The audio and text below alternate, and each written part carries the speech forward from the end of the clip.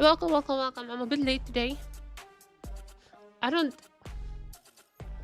What the hell is happening on YouTube? Is YouTube just dead or something?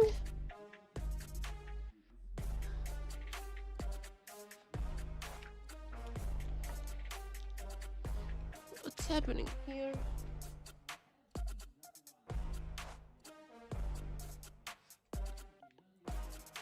What is up, everyone? I don't even know, my Twitch is not working. Just slowly, like, things are starting to not work on my end. I cannot even talk about the drop. I don't see anything. Like, I don't see anything at all. Are you guys here? Anyone here? No, YouTube is just cooked. Twitch is also cooked.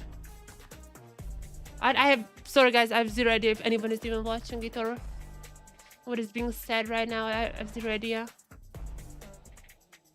Literally everything is cooked right now for me. YouTube is not working. Twitch is not working. It's crazy how bad everything is. Okay, let's see what do we have in here.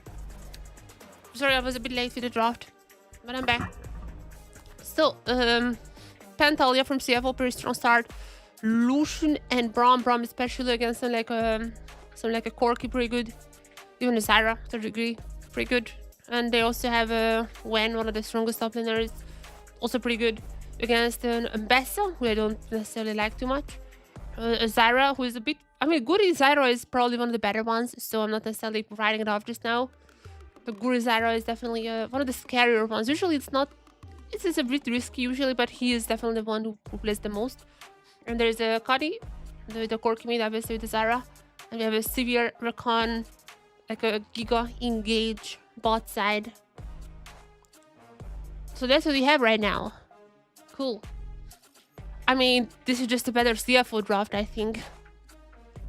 They're also the better team. Okay, I don't have official predictions.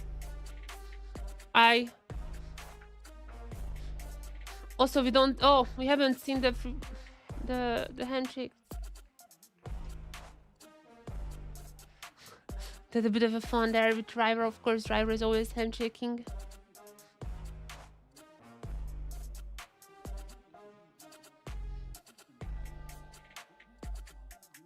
Anyways, chat.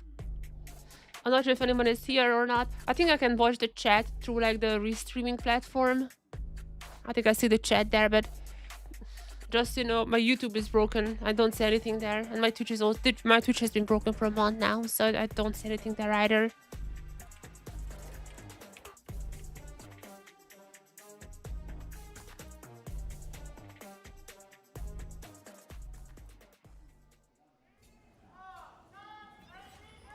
I just hope that my OBS is not broken.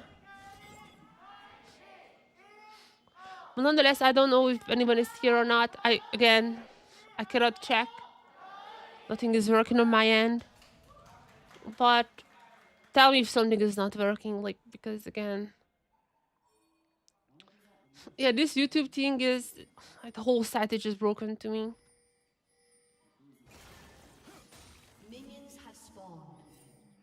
I'm trying to open up anything and it just like keep changing my account and everything. Like, this is weird. This is working now. Maybe it's working now. Maybe. Hello, Kurami. Are you interested to watch some League of Legends? I still have no idea what's wrong with my Twitch. My Twitch just like stopped working a month ago, and ever since then I just don't use Twitch at all.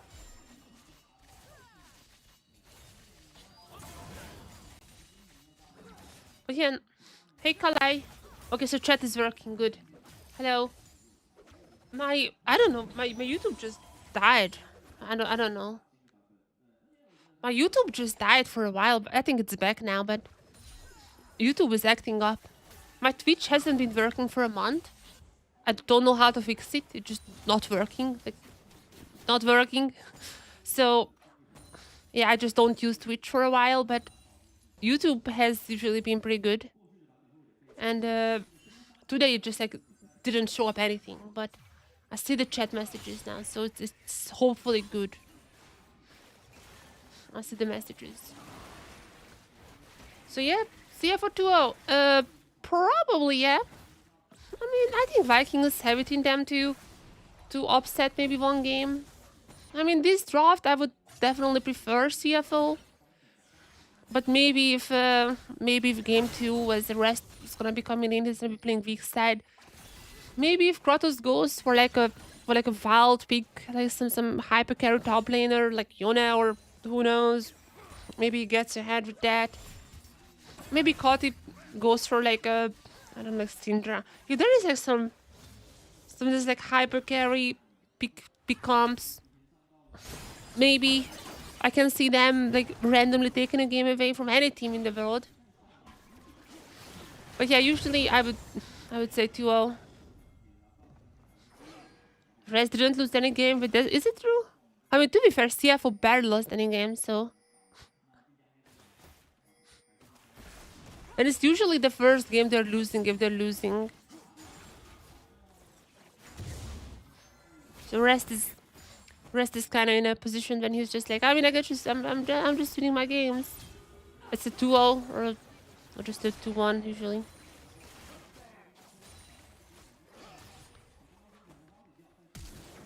Okay, Junjian. Gonna be forcing out Goodies Flash. A little early action happening as okay. Meanwhile, Kiving. Wait, they're gonna be catching out Siulong. I mean, the second stun is not coming through, I think. And it does seem like the Doggo is not even trying to go for Siulong, but... yeah, that's a lot of damage. Oh! Kiving stole it away. Oh my god. Oh. Okay, that's kind of disastrous in the early game, not gonna lie. Oh my god, with the Brom Q. Yeah, that's a 2-0. The amount of emotional damage you get from these, it's unmeasurable. Yeah, that seems like a 2-0.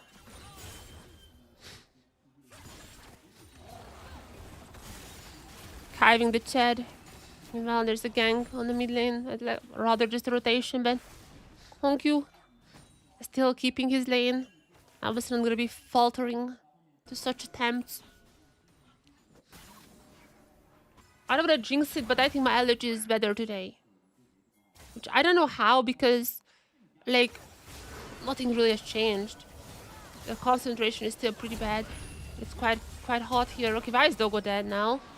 Wait, what? Siulong got a kill. Wait, what? Dogo overstepped there a bit. Lucian is a pretty good early ADC, but I guess a Sivir as well. Okay, Doggo had made kind of a mistake. After last week, he got a pentakill on Yunara. Now he is seems like that the fame has gotten into his head. What on earth has happened here? He just underestimated the damage from the Sivir. On the top side, meanwhile, Driver paused the ultimate to follow up Kratos' own. But seems like there's a flash use, teleport use the same time, ultimate use the same time. It's all the same things traded, but still no kills. Or that was like the first like big mistake, I think, from him these days. The Yunara game was too perfect, but this one so far, I mean, I allow him. After that last series from him, I allow him some moments like that.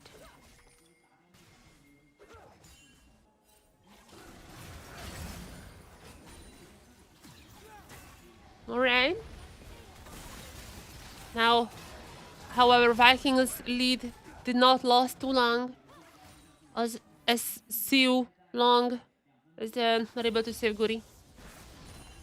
That's gonna be another kill, but it's for CFO, equalizing the lead. And also, Pantheon is getting a little ahead. Even if Guri is probably maybe our best Zyra, I would say. Maybe Trunja is not really playing the Zyra, I think. So I can maybe say that Guri is the best Zyra we have, or at least like one of the best Zyras we have. Even then, up against Juntia, up against the whole CFO team, the same rules apply. If your Zyra falls behind early, there's just not much you can do. There really is just not much. And unfortunately for Guri, I mean, this is looking like one of those cases. He is still like fine in terms of like level. He still keeps top at level 6 now. But yeah, that definitely it's gonna be just, if he's not ahead in early game, it's gonna be really hard to play these carry junglers. Again, if there's any Zyra who had lost in LCP, it is him. I don't want to write it off. Definitely he is one of our best, but against TFO, they're just a different tier. That's like a different tier of difficulty. This tier for this tier is only for Veils. As like Veils in games, but that could also apply to secret Veils. Oh my god, I need to use this pun. Next time CFO and TS2 meet, which should be like next week, I'm gonna use this pun. That is the pun of the century. How is it even gonna be next week's games? So we're gonna have like 2 lower brackets, 2 upper brackets, and potentially one after? I think like the upper bracket's gonna be the first on Friday, then the lower brackets. Or like, sorry, no, there's just 2 sides, no brackets for now. 2 sides. Oh no, that's today. I brought the upper brackets, the lower brackets, and like then the upper bracket team move on. There's another against the lower bracket to one. Yeah, I think it should be something like that. Yeah. I mean that's easily. That's gonna be easily just 3 days, and then we have playoffs. Kratos is pretty dead here. I've been trying to go for the public execution, but it doesn't do too much. There is no chance till he's there. And that's another one for CFO. And the second one for Junjia himself. This is, I mean, Vikings against PSG. That Vikings came in here with a plan, executed that plan pretty well. That was like a very, very clean game from them, especially game 1. But with that being said, they made some mistakes. It was like not huge. I mean, Stal had a few, like 2 quite bad mistakes, but it was not like super bad. It's more the fact that PSG was not capitalizing on anything. And while this match is a little more aggressive than those, it's CFO kinda who's pushing the aggressiveness, pushing the things to happen on the map. And the fact is that, I'm gonna be honest, Vikings are not really replying to that well. Like, they're obviously on the perfect team. And while they were obviously better than PSG, like no questions about that. It does feel like that they might be in like 3rd or 4th position. I mean, we have to see them up against quite possibly GAM. We see the loser of the TSW versus GAM match. And also, technically, TFO needs to win this match, but I don't think there is any doubter out there who would think that CFO is not winning this. I've seen Molecules predictions as well. Like all the people who are doing Molecules predictions are saying that CFO wins here, and yep, that tracks. That's about what I think every single person thinking.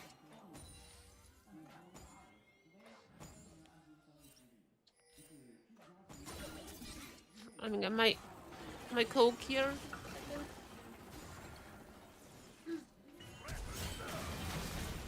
Okay, bot lane. Dogo had a pretty bad mistake early on. It is so far the only kill that the Vikings were able to get. But it also went to steal long. So I mean, this still wasn't. I mean, they still couldn't be like super happy about it, you know.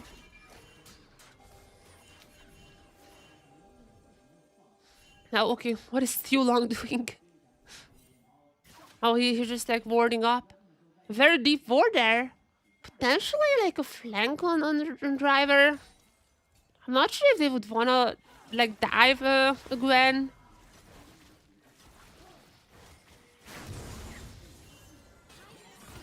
That doesn't seem like the greatest idea, but we'll see.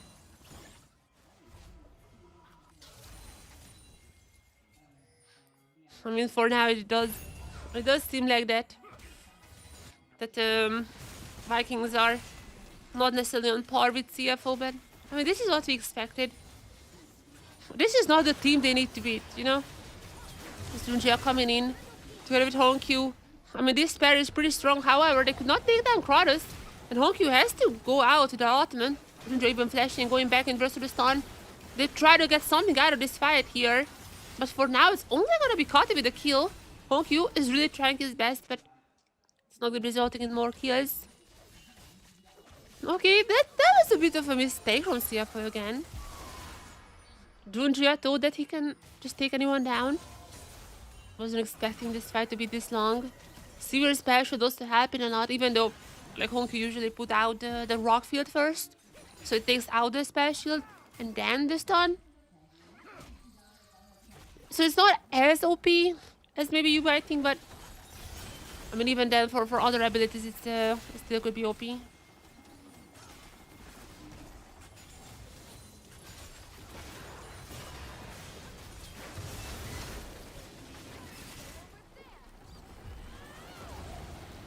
In these short fights, Ambessa is still strong. She has a ton of shield. The reason I don't really like Ambessa anymore is because like after you use up your combo, she's kind of nothing. She has a very strong combo, as you could see, like a bunch of shield, bunch of dash. But after that happens, she's kind of vulnerable for a while. And it's like in team fights, it's not that useful, but I guess like in like silence and such, it's fine.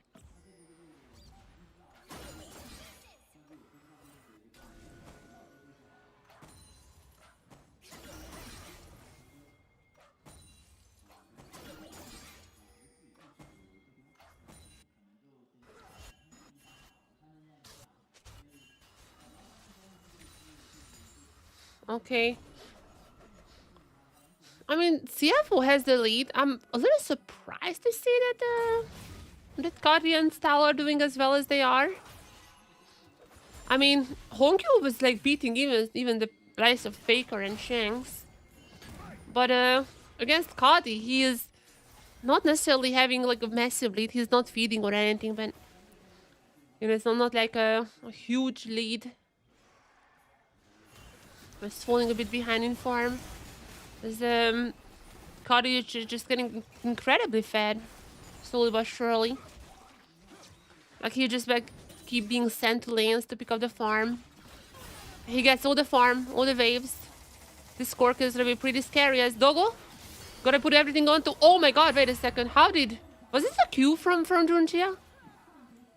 How did Junjia get this kill? What? That was... My dad is calling. Okay, there's a dragon for CFO.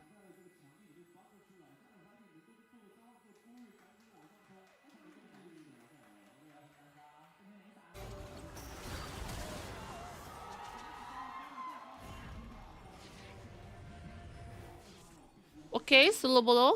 Sorry, I was talking to my dad. Solo below.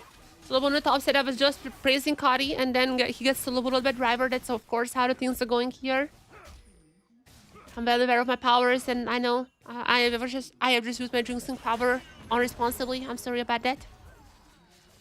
Well, okay, what just happened? I was on the phone. Okay, also, what just happened here? So it has to be like the Q from Junjia, but like, what the hell is that damage? Why? How? That was a ton of damage. Okay, and Valde got a Drake. What did happen here? Just a simple ultimate into the...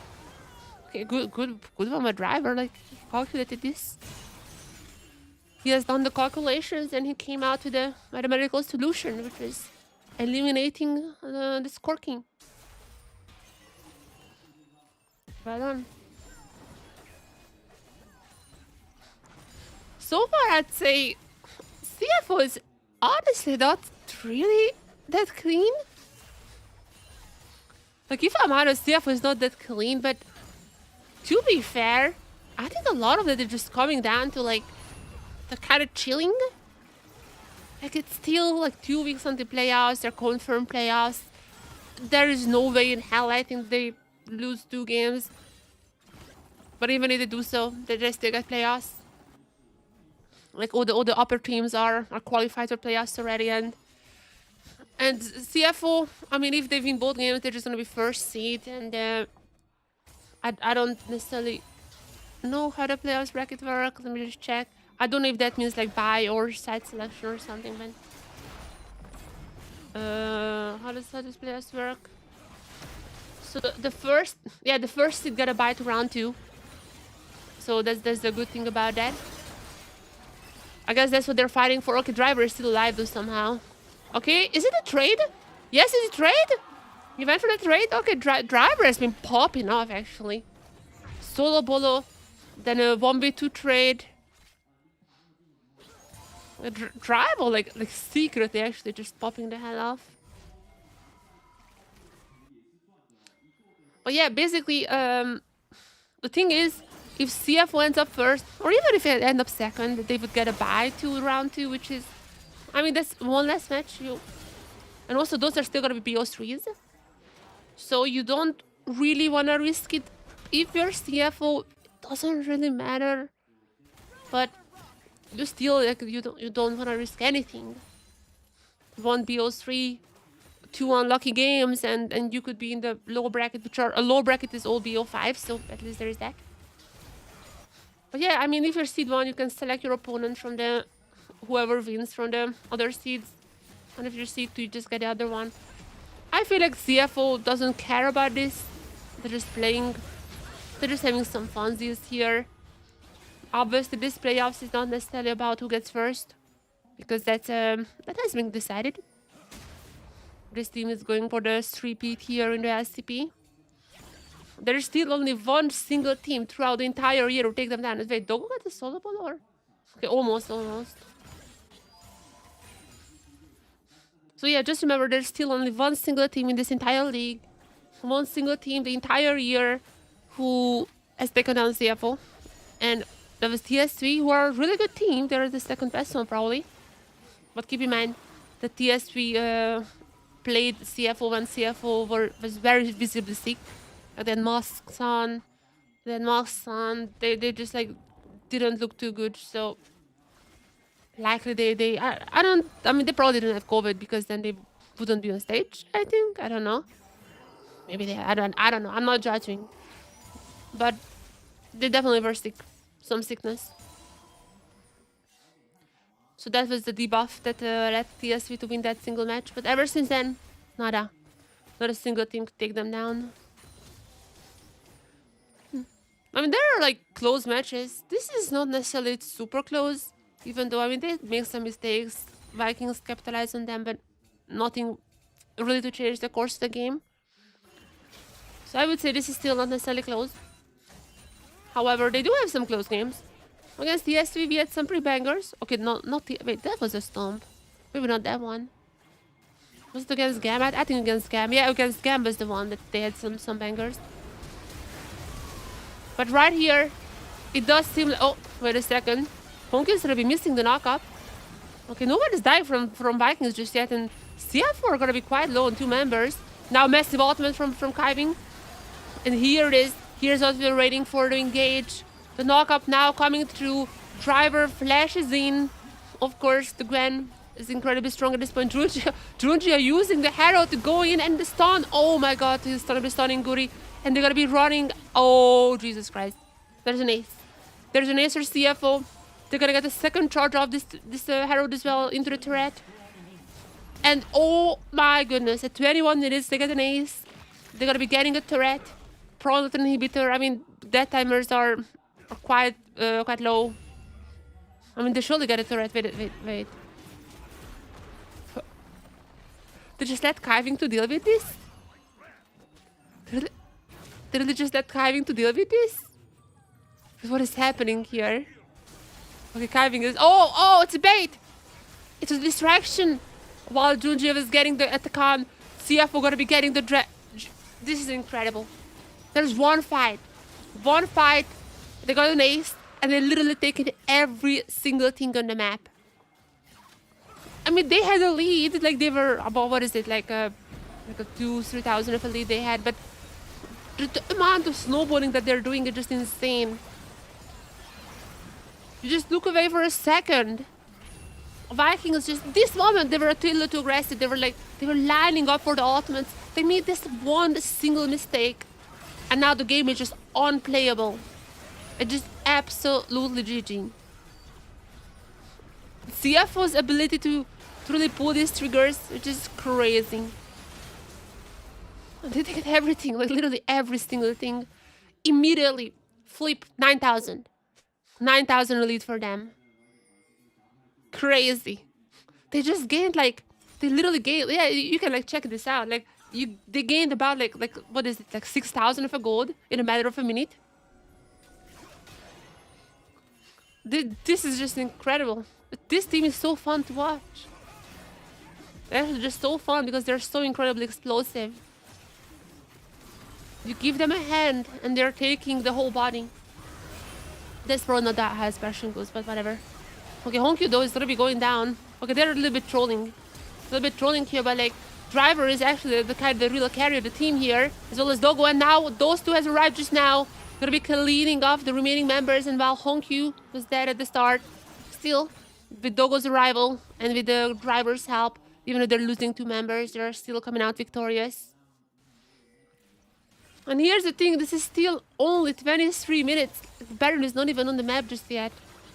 This is still so early. That timers are not gonna be long enough for them to finish the game, but I mean, they're just like pushing the minions into the base constantly.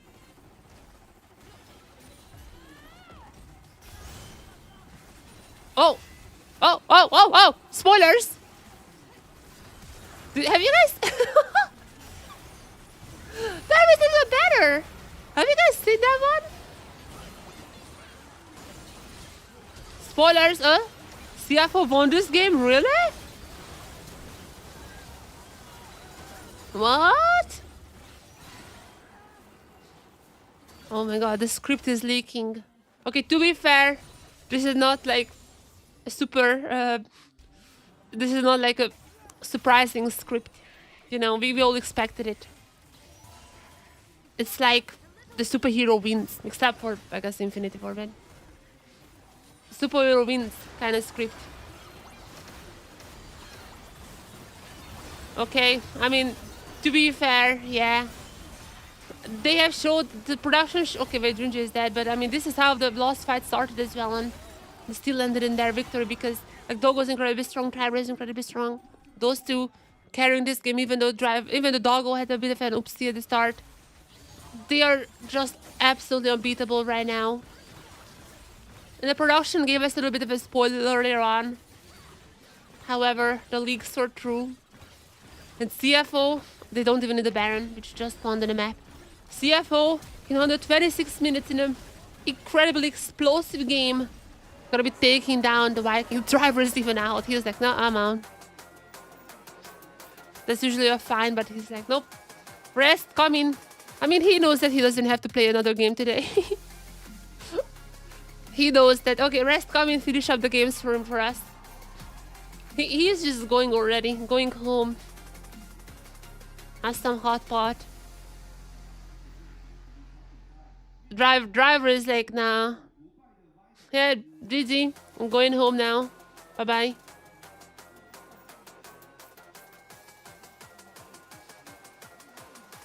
Yeah, this is a 2-0.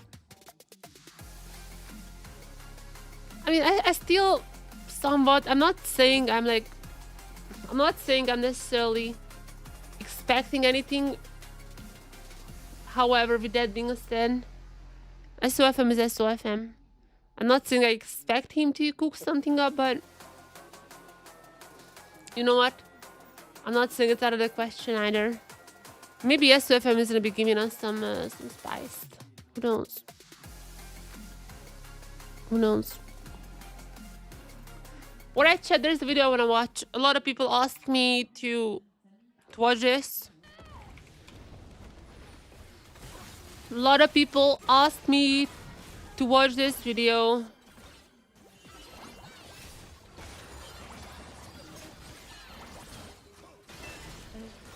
Okay, so a lot of people asked me to watch this video. This is from the FlyQuest YouTube channel. Apparently it's pretty fun. I'm open to react to that. How do I do this? I'm gonna mute. No, actually, I'm just gonna mute this.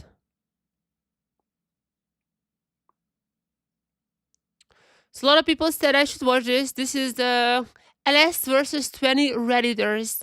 It's like a Jubilee style little LS video. Content creation is responsible for the demise of League of Legends. If more NA players were in LTA, we'd watch more. No, you wouldn't. Hey everyone, Celeste. I have been an esports figure for just over 2 decades across a multitude. It's like a Jubilee style video. Yes, trading card games and obviously MOBAs. And today I'm surrounded by 20 Redditors. I've been prepping this like for 3 days. Prepping 3 days. Okay, that's already more work than the Jubilee guys. 2021 through 2024 T1 roster has done irreparable damage to the way. Okay, this can go a lot of ways. This can go a lot of ways. I just say this because of BLG jersey. This team is incredibly successful, right? 2 worlds. The guys in the BLG jersey. Let me tell you, I mean, maybe the lost final has done irreparable damage to you. I can see that. Irreparable damage to the BLG jersey. This sounds like a reasonable take. And I just say this because of the narratives that come out about this team. This team is incredibly successful, right? 2 worlds, several finals, right? But I think that the narratives around this team are like way out of control. I think that shifts the way a lot of League fans view the game. For instance, this most recent year when they won Worlds and they beat BLG, they beat Genji, suddenly they're team of the year, even though they didn't win, either of their domestic splits. Okay. To be fair, it's not just T1. Like, people said the same thing about fucking DRX. Do you guys remember? Like, that was the narrative itself also was like that this team like came out from nowhere and like they're the Cinderella story on the power of friendship and Genshin. Like that, and people were still like, oh my god, the team of the year. Now, to be fair, T1 obviously has like the biggest fan base in the world, so that's probably making things a bit worse. I'm not saying it's not the case, but yeah, I mean, I wouldn't necessarily put this on T1 per se. Now, their fan culture is something that's might be another thing, but that's a different topic. That's not. I thought this would be more about like the fan culture and cultivating and allowing some type of fan behavior. I thought this would be more about that, which is I think that's a little bit better topic, but yeah, I mean, this is just with every team. When DRX won, everyone was like, DRX the best. So I don't know. When MSI, they won 1 tournament and suddenly they're team of the year, and I think that's really. But that's just because that's not really on T1 though. Like, that's just the voting committee. Like, don't let fans vote because fans are stupid. Don't let them vote. Have actual people vote. Actual real people. Well, I would have to ask you, like, how do you think it does irreparable damage? Because T1 is literally carrying viewership. So every single tournament. So HLE, Genji just had a series, and yet T1 versus HLE, which apparently should not be the finals, had more viewers. Riot is obviously very happy when they're there. So saying that they deal irreparable damage is they're one of the things that keeps boats afloat. Okay, to be fair, like, they're talking about different things. LS is talking about it's good for the entertainment and numbers, and the other guys think that I don't care about numbers. It's just like it's all about freaking. Wait, what? Why is it not? Another guy is saying that I don't care about the numbers, man. It's all about the esport and being like good, being like a sport. And single-handedly carrying LCK's average viewership. That's true, but that's a different topic. Why is LS so? LS doing that thing, I swear. I mean, I have nothing against LS. I like his content. He's a great guy. I'm nothing against him. But he's doing the thing that I hate in debates. It's like, the guy says, so I think this is the case. And the other one is like, actually, let me talk about a completely different topic.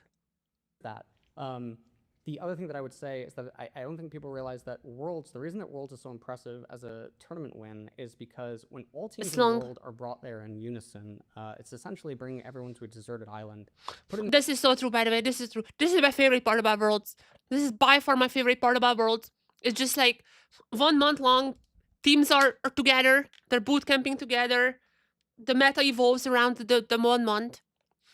that this is like one of my favorite parts about Worlds, and this is something that just like gonna be always magical about Worlds, and because you start off planes, you hear about this like Amumu jungle and like those weird stuffs, and like you see some of them, and usually they're not carrying over to main stage. Now there's no more planes, so Riot has already took that away. I'm not gonna comment on that. I like planes. I thought that was pretty fun because we see the weird stuff that like you hear in like, oh, I kept hearing about like DFM screams. I was following them for a while, like 2 years ago, I think. I kept hearing like, oh, I hear they're playing the Omomo Jungle, and we see this sometimes in planes, but coming to main stage, nope, new meta because the big teams they have other ideas. So the big teams were like, yep, let's do our own stuff, and I love that. I love that so much. This is like evolution of the meta, and eventually where it lands. It's usually not happening in MSI. It kind of happened last year. There was like a bit of a exception, I think. G2 and especially Mickey with the Poppy and all that, like they actually kind of define a meta. That was very nice to see. Usually that doesn't happen at MSI. That's like way too short for it to happen. Usually only at Worlds. But this is something I absolutely love about Worlds, like having this bubble of pro teams and they're just figuring out what is the best stuff right now. Amazing. So I agree about that part. Them on the island and forcing them to do X task. And throughout the time that they're all there, they're refining it harder and better than they're ever going to do outside of that island. And because of that, they're able to do things. And that D1 is really good in that. They have like an incredible stuff. Having that kind of rigorous pressure, training, environment, etc. that's provided by. Actually, yeah, I'm with Alice on this one. It's impressive in itself because it means the five I'm an Alice. When things are the most intense, they show up more than any of the other 5 players. That's true. That's also the reason that historically LPL was doing better at MSI and LCP was doing better at Worlds, because LPL teams are usually they are jumping on the new stuff and they're really good on the new stuff, and MSI was like something new came in and the event is over. Usually that's why they were better, like historically. LCK teams are, again, historically it's kind of changing these days, and LPL is not doing the best. That's a different topic. Historically, I'm talking historically, LCK teams, they didn't really jump on the new stuff immediately. They were like testing it out in scrims, obviously Korean solo queue always test out the new stuff, but like pro play, they waited until some time happened and they mastered it, and then they became the best, better than anyone else in the world. So that's why usually the LCK teams did better at Worlds. But with that being said, these days they're just better in everything because LPL is kind of dying. Rest in peace. MSI was weird. Lot of game 5s. A lot of game 5s in MSI. I mean, teams are just so bad at drafting. That's another topic as well. I just keep watching. I do think that like Gen G, 300 days out of the year is going to best them in a best of series. But I do think that there's something impressive and fascinating about that particular 5. Yeah, and also SR Worlds, they're locking in the patch, which I think is pretty fun. Like during the season, you see all the different patches, like you adapt. In 2022, when but Worlds is one patch, you master that patch. DRX was Team of the Year or whatnot, right? But suddenly, because it's T1 in 2024, T1 has to be Team of the Year. Faker has to be Player of the Year. Okay, that's like fan-based thing. I mean, that's I talked about this. DDG lost 1 best of 5. People said the same thing about DRX. Like, I'm a Burial fan myself for outside the game reasons. Obviously, fellow Genshin player. He actually kind of falling off. Have you guys checked his Genshin account these days? I'm sometimes checking his account. He actually doesn't have R5 weapon anymore. I think like for who is it? I think he rode Varesa and he doesn't have R5 weapon. I'm obviously C6 Varesa and R1 weapon. But like not R5, which translating this to English for normal humans, that means like he spent about like $1,000 and not $2,000. So, he's falling off. The money is drying up for him. But nonetheless, what I was talking about, I'm a post Andy. Yeah, I still think that the DRX, but I still think after the DRX victory, Kingen was like, God also rest sobbing in, as per usual, it's not surprising. But yeah, after the DRX victory, like Kingen was like super hot commodity. I was Burial was, I like Burial personally. But again, that is a pretty controversial topic as well. As for the others, I mean, Zeka is good. So there is that. But yeah, I think the same somewhat happened. And also, wait, this is a surprising substitution. Shogun coming in instead of Style. Okay, Vikings, all right. I don't think we can watch this segment. T1 ruined Jesport this time around. It's a very long video. But I'm gonna get through this today in today's stream. So yeah, I'm talking about a lot, but I just have a lot to say. Because I mean, we can say that the T1 is that the T1 fandom and how they're cultivating the fandom is a very hard topic to talk about, because like I have insight on not, I'm not Korean. I don't know the Korean culture that well. But like the K-pop culture is unfortunately very similar in a lot of sense to J-pop and like the whole Japanese idol culture. So unfortunately, I know the downsides of that. I understand the scene, and there's downsides. No surprise about that. There is 100% some bad things about how they're cultivating their fandom, but at the same time, it's also, I mean, from a heartless business perspective, very profitable. And also, that's just like the culture there. That's like the cultural norm. So it's very hard to say that, like, oh, the like, for example, the pop chat, which is, I mean, that was very bad. I personally think it's very bad, that like the whole pop chat thing, if you know about that. But it's very hard to be just like, this is wrong, because that has been going on. Like, it's just very hard to change in a way, which is, I know it's not a good excuse. But yeah, I mean, that is the reason they're so popular, and I mean, the company is going to keep doing that because it's popular. So there is that part. However, again, I have the Western perspective as well, which a lot of the things that you're seeing, like the T1 fans doing, would be like, oh, what is happening here? But having insight to both the Western and the Eastern fandoms, usually, it's just like a very conflicting one. So yeah, I think like the reason that every single year the fan vote is, I mean, if there is any fan vote, it's gonna be T1 favored, is because just like they are so popular. Like when I was at World's Finals last year, I was next to a Chinese girl, and we talked a little, and she was not a BLG fan. No, she was hard for T1. We were cheering together for T1 and lost my voice. So even in China, T1 is the most popular team. So yeah, it is what it is. It is just what it is. Draft. I'm gonna continue this video after this draft. I mean, not the draft, but after the match. Probably the match, because it's looking like a 2-0. But Crowd is gonna be bringing in the Rumble. Crowd is sorry. What? Crowd is bringing in the Rumble. Okay, the Circle. CFO is going for the Circle team. There's already Jarvan and Victor. There is a pretty deadly combo. You channel your ult, circle to circle. Sorry. Hello. Welcome. I really hope Rest is gonna be picking up the Galio now. Or the Nico. Oh my god, they could have like a full circle team. Hello. We were watching earlier the LS Jubilee style video. I'm gonna continue that after this game. That's a very good video so far. Numi was like, every co-streamer should watch it, so there you go. Numi, I'm gonna watch it after this. But yeah, Rise why? Rise is back to the menu once again. Ori has kind of been out of the meta, so that's not necessarily the trio. The trio used to be Rumble, Vi, and Ori.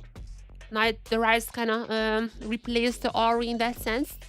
But so far it's pretty much oh, Nico is banned, by the way. I'm kind of stupid.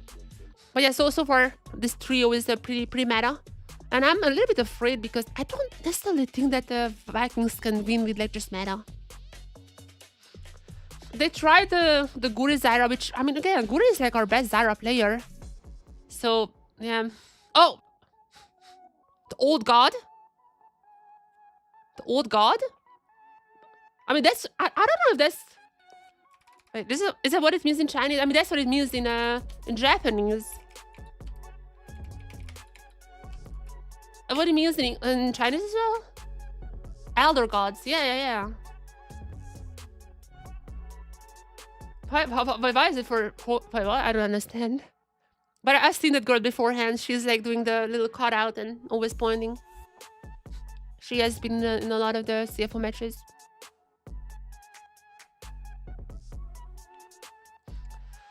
Okay, rest obviously, rest Cassandre. As per usual. So far, nothing really surprising. But the bot side is wide open for both teams.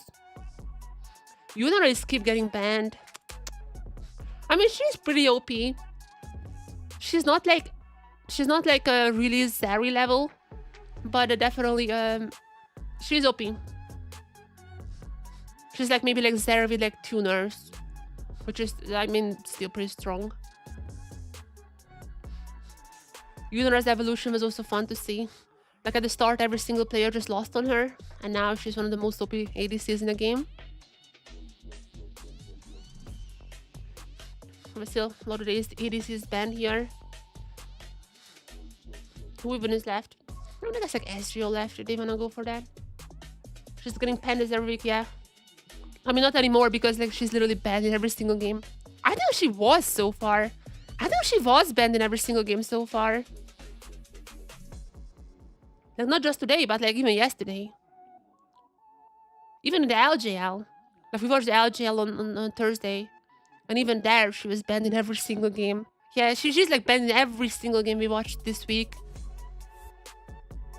She's just permaban. Now CFO. Before we lock it in. I mean, they can lock in the Rel. If they wanna just lock in the support now. Rel is like a pretty good one. But Ezreal. So they're kind of setting up Kiving for a Leona here. Or maybe a Karma even. There is this false narrative that Kiving is not good on enchanters, but like his enchanters are good. Oh, Senna. Not with the Alistar though. Nautilus was still up, yeah. Wait, the Poppy is so good here. Oh, Jesus Christ, Poppy would be so insane here. Okay, Kiving just slammed the Poppy. The Poppy would be just Omega OP. Jesus Christ. I mean, there is still a chance for a Rel or a Leona, but the Poppy would just be gigantic. I think that's a Poppy angle. I mean, to be fair, you they even win with like a Rel, but yeah, that's the Leona. The usual Ezreal Leona. They stick to the known guns. The Poppy would have been Jesus Christ. The Poppy would have been insane. But it's still like a pretty normal draw from both teams. Like we could see this one in any other games. No specialties here. But CFO has the... I mean, that's also circle. Leona is also circle. Oh my god, there's three circles. Jarvan goes in with the Ottoman. Then the Victor goes in with the Ottoman. And then Leona goes in with the Ottoman. The 3 circles. I mean, there has to be cleanses across the board for Vikings now. Senna is not really capable of going cleanse here. But oof, I don't even know who can go cleanse. But this is gonna be a really rough match for the Senna, I think. It's like a really, really rough Senna match. But CFO is just, I mean, that's an incredible con. They're having a magic card for Junior. CFO fighting.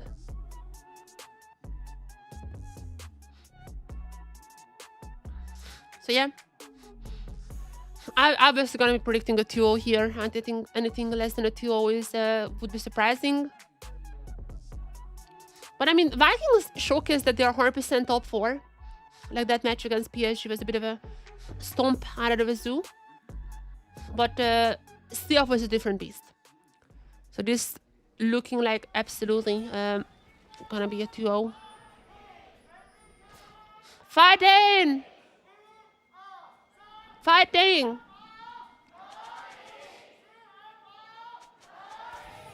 Oh, so CFO doesn't have fighting. CFO is I forgot what is that?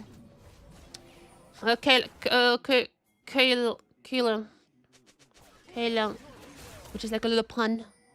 With the you can do this CFO, and they're changing the can to oyster. That's like a little bit of a Chinese pun. But yeah, Let's see. Let's see what the Vikings can provide here. It looked like CFO just came in. They were incredible. Like, they just, like, if they find an angle, they're just gonna be acing Vikings. Like, they just need one angle in this entire game, and they're snowballing out of that, like, incredibly well. I mean, CFO also made some mistakes. They are kind of chilling, I think, right now. But when they find an angle, they immediately pull the trigger, and they're just cleaning up the Vikings. So yeah, I'm very interested to see how the Senna does here. I feel like it's gonna be a pretty hard game for her. Like, she needs to get the stacks, but even when she has the stacks, they just... Oh, she has the clans, yeah. I mean, she had to have clans. Like, when you have the circle comp, you need clans. Like, it's very hard not to go for the clans here. But honestly, even with the clans, like, you cannot cleanse everything. It's gonna be like a very hard game to play still.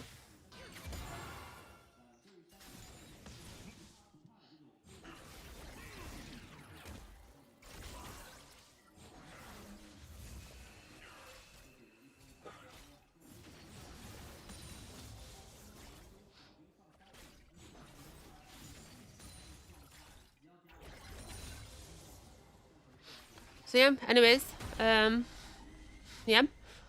The laning phase, once again for SR Vikings, similar than actually it was Style, right? It was Style who played the Senna against PSG. But similar to that, they also have the Rise. They just want to scale.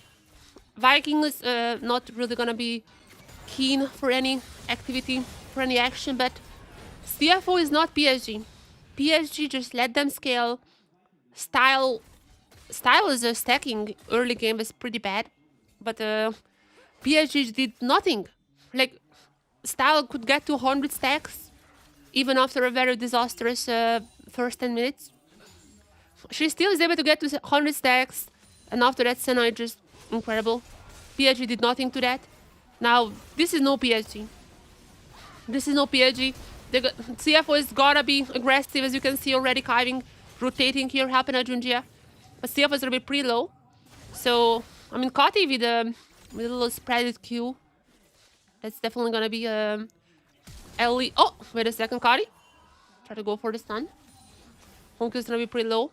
But, oh, he wants the minions. He wants the minions. Honkyu wants the minions. And he's gonna be getting the minions as well. So, I mean, they got Honkyu's flash down, but Kati also had to flash for that. And Honkyu still has TP, so... There's not much, actually, that Vikings could get out from this gang. There really isn't much that they were able to achieve here. So, yeah. I think this is still pretty fine for CFO. They're very happy with what's happening now. And even if rest is gonna be a bit low, I mean, that's Cassante. Eventually, Cassante gonna be waking up, and he's gonna be the usual Cassante that you know. Because there's the Hex Flash from Kiving. Mosto just trying to scare out Kratos, so Dogu can freely clean up the minions. Meanwhile, Honkyu, I mean, he knows that the Nautilus is there. Nautilus has Flash, and Honkyu does not, but there is Junjia coming in. No level 6, so there is no ultimate, but Kiving is just everywhere on the map. This guy has a pretty good game so far. Literally everywhere on the map. Oh, and Junjia might even still evade his dragon. I mean, there's only 4 members from a CFO, 4 members from Vikings. Okay, Smite fight. It's gotta go to Goody. But a fight after. Goody is already gonna be pretty low. Rest is far away, and it's gonna be actually Cody with the first blood. Cody with the double. CFO overestimated, I feel like, this place. And Rest is still in a bit of trouble. No level 6 cider for him. Okay, he's also gonna be going down. That's gonna be the feat for Vikings. What a good start for them. Even gonna be Senna getting the kill. Vikings! CFO just overextended a little bit. And Vikings already on the board, taking the first feat with the kills. And very importantly, The Senna now is gonna be on 20 stacks. That's pretty good. Okay, we might have an interesting game on our hands. We might have an interesting one here. I don't know why CFO thought they can fight this like a 3v4. Even if Honky was arriving, Honky was like very low, so he couldn't do too much, and Senna was just out from beyond the wall. She was just dealing the damage, even flashing him for down. I have no idea. No idea why CFO thought that they could fight there. Vikings are not bad. Like, it's not like they're some bomb team who can, you know, just you can fight without any advantages at 3v4.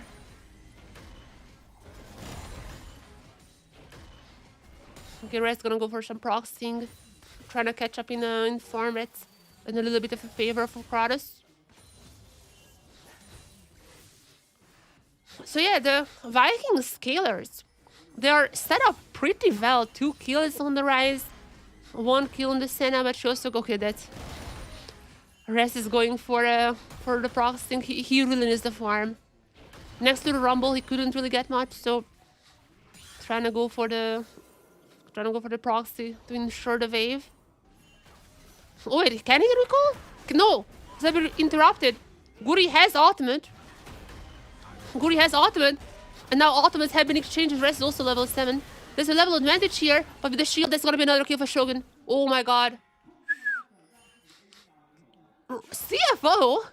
What is happening? What is happening here? At least Junja is gonna be the first one to the grubs, and since the Guri was showing himself on the bot side, it's probably gonna be 3 grubs for CFO, but my goodness. What is happening? The late game scaling comp is so far winning the early game. Vikings have a very real chance to actually win this game. I still, at no point, I'm gonna be underestimating CFO, and hopefully Vikings won't either. I do feel like that just one simple mistake from Vikings, and CFO is the team who immediately gonna be snowballing out of that. And Vikings were not clean. Against PSG, they made a lot of mistakes. Just PSG, not a single time were like, hey, there's a mistake, let's capitalize on it. PSG was just chilling. CFO comp also wanna scale. I mean, the Victor, yeah. Cassante is gonna be Cassante, but I mean, the Senna scaling is unmatched. Ezreal is not gonna be that bad late after like 3 items, but nothing like the Senna. And the Rise is pretty much ahead. So I'm a little bit worried for the late game for CFO.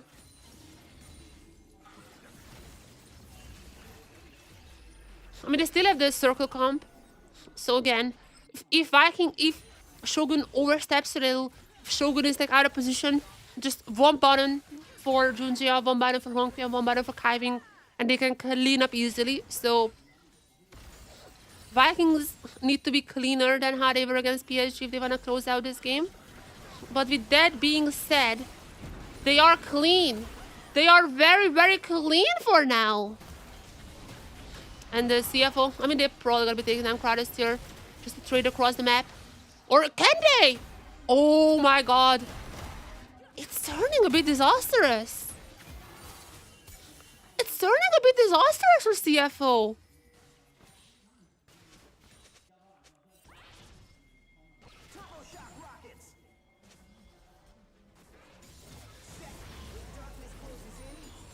This is not good. CFO not gonna be super weak in the late game, but like again, Vikings probably has the late game with the Rise and the Senna. Senna now 23 stacks. I mean, she got to like 20 very fast. She had 20 at 6 minutes. Ever since then, not that many stacks. She needs more. But she has the lead, she has the static now, which is gonna make it easier. And she definitely has the lead over Ezreal, who hasn't really been part of any. I mean, they don't have kills. Like, yeah, he hasn't been part of any of them.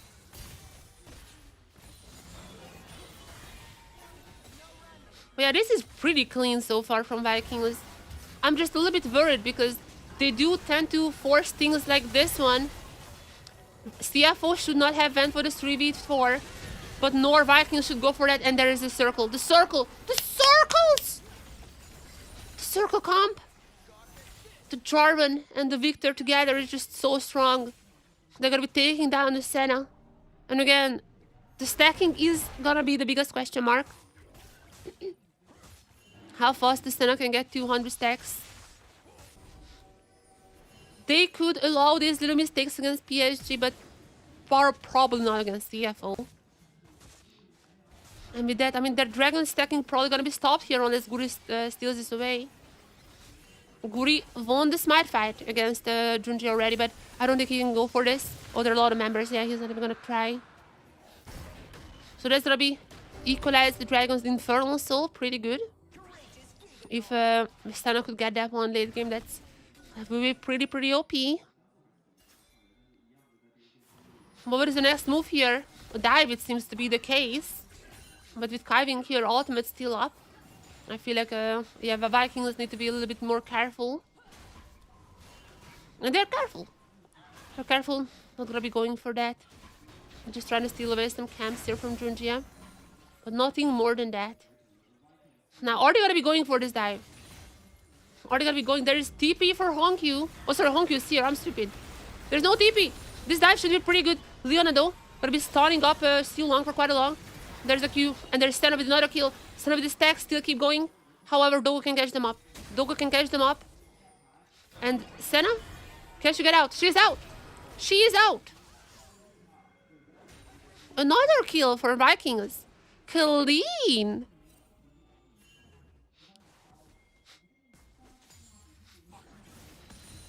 Playing against CFO though, you cannot be happy for now. You just cannot lose your focus. That is the hardest part against CFO. Not a single time you can chill out. You have to be locked in for the entirety of the game. And I mean, they can get the circles. The circles is the one that's gonna be very scary for Vikings. But I mean, besides that, these dives that they are having are so clean. Even the top side is very clean. And their map movements, their rotations are really good. Vikings rotations are really good.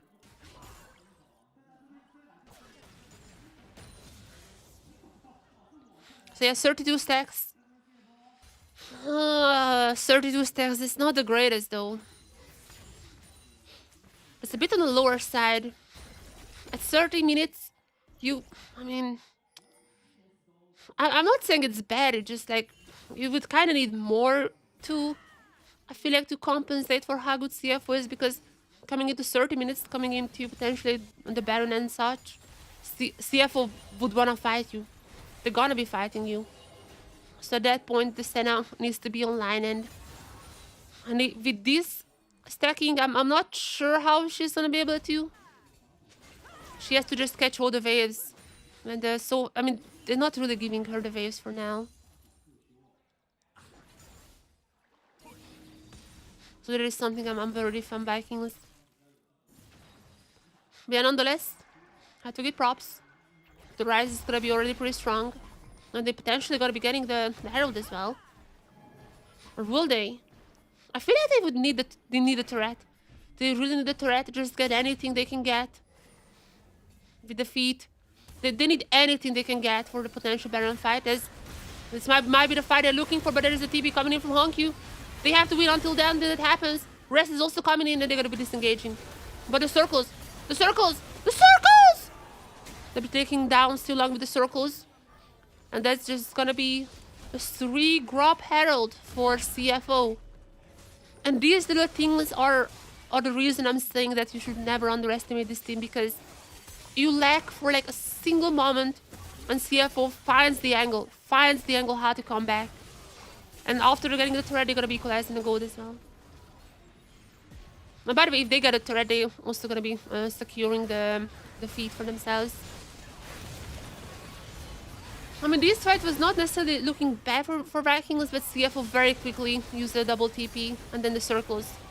The feared circles.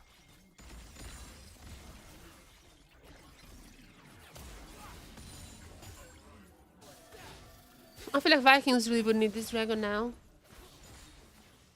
They need to start stacking the dragons.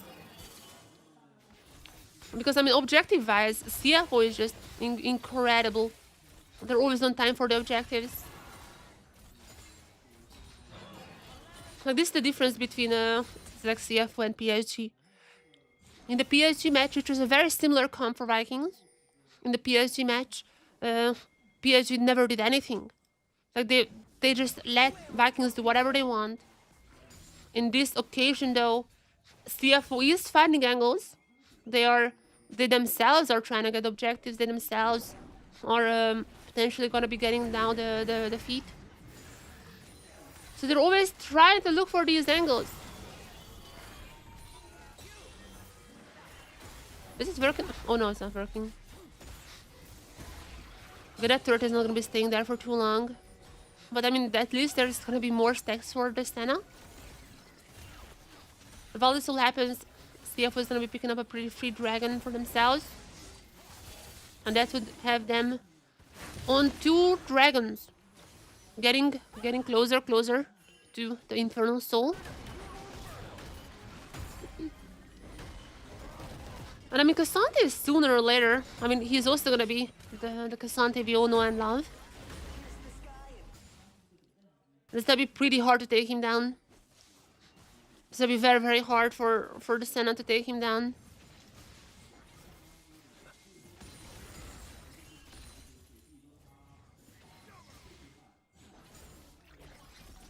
Cassante is going to be a big problem for Vikings. Because he has been getting so many plates. Look at this, like there is a pretty big CS differential on the top side, but Cassante still has like 100 gold lead. That is probably just pure from a plate. I mean, I also that 1 kill, but yeah, the rest is gonna be scary. And while Vikings played the early game super well, for the last 5 minutes, it does feel like they're kind of stopped there. And I mean, CFO realized that while they're kind of on a time constraint, kind of a time bomb, they still need to just recover a little. And they went for all the objectives they could. And now they're gonna be back to somewhat equal gold. I mean, remember, Senna at one point had like a 700 gold lead. Now it's basically equal. The kind of same goes to the mid lane. And here comes the big question. Now that CFO recovered, what can they do after? Like, can Vikings still get those fight victories that they got early game? The Vi is just gonna be a stun bot with the ultimate. It's gonna be up on Kati and Shogun to really get the kills, really get the damage done.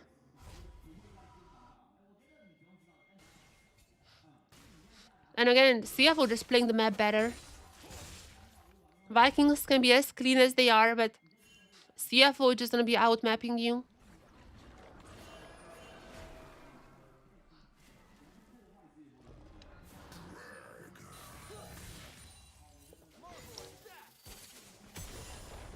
And there is another turret for CFO. And now there's Atakan. Remember what happened last game. One single little mistake from Vikings, and right after CFO just got Atakan, they got the dragon. They literally just gained the 6,000 of a gold lead, like 6,000 plus of a gold lead, just from one single fight. And I have a chance that they look into the same now, maybe waiting for the next dragon to kind of force Vikings to be around. They really don't want to give the soul point for CFO. And if they win this dragon fight, that's happening in about 2 minutes, then CFO can once again just take the whole map for themselves. Okay, not if Kaiving is getting called out here. Kaiving is still gonna be up and live, but there's an ultimate coming in from the rise. It might be a bit too deep. That might have been just a bait for CFO. Both top laners are now jumping in. And the rest in the middle of everyone is gonna be a pretty tanky Cassante. And that's a nice ultimate from Kratos. As they're gonna be taking down rest. And they're gonna be going forward. And Vikings might do the same thing they did in the early game. And Junja is also going to be burning up. And now it's going to be Vikings with the Dakan, but they're not healthy. And we're in the LCP. They're not healthy. We're in the LCP. And there's an Otacon being taken. However, it seems like CFO is not really going to be contesting this. So no Otacon throws. Unless Dogo does something funny. Unless Dogo does something funny. Oh, it's gonna be... Oh, the ultimate is just not up. The ultimate is literally seconds away for being up for Doggo. He's immediately gonna be using it. I'm not sure where he used it, but he immediately used it. Okay. Very quickly, what is that? 50, 50, 60? I think 60 stacks for Senna. Okay, she's getting there. Kiving getting called out here using the ultimate super early, actually. Couldn't go for the circles. Bit of a mistake from Kiving. That ultimate was just a panic ultimate. He should have waited until later. Because if he used the ultimate here, then that's just a simple CFO victory. But I mean, props to Vikings as well. Kratos' ultimate is pretty good. And in the choke point, CFO is a little behind now. Vikings again in the control of the game. Another dragon. This is the point when things can still go wrong for our Vietnamese boys here. And this is still the moment that if CFO wins this fight, that might just be GG. They have to be really careful. Ultimates are gonna be back up for at least for Vikings. So they can definitely continue this fight, but now they're gonna be fighting from disadvantage. Good is only arriving now. There's a shield from the Shogun. This is 1-for-1 in terms of kills, but Junja is already dead. Vikings just need to finish up this fight here. And they get everything. Senna is still up and alive. And Senna is only taken down now. But there's a triple kill followed before that. Nonk is also falling. And that's gonna be an ace for Vikings. Okay, there you go. There you go. Ace. They gotta get the dragon. What else can they get on the map? They need to get every single possible objective now. But there's not much. I mean, they lost 3 members as well. They couldn't get too much, but at least the dragon and an ace. They're still only going to be putting them about like 3,000, not even 3,000 for gold lead. I mean, probably. I mean, at this point, yeah. 67 stacks for Senna. Which is... Senna had better stacks yesterday. Not early game, but like after 10 minutes. She was just stacking like crazy because PSG led them. CF was not letting her stack. That is the only thing I'm a bit afraid of. And I mean, even here, the circles were definitely doing the damage. The circles were doing big work. The Shogun died in the end, but that was too late. Honku though got a shot down. I mean, Honku is still gonna be really strong on the Victor. It's kind of gonna be Honku versus Shogun, I think. And the Baron spawns soon. That's probably gonna be our next fight.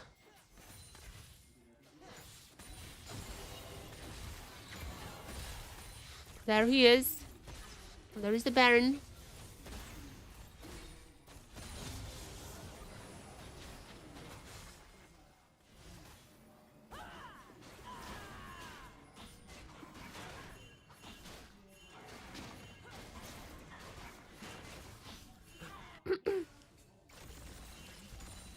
I don't think the Baron is necessarily gonna be taken right away, but there's definitely gonna be a lot of warding, a lot of scouting happening around that. 71 stacks. We're getting very close to 100. At this point, Vikings needs to give everything to Shogun. I don't know how they're gonna be delaying the Baron until then, but 100 stacks for this Baron fight would be absolutely amazing.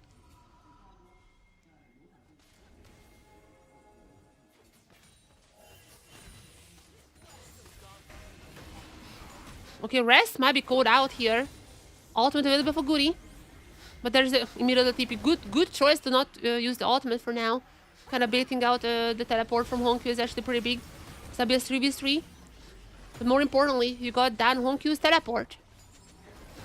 It was kind of, until they see Honkyu teleporting, they were like, okay, that's enough for us. That's enough.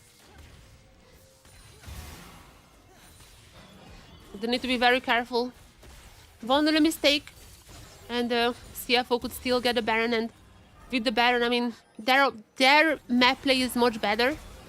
So with that one little mistake, if you give Baron to CFO, that's also GG. It's just really, really tiring to play against CFO. Because you have to be on your absolute best. You have to be on your 150%. And once again, like, they are somewhat recovering. They are somewhat recovering. Vikings will need a big team fire victory here. It's still long. We're in the middle of everyone. There's gonna be crowd taking a Dogo. Dogo's already dead. The Senna needs to stay alive.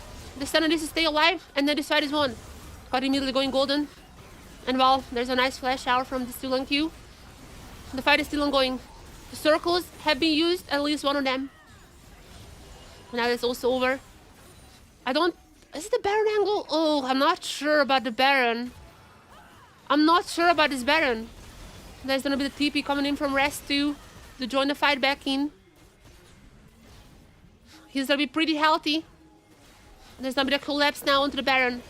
But Vikings are taking this Baron super fast. They can't get the Baron. They can't get the Baron. That was a very fast one. They're turning onto Rest now. I think CFO is gonna be just sacrificing Rest. But can Vikings get more than that? They're already pretty happy with everything they have gotten. They shouldn't overextend for more. So just get a turret, get all the gold possible, and use this Baron wisely. This is looking good. This is looking 1-1.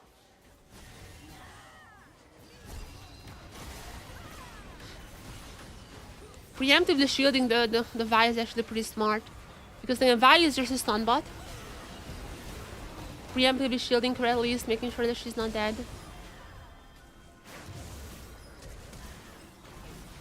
A lot of flashes have been used. And CFO cannot really channel the circles. Remember that is like the basically the most important part of their comp. And they cannot really channel that anymore.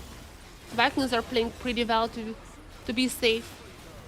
And really just only engage when they know when to win. And now with the Baron power minions, they're gonna be pushing the mid lane. But CFO for now is defending this pretty well. But Kiving, another big mistake from Kiving. They need to take him down fast and then rotate for the bot lane. Or the Kiving is already dead. Junji is also dead, but that is the Baron. Oh, sorry, the dragon. That is gonna be the third dragon for Vikings. And they're also gonna get the turret. There's a turret. And gonna be the dragon soon. A Senna 90 stacks, very, very close. Oh! Vikings! Okay, they don't want a dragon. They don't want any dragon. They want the game, and they want the game right here and right now. This is a bit of a crazy team that we're seeing here. Guri gotta be going in. I mean, he has the still GA. Gonna be still alive. They're not waiting. They're not waiting. They're not giving any opportunities for CFO for them to make mistakes. Is it just the end? Oh, the death divers on Junji are... Okay, the Junji is gonna be respawning soon. Got a little ahead of myself. They're gonna be happy with the inhibitor. They're gonna be happy with these kills, and they're gonna just be picking up their soul point. Sorry, not soul, but soul point. Not overextending, but that was a crazy Rise ultimate. I genuinely thought they might be actually just ending the game there, but I mean Junji was about to come online, so understandable.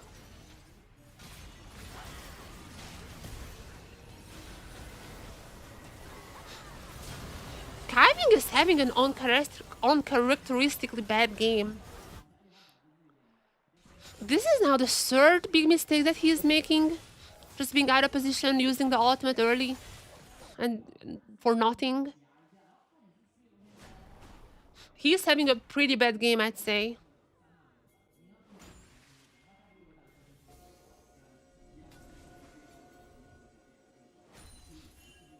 And now Vikings. There's still some turrets left.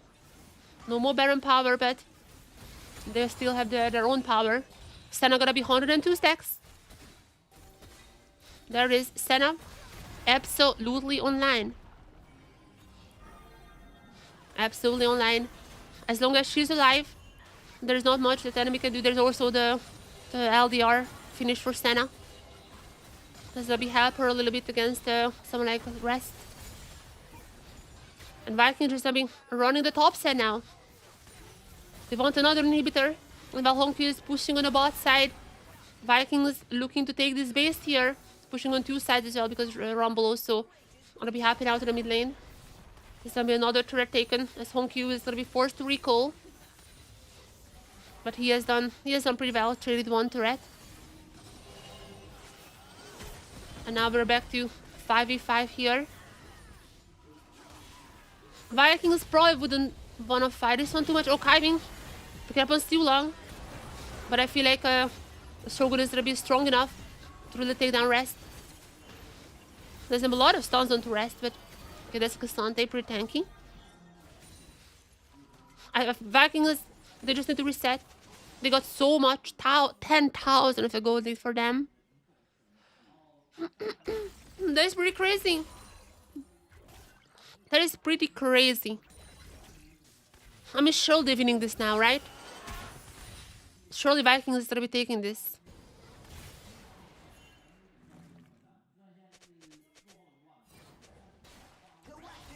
Senna is basically unstoppable. And it's gonna be very hard, like with this range, it's gonna be just super hard to do the circles on her. CFO basically needs like a flank or something to really catch the Senna.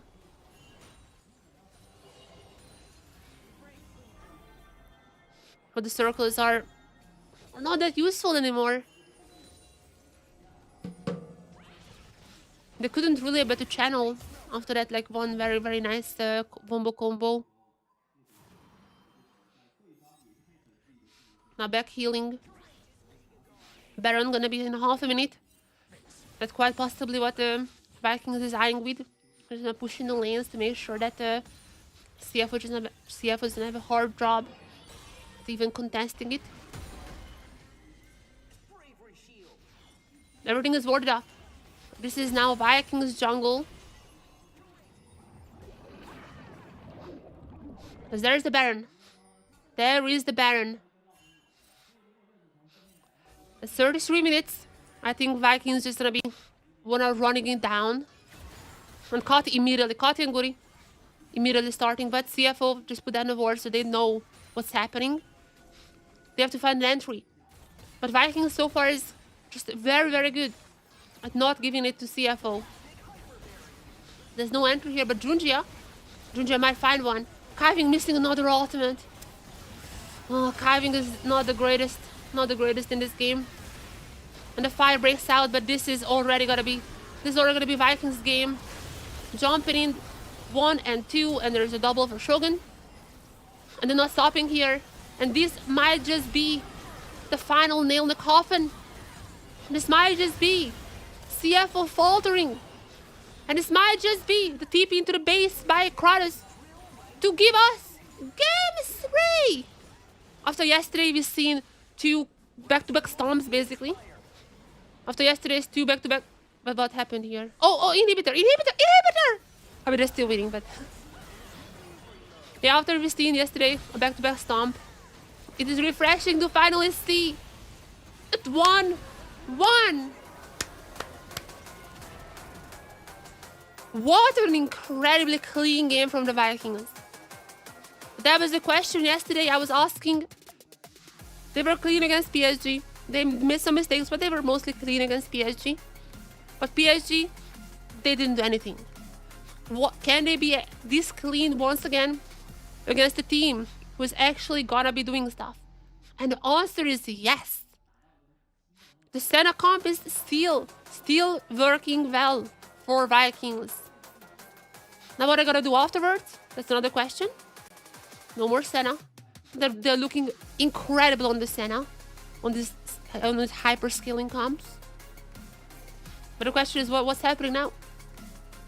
With no Senna available anymore, can Vikings find another comfortable draft that they can execute this well? That is the question.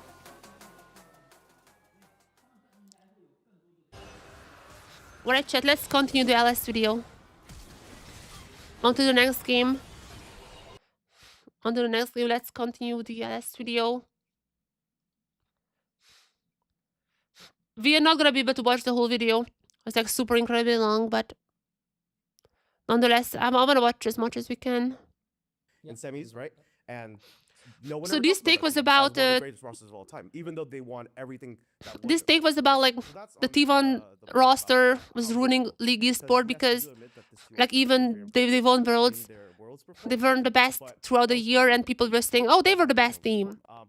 And this guy is like, they're ruining esports because like the narratives are gonna be skewed towards them. As for the viewership point, I do agree. I know so many people who only tune in because it's T1, but I think that doesn't. The reason I'm not really agreeing with this guy here with the BLG one is because it's like, I mean, all those votes, like Team of the Year and everything, those are more because of T1's fandom, which is just a whole other topic. That's not what they're talking about necessarily here. In terms of competitive, that's just like a different take, basically. But Alice is right that Worlds is just a magical little thing, because basically at Worlds you are in a chamber locking in the patch, and basically like you have to adapt. I guess loyal fan base to League of Legends esports in general than just T1 fans. I think T1 fans. Okay, that's a pretty good point as well. Like T1 fans are not League fans. As soon as Faker retires, League of Legends is gonna be in a very big, very how do you say this? After Faker retires, League Esport is gonna be. I don't know what happens to that after. That's true, but I mean Faker. I mean he's not gonna be retiring for now, so there is that. But also like that's also part of both of the teams. And then this is very hard because obviously the T1 schedule, like their practice as well as their entertaining schedule, like their all the shoots and all the different things they're doing outside the game. That is crazy.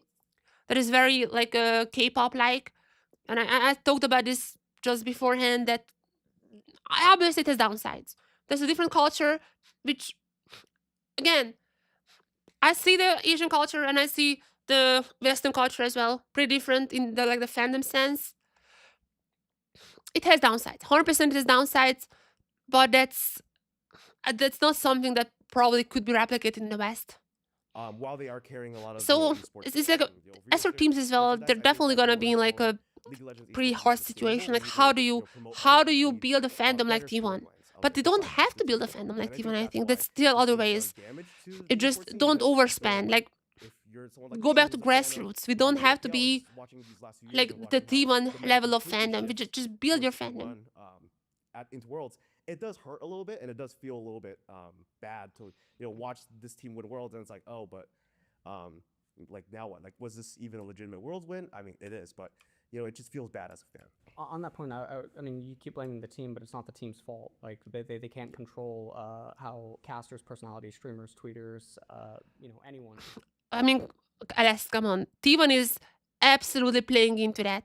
Like their idol culture, absolutely playing into that. But again, they are doing what is most profitable. They're doing what the idol industry is doing, which I'm not for that.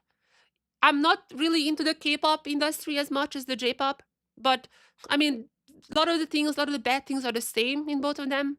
If you have watched the Oshinoko, unfortunately, that is like a true story, like literally a true story what's happening in Oshinoko. Yes, it has downsides, but that's not something that unfortunately could be changed. There's upsides as well, like the fandom the T1 has. There's upsides, but there's downsides. You cannot have just the upsides. Like you have to make your own like moral levels. Like, do you think this is overall a good thing? Do you think overall it's a bad thing? That is divisive. I know some people are saying this is good, some people are saying this is bad and this is too much. But this is like, you cannot have just the upsides, you cannot have just this fandom without the downsides. Reacts to their wins. So it has nothing to do with the team. It's not their fault that they're winning or that they're doing anything that they're doing.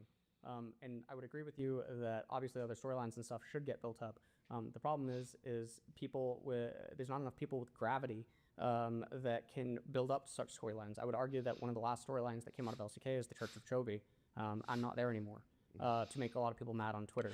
I mean, the casters also very, very well like leaning into the T1 fandom. And I mean, it's very hard not to. Like, it's very hard not to, because the casters at the end of the day are entertainers. This is an entertainment product. So, and I know this for myself. Like, I have personal experience of that whenever I'm like spectating games, like during Worlds or MSI or whatever. like when I'm watching anyone from T1 and when I'm watching anyone else, the viewership numbers are insanely different. Like watching T1 is, I'm not even joking, it's like 10 times the more viewers, 10 times the more activity, like interactions in chat and everything, compared to when I'm watching anyone else. And I'm trying to balance it out. I'm not just watching T1 players. I also want to highlight the smaller teams as well. But I cannot just do that. It's very, very hard whenever there is like not necessarily monetary factor in my case, because I'm not living off from this.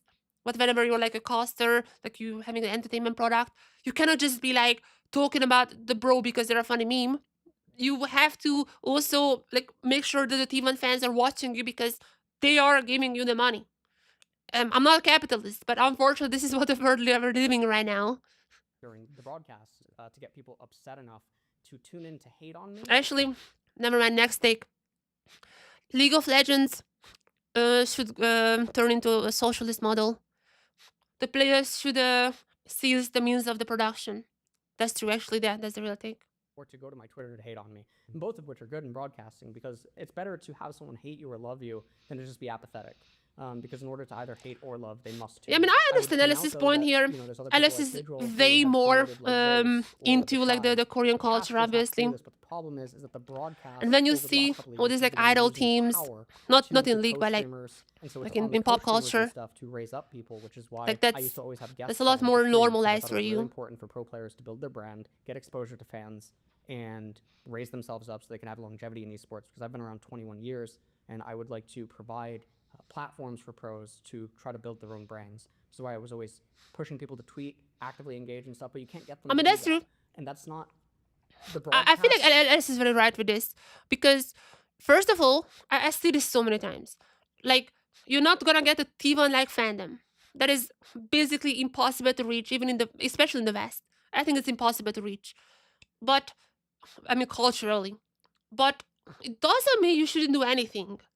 Like, look at League Twitter.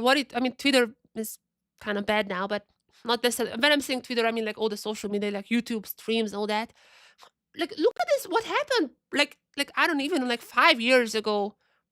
Like every single pro was just tweeting a lot. They were streaming a lot, and these days it's just like nothing. I mean, there is like still some exceptions. Like C9 is requiring. I think they're requiring streaming, but like they're streaming a lot. And for example, Loki has like a pretty big fandom because he's streaming a lot. And there is a C9 in the background. They're providing the platform for him. So there are still some exceptions, I'd say. And there are still teams who are doing this correctly. And also, I mean, FlyQuest also doing some content. Not as much, I think, as C9 in terms of like what I would say is like really helping the pros. But C9 is probably a good example here. And there's also like in Europe, a lot of pros are streaming, especially like Casey and Koi. They have a very easy job because it's like a national team. So you already have like a pre-existing fandom who are gonna be rooting for your nationality or like your team's nationality. So it's a bit easier to do in Europe, I guess. And props to Kameto and Ibai, because I feel like they're capitalizing on this pretty well as well. So there still could be things to do. If you think about North America, it's much harder because people don't necessarily have this like I mean, there's like Immortals who try to do the Great Lakes thing, but no one cared about that. And there's, I mean, East Coast, West Coast is like, I guess like somewhat could be used, but it doesn't have like the same pull power as it's like in Europe. Fault necessarily, but it doesn't mean you shouldn't try. I just want to say, like, I don't think it's... And it used to be like the streamer region, like in the old days, like the TSM days, TSM streams were popping the hell off. Like it used to be like that.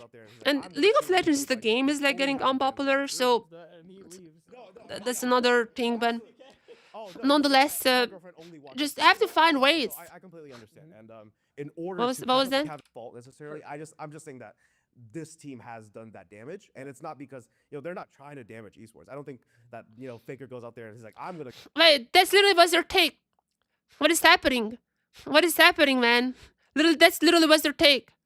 Also, Driver coming back, and obviously Driver coming. That's pretty usual. That's literally what's their take, that they are intentionally. Wait, didn't this guy literally said that they're intentionally ruining? This is not a real Jubilee video. You would have doubled down if this is a real Jubilee video. kill viewership by just only having fans of me. Viewership's the meat leaves. No, absolutely. Oh no, trust me, my girlfriend only watches T1 games, so I completely Yeah, I mean understand that's in order to kind of right. somewhat. Again, it's like a very weird thing because the same in NA, there's like the same issues. Not like in a degree, but like yeah, like how do you get fandom? Teams figure it out. You don't have to have like $1 million productions for this, but just figure this out. Just because it's impossible to reach the T1 level, you shouldn't just like give up trying. And I mean, now it's in a lot of regions, it might be over, but you shouldn't give up trying. Like we're watching CFO and Vikings now, especially the Vietnamese teams. They're streaming a lot. They have a massive fandom because that's also like kind of the Europe thing because a lot of Vietnamese fans are rooting for Vietnamese teams because they're Vietnamese. But like CFO is so streaming a ton. They have their own memes. They have like they cultivate like a meme culture. Usually it's happening on threads. It's pretty popular in Taiwan. But they have cultivated like a meme culture. And it's on the teams as well. It's not necessarily just on like T1 is doing 120%, which some would say too much, especially in the West. Some would say it's too much. Like the amount of photo shoots they're having, the amount of collabs they're having, it might be a little too much and might be detrimental to their performance in a lot of times, but there's a balance. There's definitely a balance there. And I feel like a lot of times T1 is doing maybe a little too much, like 120%, but a lot of teams doing like 10%. And it's not like, oh, T1 is ruining it. Like, guy, you're doing 10%. Like, if you're, I don't even know, like in NA, like Dignitas, or in Europe, like, for example, even Heretics, like, they're not really leading into the Spanish identity or anything. They're just like, you're not doing anything. You cannot blame the others for doing better with maybe an unhealthy culture as well associated with it when you're not even trying to do like half of that. The ship, I would say, we need to have, like you said, more genuine conversations and more narratives built around not just this. Yeah, I'm gonna finish this segment and watch them draft. The whole T1 is an inevitable gimmick. It's gonna like once they lose, I think it loses its its power. The issue with that is that the mass majority of people in the scene, regardless of what they show you as public facing, are not. They don't care about, nor are they incentivized to care about the longevity of others. They would rather others stay down that's true or as well. down or push down, so that they can reap the rewards of whatever benefit the scene offers. Again, so personal experience. I need to watch T1. I need to watch T1 games in like solo queue whenever there is a spectator stream because they just get me more views. Like, I'm not streaming for the views. I'm streaming because I like streaming. But it's like not a single person is gonna be like, I'm refusing to watch them because for principles or whatever. Like, no, you want your view numbers go up. Like, of course you want that. You want to balance it out sometimes, but you would want to provide the viewers what they want, like what they want the most. So yeah, my overall take, I kind of agree with Alice here, is like basically T1, I can see the angle that they're doing too much, they're leaning too much into the idol fandom, and that can be harmful for the players as well. But I feel like teams are looking at T1 and they're doing so well, they only look at the advantages and they're like, we can never reach that, so we're not even going to be trying. And they should be trying. It has disadvantages as well, of course. And maybe you don't need to be as hard as T1. Like, if you don't want some of the crazier fans, which I mean exist in China as well, not just T1. The Chinese fandom is massive. Like, insanely many people are fans in China. And yeah, there are crazy people in any fandom. The bigger the fandom, the more crazy people you're gonna be having. And there could be things to try to distance yourself from those people. And on that sense, I can see T1 is not necessarily doing too much. Like, T1 management has not necessarily been the best to really condemn a lot of the actions, especially like the anti-Guma thing. Or like there has been a lot of issues. I'm not saying this is not without issues. All I'm saying is that it has advantages as well. And a lot of times teams just looking at the advantages. They're like, we can never reach that level, so we're not even going to be trying. And I think that's bad. And I mean, even with other cultures like KC as well. Like, KC has some crazy fans. but Casey has some really good fans as well. Like, I've been to Montpellier when Casey was still playing EU Masters, and I was there. I met the fans. They're incredible, incredibly nice people. That was like one of the best events I went to in my life. So you're gonna have that. Online, it's a little more hostile a lot of times, but it's also partially an issue with Twitter as well. Like, it's becoming hostile. Interactions equals more visibility on a lot of the platforms, and obviously rage baiting and like those kind of stuffs are gonna be just generating more. So the online platforms are not helping to have a really healthy culture around all the teams. But it's I mean, again, it exists unfortunately in pop culture in general, especially in like Korea and Japan. So I'm not saying this is good. I'm saying that I'm also not saying that teams should do what T1 does, but they should be trying at least. Like, you don't not trying and you're just blaming T1, it's not gonna be working. Nonetheless. What is the next segment? Okay, I'm not gonna watch the whole thing. This is super long. Now let's watch the draft. But that's a good video. A lot of interesting points.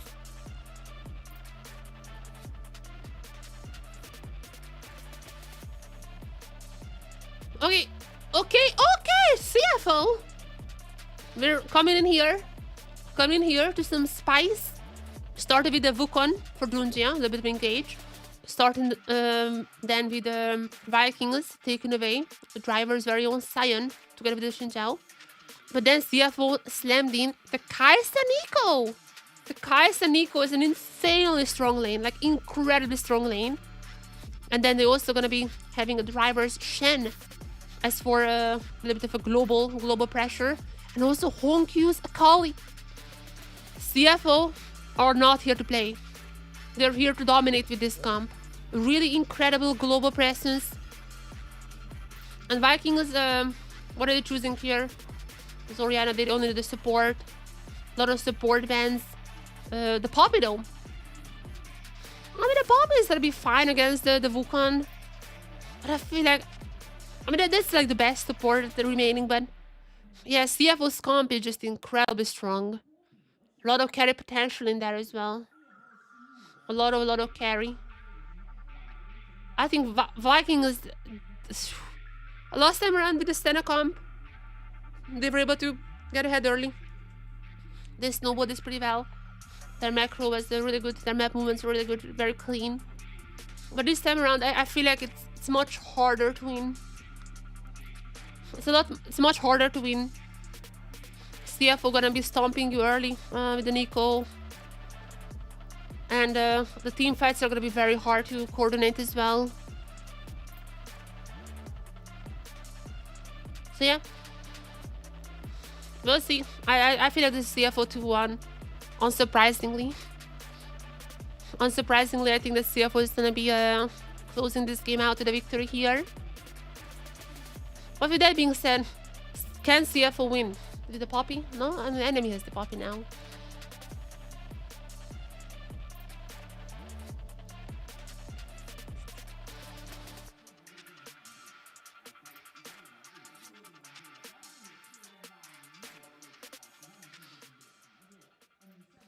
Game 3.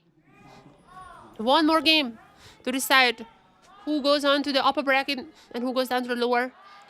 Both teams are qualified already for playoffs, so that part is not necessarily gonna be up to grabs. And I mean, Vikings is, when it comes to the playoffs, when it comes to BO5s, I mean, that's when CFO is really gonna be shining.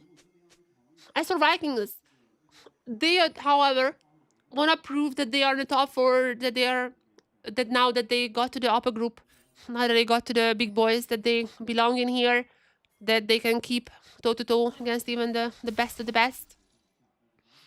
And game 1 was a bit of a stomp, I think. One mistake from them, CFO took over the game. But game 2 was much more cleaner.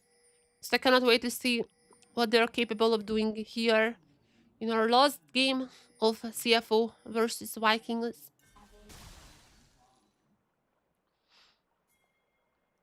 Okay. Akali for Honkyu. Quite a strong one, quite a strong. quite a strong champion. She's gonna be jumping around. And I mean, the Poppy is a pretty good pick here. But I feel like there's a few dashes that she's gonna be able to avoid. I feel like that is not necessarily gonna be enough to really combat the power of Nico, the power of the Shen global, and the power of the Junji as engages. So this is gonna be hard. This is gonna be pretty hard still. But I personally thought game 2 was also not necessarily won by Vikings earlier on, so maybe they can surprise us once again. Maybe that's the surprise we're looking for.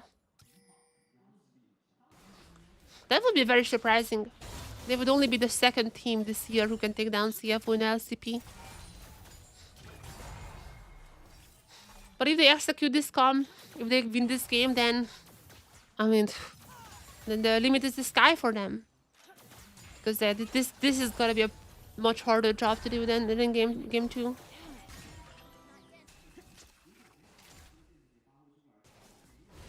Hongyu gonna be a bit down, but that's understandable. Melee versus range, that's always gonna be happening.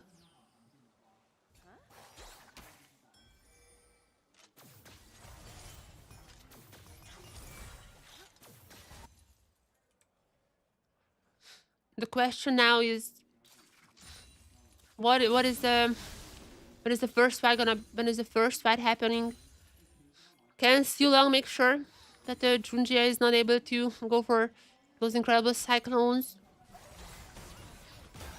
Can Vikings survive this lane as well? That's another big question, because the Kai'Sa Nico is just so incredibly strong when Nico takes on Kai'Sa. You have like perma prio in your lane. It's just really hard to fight, but Junji has to jump out here as a lot of the Vikings members were running down to the river. It's still gonna be fine, but they cannot really fight Vikings here because both Junji and Honkyu are gonna be losing health. Wait a second, Siulong! Oh no! What are you doing here, Siulong? No! No! What has happened there? Vibus is still in the river. Oh, giving an early kill to Kai'Sa. Oh, that is pretty bad.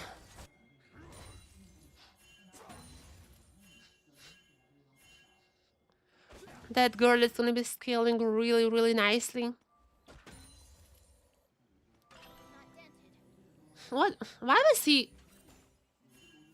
I mean, he was trying to dodge the Nico stun, I would assume, but like, I mean, I don't. Yeah, it was a big mistake. It was a big mistake by Siulong. At least they can force out Honkyu for now.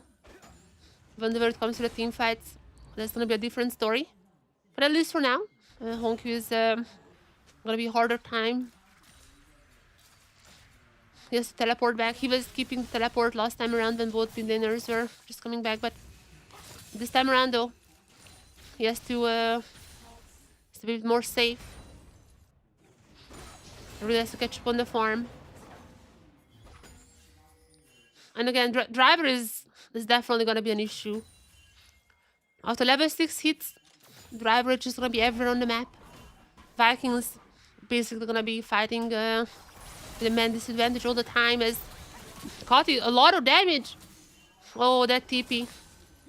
That TP Kiving was ready with the stun.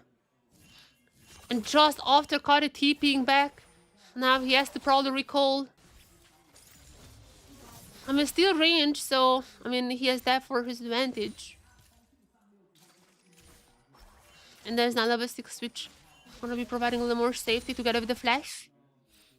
You can probably stick around, but that's gonna be very, very dangerous now. And yes, level 6 is coming along. Shen has level 6. Honkyu also gonna be very close to level 6, and even Junji. But this is gonna be Vikings or starting the Dragon. 4 members here. I'm not sure CFO would wanna join in, but again, level 6 available for the Shen. So Vikings cannot be 2-2 Careless. Even if they have a man advantage, they have to keep in mind that the Shen can appear anytime. Even if they engage on someone, then if Shen ults that person, there's also going to be a pretty big shield. So you have to keep this all in mind. They need to find the best angles because if they screw up a little... Oh, that minion was acting weird. If Vikings screw up a little, then Driver is gonna be giving the advantage for CFO, and they can just clean up Vikings.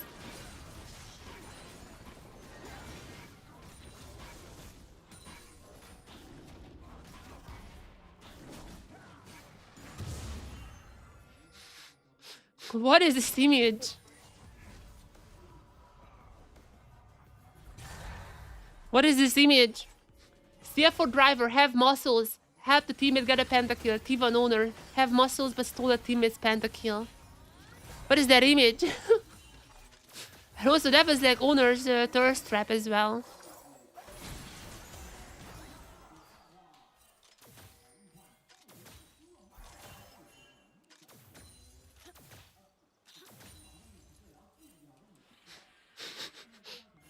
Yeah, I mean, Junjia did not steal away the panda from Dogo.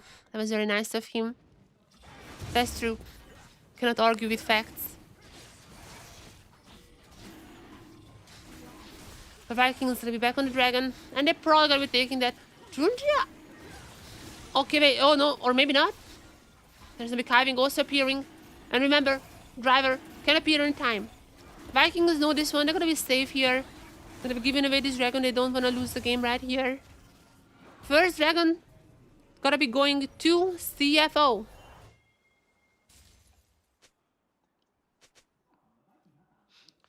Well done by so far. I feel like CFO is definitely already like 1,000 advantage for them. They're definitely playing this game incredibly well so far. Just the amount of pressure that the Driver's ultimate provides, not even using it, but the amount of fear kinda that Vikings is having because of that is already helping them out big time. But now the swap coming along, and the CFO is gonna be matching that.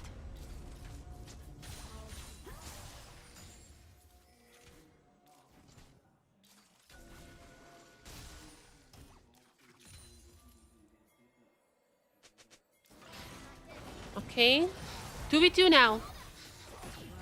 2v2, and the Shogun is gonna be the target now for Doggo. Shogun is in half health. He's gonna pop the pot. But now it's definitely gonna be Kaisa and a fun time in the lane, and that's gonna be granting once again 3 grubs for CFO. Another time they're gonna get 3 grubs again. Yeah, there is not much that Guri can do at this point. However, Kratos gets a lot of free time now on the bot side. When the Sion gets tanky, then that's gonna be a different problem. I mean, Kaisa can probably build some anti-tank items, but yeah, if Sion is getting fed, that's gonna be pretty hard to deal with. But nonetheless, Kaisa is also in a pretty good state right now. Again, this is an incredibly strong lane with the Nico. Okay, there's a minion. The minions are acting up in this game. The minions are acting up. I played Nico like once in an ARAM. And let me tell you, I was horrible because I have no idea how to play Nico. But I fooled the enemy all the time with the minions. I fooled them all the time with the minions. Then ulted and then died immediately. So I'm not saying I'm the best Nico, but I fooled the enemy. That is the most important part of playing Nico.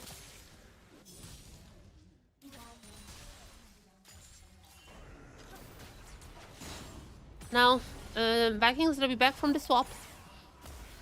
I feel like CF is also gonna be matching that now.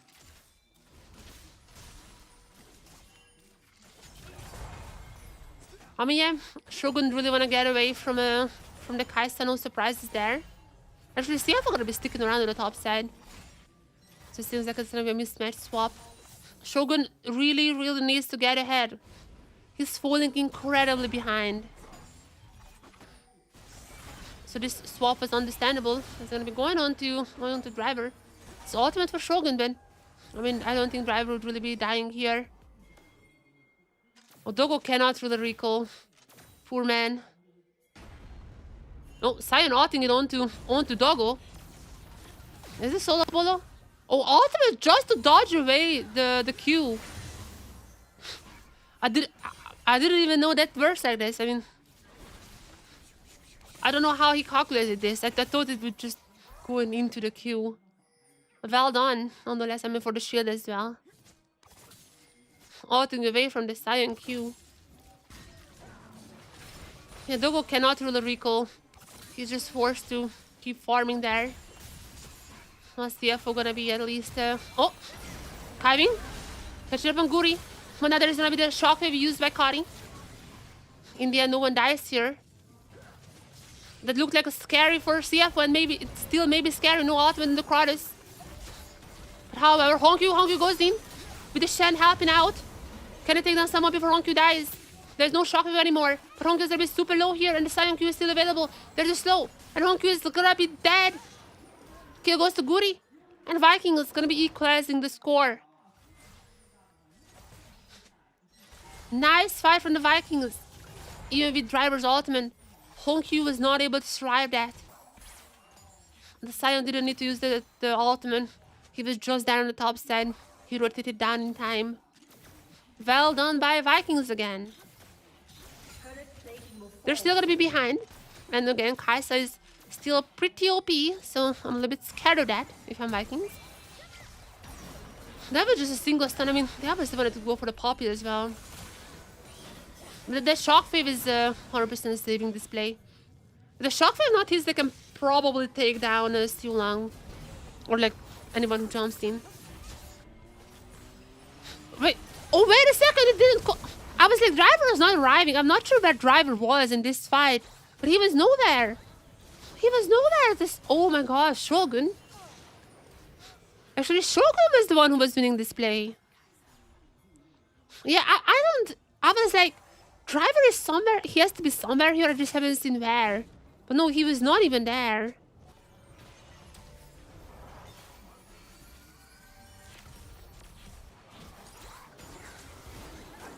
Let's CFO. I mean, after some drawbacks, they're gonna be focusing on the dragons now. So it's still possible. And also with this one, they're gonna be securing the objective. What is that, like feat?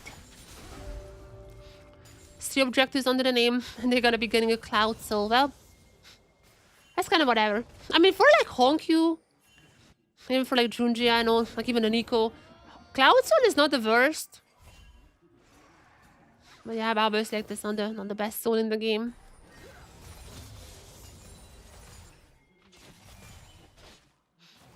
Herald gonna be up.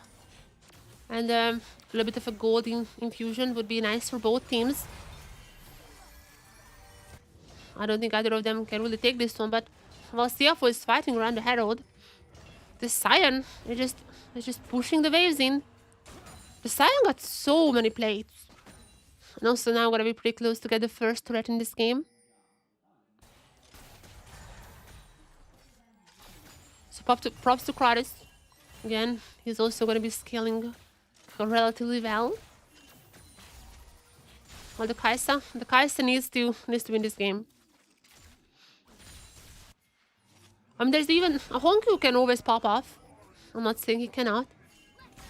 But I have to take down this Sion. There's definitely everything needs to go into Dogo.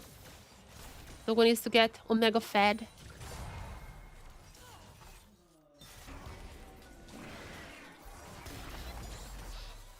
Herald gonna be started up by CFO again. They're just taking every objective in the game so far. And also this is gonna be granting them the Herald and the turret. Yeah, there you go. And Guri was not in a position to contest it. And that's gonna be very soon a turret for CFO. That would secure them the defeat as well pretty early on. I mean, not necessarily that early, but... I mean, there are not that many kills in this game. It's a bit slower in that sense. But yeah, the Kai'Sa just want to get fed before any fight happens. They need to be careful because the Poppy can also really screw up the fights, and then there's a Shen to help out, but I mean, as we've seen, that also can be cancelled out. So far the game is somewhat equal, tiny bit of a lead for CFO, and their comp is still gonna be strong. The Poppy can definitely screw with that. But overall, I think this is still a little bit CFO favored right now. They're leading in objectives. They don't want to fight everything. They know that they know their power levels. They're just waiting until they hit the peak. And until then, they just get the map. This is how they won game 1.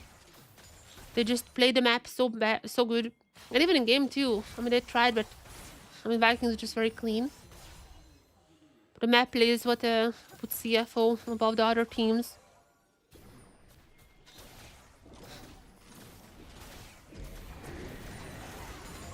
Even if like, it's very hard because even if you beat CFO, they're immediately gonna be going on to get the somewhat recover from the gold. They're always gonna be on the journey, and they might get 2 turrets now. They might just get 2 turrets as well. Junjia has his license ready, and we're gonna be jumping in there. But can he get his turret? Junjia? Okay, wait a second. Okay, that was a bit too aggressive here. I mean, he's gonna be surviving, gonna be getting this turret down pretty low. But yeah, that was, I mean, I would see in his eyes, he was like, I can get this turret, I can get this turret. I mean, the Sion Q hit, he was like, okay, maybe not.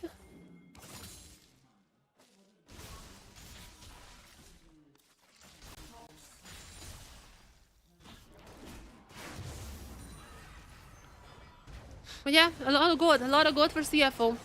And it's gonna be even more. Also, they got the feet, by the way, with this turret. And they have secured the feet for themselves. And yeah, this turret right there is not standing on too much health right now. I mean, Sion's wave clear is gonna be pretty good. So I'm not necessarily sure how well the Shen is gonna be able to push these minions in when this turret is gonna be going down. But eventually it has to. And all the other lanes as well are always just going to be cleaned up by CFO. Like, that pressure on the map is just incredible right now. As the dragon is going to be spawning. It would be the start for CFO, would put them on solo point. So Vikings potentially would want to fight this one. But if they fight too hard, if they would overextend here, then once again that would mean an Otacon as well. An Otacon and the dragon, same way as game 1 was.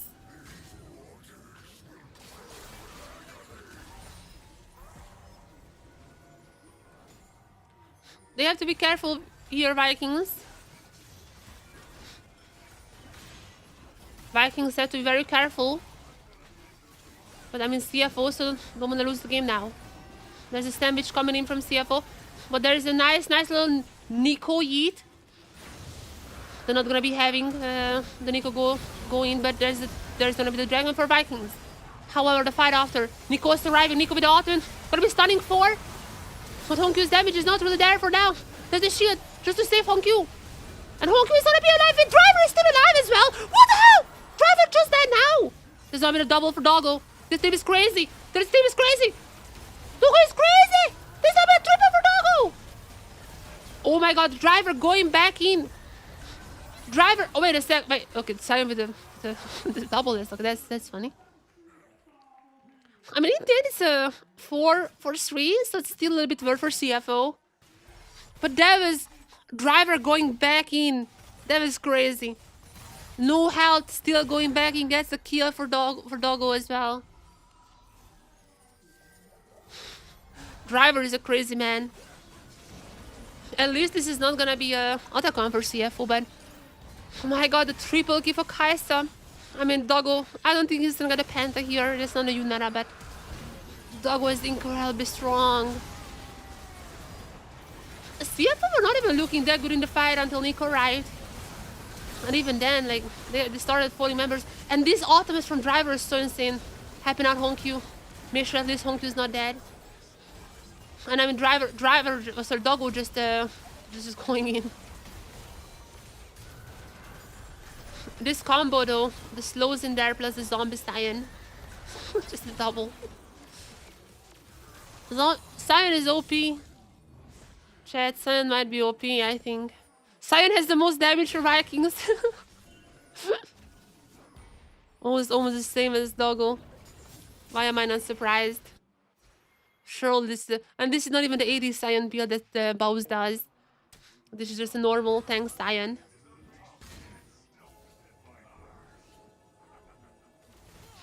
But the issue, I mean, this Cyan play was funny. But the main issue is that 401 on the Kaisa. Only 2 items. Building up to the third, 2,000 for lead compared to the Jin. That is the big issue here. Another Khan. Khan being started by Junjia. But I don't think he really... Wait, what? I'm sure he doesn't want... I mean, just want to make it impatient. Yeah, just make it impatient, make it reset. No other Khan being taken for now. But everything is funneled into Doggo. And this guy has showed up so many times. I think he's gonna be doing the same thing now.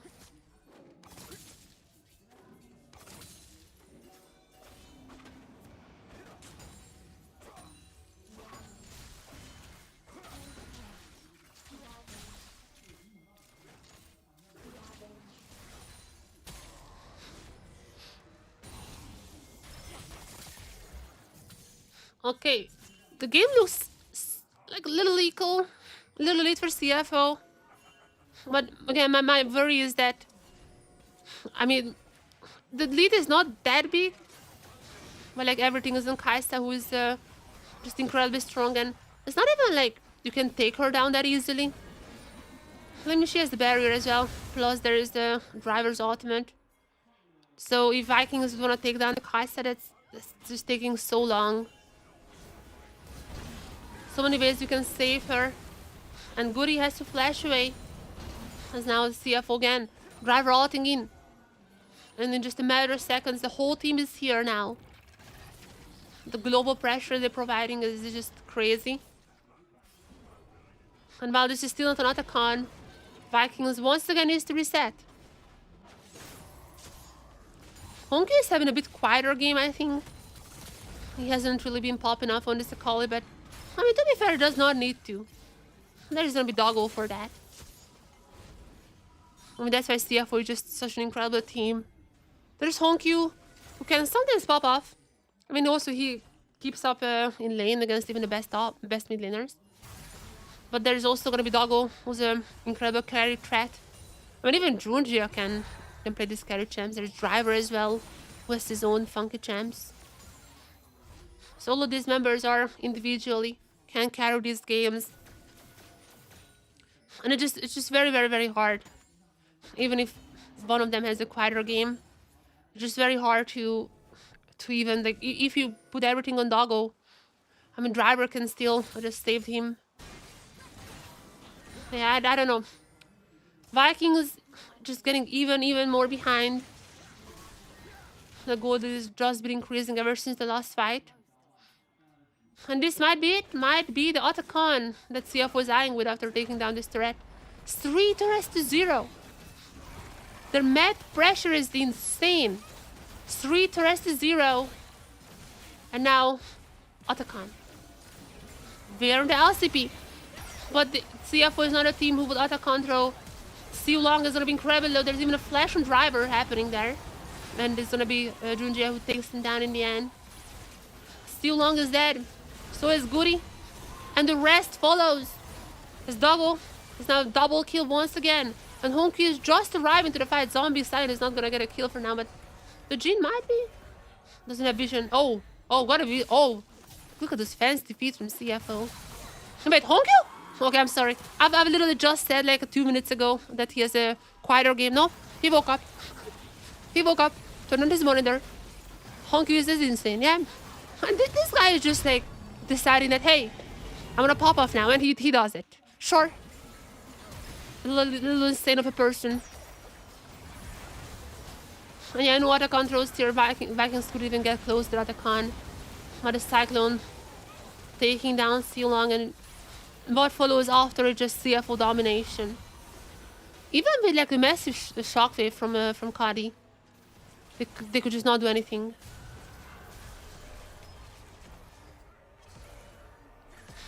There's such a crazy play from Honkyu. Going to Shogun like this.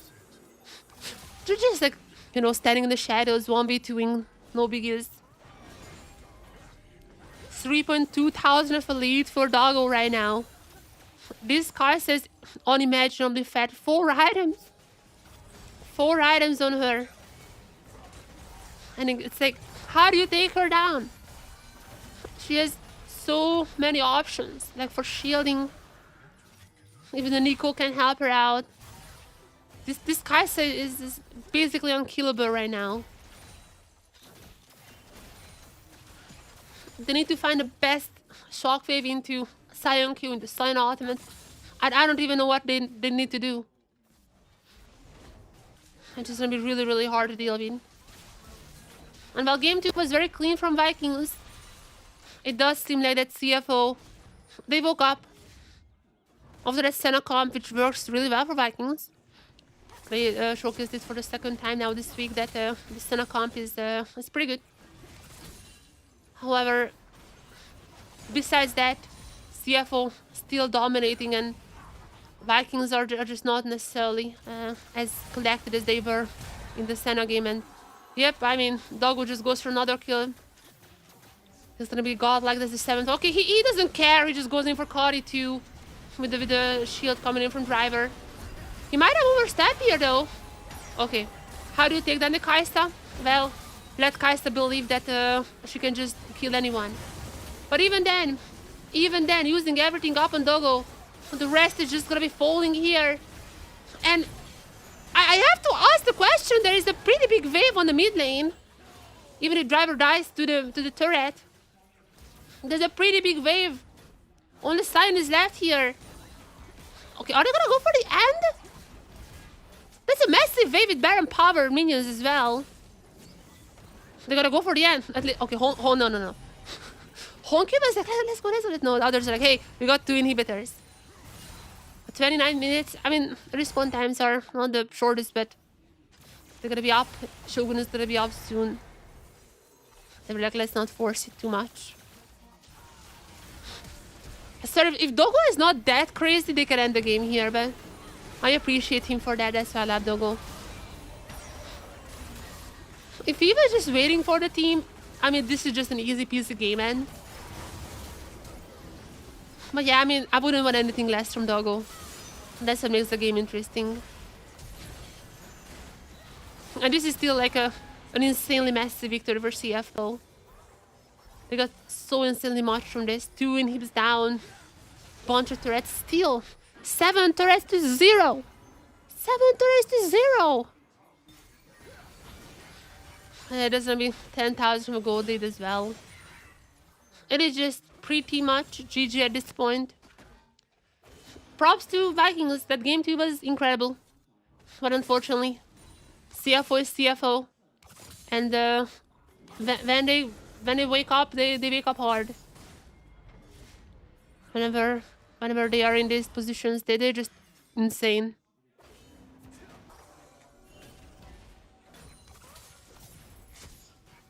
As for other teams though, I do wonder if they might need to start banning the Senna from Vikings, because both of their Sennas, both Style and Shogun so far had pretty insane Senna games.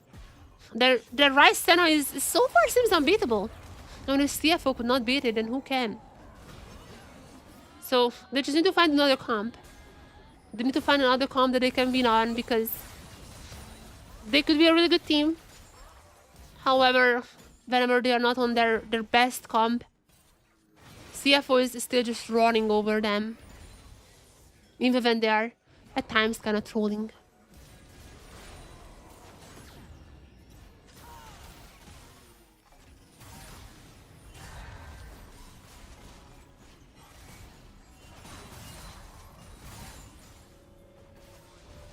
And CFO, gonna be recalling, gonna be resetting a little. They can possibly pick up the soul. They can possibly pick up the Baron. They have so many options on the map. They do whatever they want with 2 inhibs down. I don't really even think that Vikings can get out from the base. They're gonna be killing up the minions for now.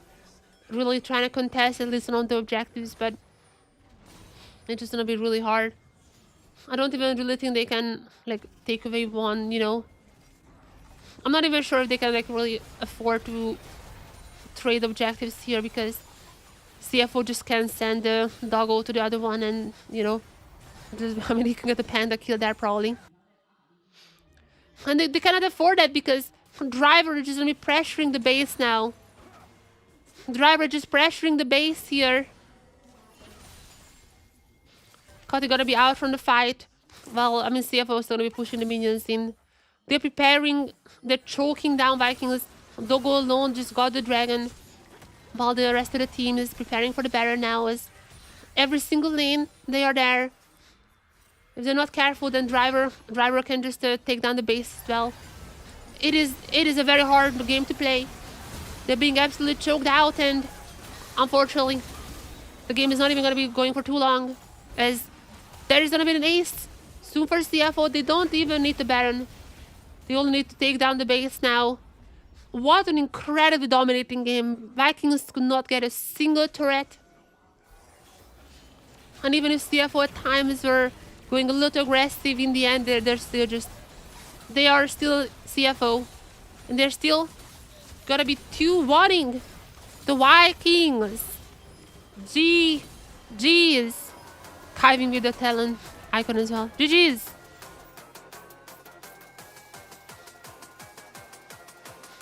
I did say CFO 2-1, right? I forgot what I said at the start. Let's just say I said CFO 2-1. I mean, I remember saying that I can see Vikings taking a game off. Now, they are the team who can take games off from even the best teams, but... I mean, that Senna comp is really strong, however.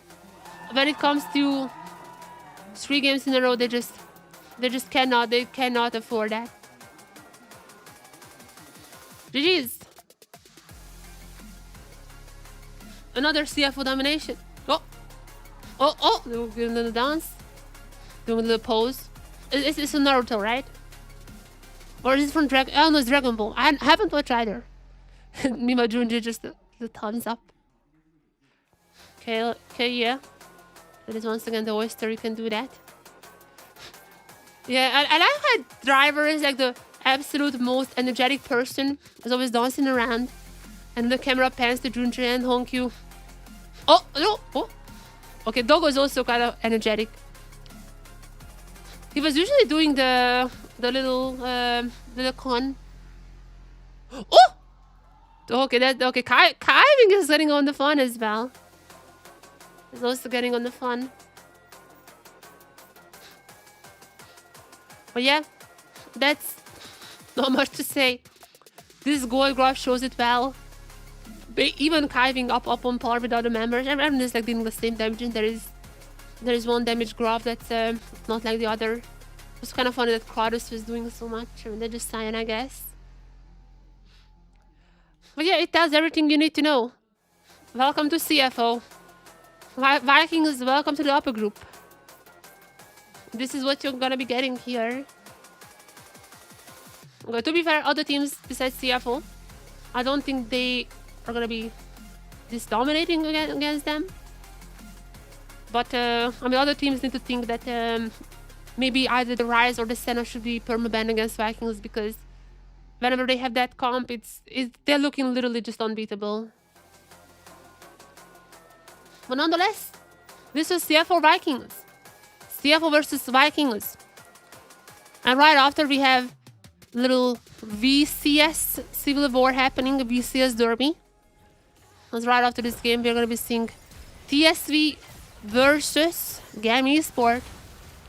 GAM, who, I mean, they are a weird team. In the playoffs, they showed up split 2. They got to MSI. But they are not necessarily the cleanest team. They're a little shaky at times. Well, TSW, they kind of just choked in playoffs. But, I mean, besides that, TSW is, for the most part of the year, most part of the split 2 at least, but they definitely look like our second best team.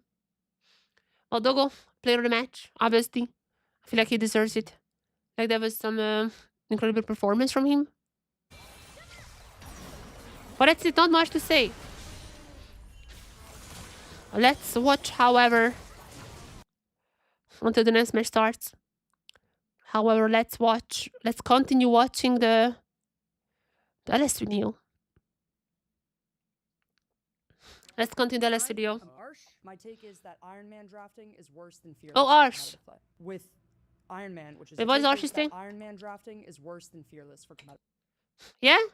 Wait, okay, how nerd is LS gonna be arguing that? Of course, in case you don't know, Iron Man, as far as I know, is like drafting, it's kind of like Fearless, but it's not only the picks carrying over to ban, but if you ban the champion once, the ban is also carrying over. So at game 5, you would have like how many champs banned? Like 20 times 4. There's like 80 champions banned or something, plus the bans in the games. It's like, yeah, it's like you're going into game 5 with like 80 champions banned. That's like literally half the champions in the game.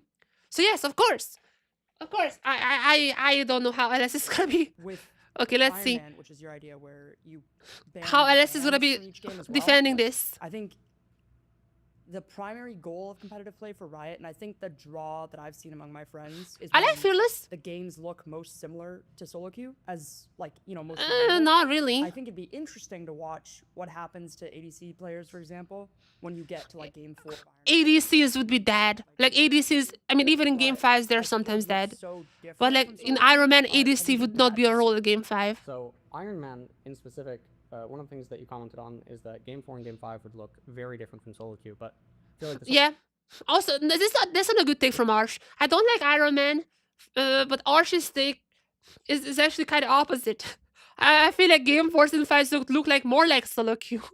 But that's not a good thing. Like, it's not a good thing. Solo queue argument doesn't really matter. What matters is viewer retention, storyline retention, viewer excitement, viewer engagement, social media. No.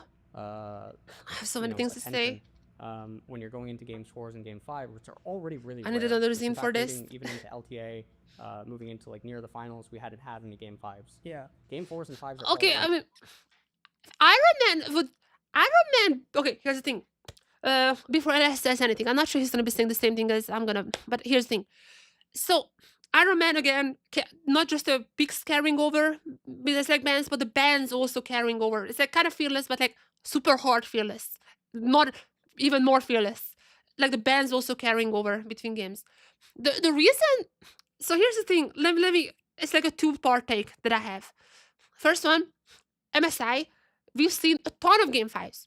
We've seen a ton of game 5s, and game 5s usually were kind of boring. It's very hype. It was one of the best MSI. It was the best MSI ever. The only event that is like coming closer to hype is probably the DRX run at Worlds. But in MSI, absolute best MSI ever. Uncontested. But with that being said, oh wait 1 second, let me see where there is a... Let me just pull up the game so I see when it starts. But when it comes to this particular MSI, I think this is a very good example of why Iron Man wouldn't be good. Just think about game 5s. They were one-sided, and yes, I know the counter argument already. People would just be like, I mean, come on, teams would get better at drafting, and eventually we would be seeing them improving in that area. Because I agree, game 5 drafts usually were pretty dog shit. And that is on the teams. Like, the drafts in game 5s at MSI were a lot of times bad. There could have been better champions, and not just like theoretically as like, you know, LS is probably gonna be like, I mean, you can pick like Ivern, Seraphine, and all that. Like, no, actually, you could have like meta champions who are better in game 5s. I feel like game 5 draws in general were just really bad at the MSI. So I don't think that's necessarily gonna be a problem for Fearless later on. But Iron Man would just make it harder. Like, yes, teams are gonna get better at drafting, but it's like basically with Iron Man, you would have basically game 3s be like game 5s in terms of like bans. So even if teams get better at like drafting for game 5s, that's basically what would be happening in Iron Man game 3. And going forward, and especially for ADCs, it's like there's just no one left. There's not a single ADC left. And sure, you can say that like, oh, they could play AP bot laners, which is true. But I feel like this would just make the game so much worse. Like, I agree, I like Fearless because it forces players to learn more champions. I feel like this balance is good right now. But don't really go to the other side. Like, we had the normal draft last year, Ozir Corki all the time, it was pretty boring. And we have Fearless, which is like good balance. But the Iron Man would be like playing Teemo top. Like, why? That would be boring. It would just give way too much random factor into the games. Because you cannot tell me that like the pro players are gonna be knowing how to play like 20 champions at their max level. Like, that is insane.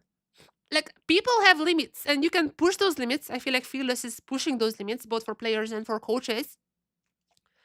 But that is but I feel like that is like, I don't even know if anywhere possible. But I just feel like that is just not possible. For humans, that is not possible. Maybe once everyone has like the Neuralink or whatever the brain chip is called, maybe then we can like have Iron Man, who knows. But as long as humans are humans, I feel like that would be crazy bad. And again, it's not like the same way how I think Game 5 Fearless is gonna get better, because the gap is not that big. Like, the Game 5 draws were bad at MSI. I agree. That can be improved. But that's like this much of a gap that you need to improve on. That's not too much. That's just like a little bit better. Like, you put a Kai'Sa here. Maybe you learn how to play Nila. I mean, that's a very bad memory for me because it was Nila who beat us, if you remember, Casey versus CFO. But yeah, if there's a player, but I feel like this is just exact amount of push that the players need to get. However, when you get to like 80 band champions in game 5, plus the 10 bands from like the normal bands phase, like there's what like literally Seraphine bot, or what are we gonna be getting there? It would just not be fun. And also, I feel like players wouldn't even really go for like damage champions. It would be like tanks everywhere, because that is like the safest option basically. And this is not something that's like, if a team plays aggressive, they would be rewarded. So the better teams would be playing more aggressive, which is kind of what's happening now. It would be boring. Basically, team would get like a few kills earlier on. It's just gonna be snowballing, because the more randomness you bring into the game, I feel like there just would be more snowballs. I think Iron Man is not necessarily working. Like, it's just not working in that sense. Even Fearless are dropping game 4 and 5. Yeah, I feel like the Fearless dropping game 4 and 5 is mostly because draft issues, and the gap to bridge that one is like this. It's not too big.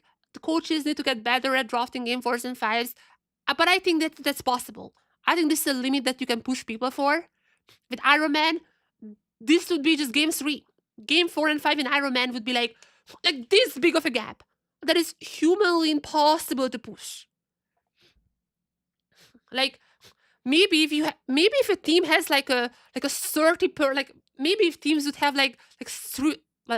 maybe if teams would have like 30 people working only on draft, like you get the 30 best analysts in the world and like trying to figure out like the best possible mathematical comps. Like, I guess you could do that, but it also would just be rewarding the rich teams. So that's another thing that you don't really want.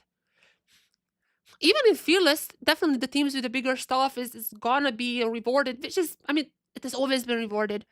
If you remember the NRG run in the LCS, they were a very surprising team to win it all. And they partially won this because they had an insanely big coaching staff, but it was not sustainable. So again, I think it would not favor the smaller teams, which I don't necessarily support. I think all teams should be equal. What is the second socialist take that I'm having? But nonetheless, I feel like fearless is the perfect balance. Maybe in like 50 years when Riot has 2,000 champions, we can talk about more bans, we can talk about Ironman, but at the moment, it's just impossible to like the gap is too much for any human to jump that one in terms of drafting and practice. Also, talking about that, by the way, let me have another point. Practice! Riot? The practice tool is dog shit. Why is there no practice tool when teams could just have like for example, like pre-made drafts or whatever, like pre-made game states, one button, and teams can just practice one single scenario over and over and over and over again?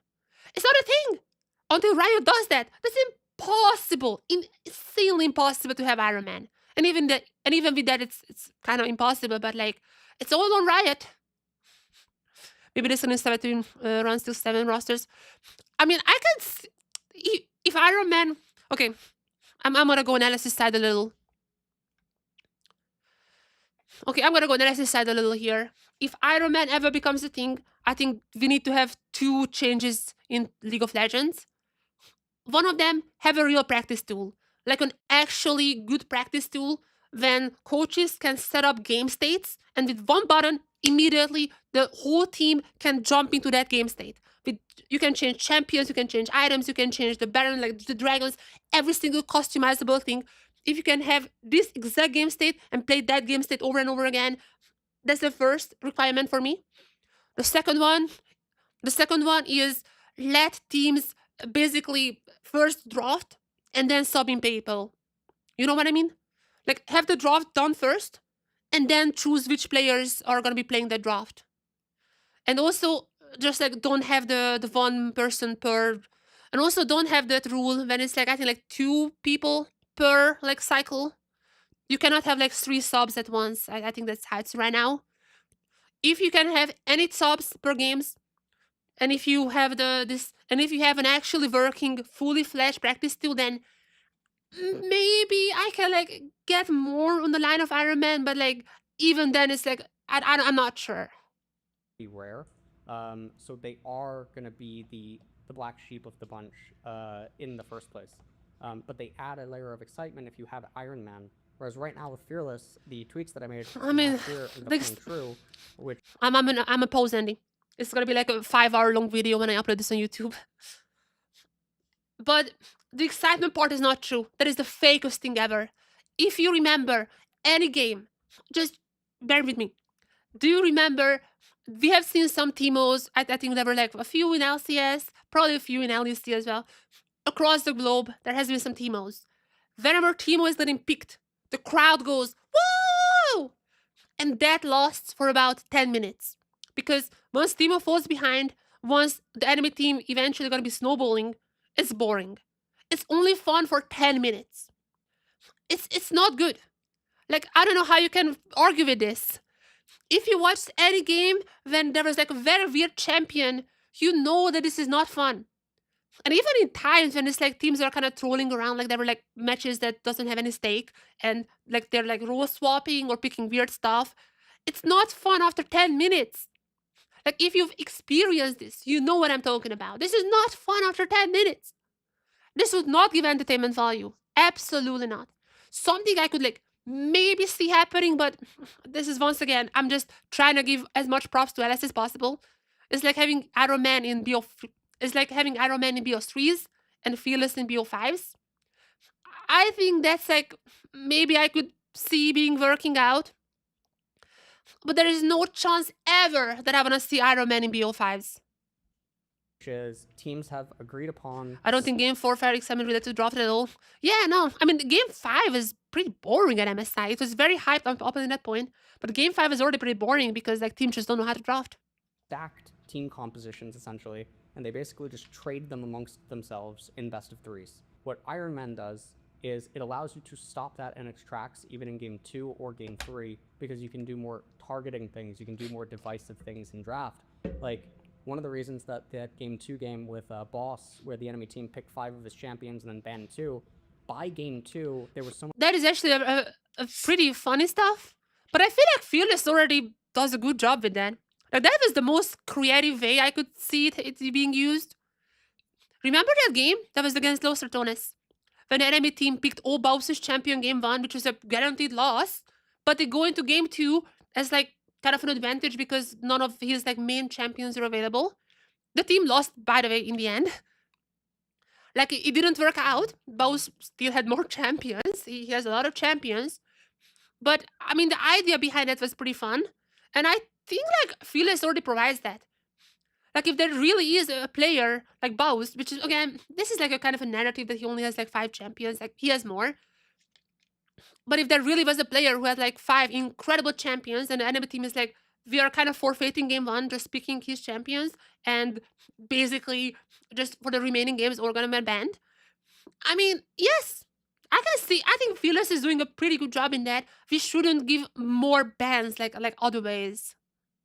Social media attention, more people tuned into that game because they're like, what does he play now? I don't think that's true. So I don't think that's true. I mean, it's Los like Ratones. It's always popular. To go to the game. And I think Iron Man is... I seen the Reddit thread about that, but that's it. The game because pro players have shown time and time again that they won't adapt, they won't expand their champion. Exact same thing happened PCS. Yeah, I seen that match as well. Yeah. PCS also had a similar case. Was it the Yijiang, I think? I forgot who was it, but I remember that. I think like it was Frank or someone. When the enemy just picked like all the famous champions for a player. Yeah, I think it was Frank. I don't remember. I think it was Yijiang. Wait, Yijiang is playing in LPL now. Okay, I don't know. I don't watch that much. Sorry. I don't watch that much PCS. But yeah, that's a good strategy. I agree, that's a good strategy. And that's what Fearless is for. That's it. It's already balanced.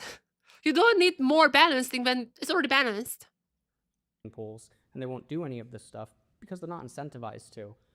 For the most part, and Riot has to step in like they did with Fearless. And the same vitriol that I faced on Reddit last week in the comment section or whatever is the same exact. Riot had to step in with Fearless, I agree. 2020 and 2021 when we initially... I agree, Riot had to step in with Fearless. That was a good change, but that's enough. Like when I talk to pros about, oh, how much do you like Fearless? They're like, it's great, I get to play different champions. My instinct, though I haven't talked to like extensively, is like if I ask Masu, like, hey, how would you feel about like learning Kai'Sa and then also Mordekaiser as your like 2 core ADCs? Yeah, it's impossible. Like, as long as the practice tool is as dog shit as right now, it's impossible. So I'm not sure they're gonna be going over that. But if there is an actual practice tool, I could also Spy Family shirt. Nice one, Art. Anyways, yeah. In my ideas, they got the better of me. Nonetheless, where was I? Yeah, so if there's a good practice tool, then yes, maybe I can see more, like, I still wouldn't want it. Maybe in like BO3's Iron Man and then BO5's Fearless, that would be pretty fun actually, I think. But like BO5 Iron Man, no, there is no chance that any like perfect practice tool would give the pros the practice. It's just impossible. Oh, was it the You Should Know Me?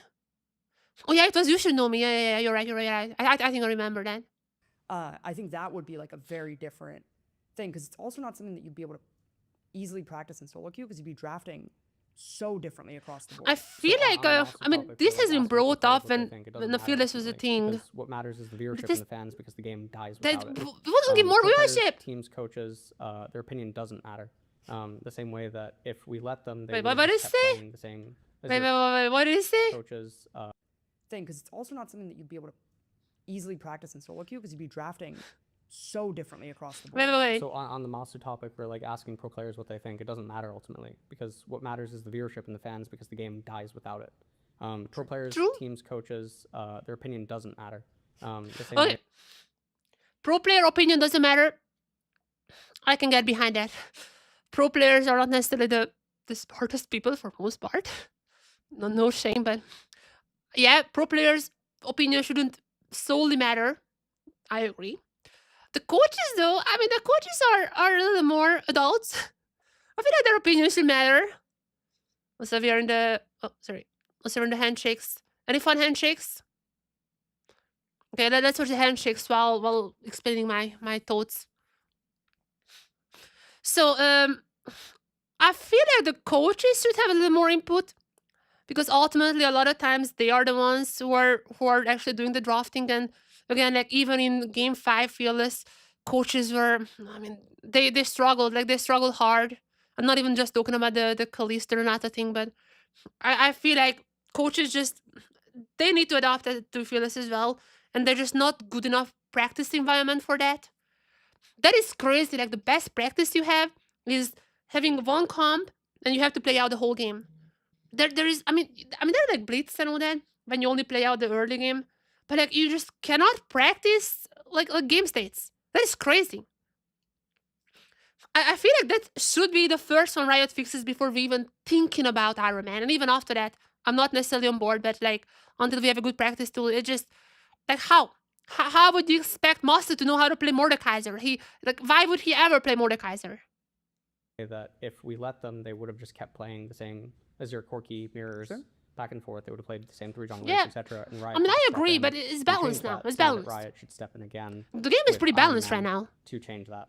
If no one knew what League of Legends was, it was just a brand new game that just came out, and those were the rules of Iron Man. No one would complain about it. The reality is that pro teams and stuff, they shouldn't have anything to weigh in on the matter. This is a new game that no one cares. I mean, sure, I get what he's saying, but like, then everyone would be bad. Like, everyone would be bad, but now we see what these pro players can do at the highest level. I mean, obviously, you can watch back like season 2, 3, 4, and they're horrible. They're horrible players, and then, like, they're just better now, of course, and people love to watch good players. It's also fun to watch a new game's pro scene because they're so bad, but like, that's not what League of Legends is. That's not like any big sports is. It's like saying, like, I don't even know, like, I'm gonna give like a T-Sport example, like in football. It's like, hey, let only like, okay, actually, football example. Why not make football like one player can only play 10 minutes? You know? So they have brand new players coming in every 10 minutes. And obviously, you're not going to be having, I don't even know who's a good player right now. Mbappe, maybe? Mbappe, is he the best? I don't watch football. But like, you're going to get 10 minutes of him. And yeah, the match is going to be more like kind of random. But it's like, but I don't know. This is not like quality. Like, I agree, we need some entertainment value, but like, that's too much. Because viewership, like fans, etc., they're the most important metric always. If you make it too random, that's not fun. That's just gonna be boring. Like, absolute randomness is boring. They disappear, and that's fine. Yeah. Because new players emerge. Already happening. Yes, it's already happening. Yes. Yeah. Yep. I don't agree with this one. What is the next topic? Acceptable speech and voice comms. I think I'm gonna be skipping that. What is the take even? Hello, I'm Aiden. I'm just gonna give my really take. Interested in the boundary of acceptable speech, and kind of going along with that, I'm really interested in how Riot can bring voice chat to League of Legends. What? Wait a second. This is an actual Jubilee video now. What is this? Okay, I have to watch this one after the draft. I have to watch this one. What is this take about but it's a very slippery slope, man. What do you mean about that? What do you want to hear pro players saying?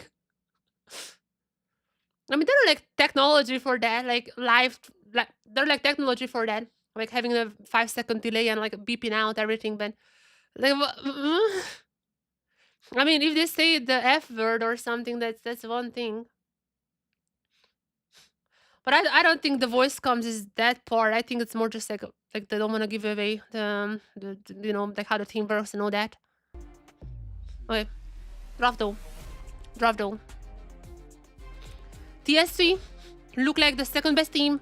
They look like the second best team throughout the split 2. However, they have choked hard in playoffs.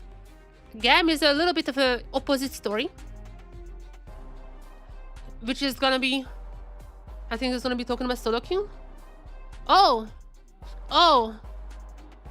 Okay. I'm gonna come back to that later. I mean, this is just ask any girl.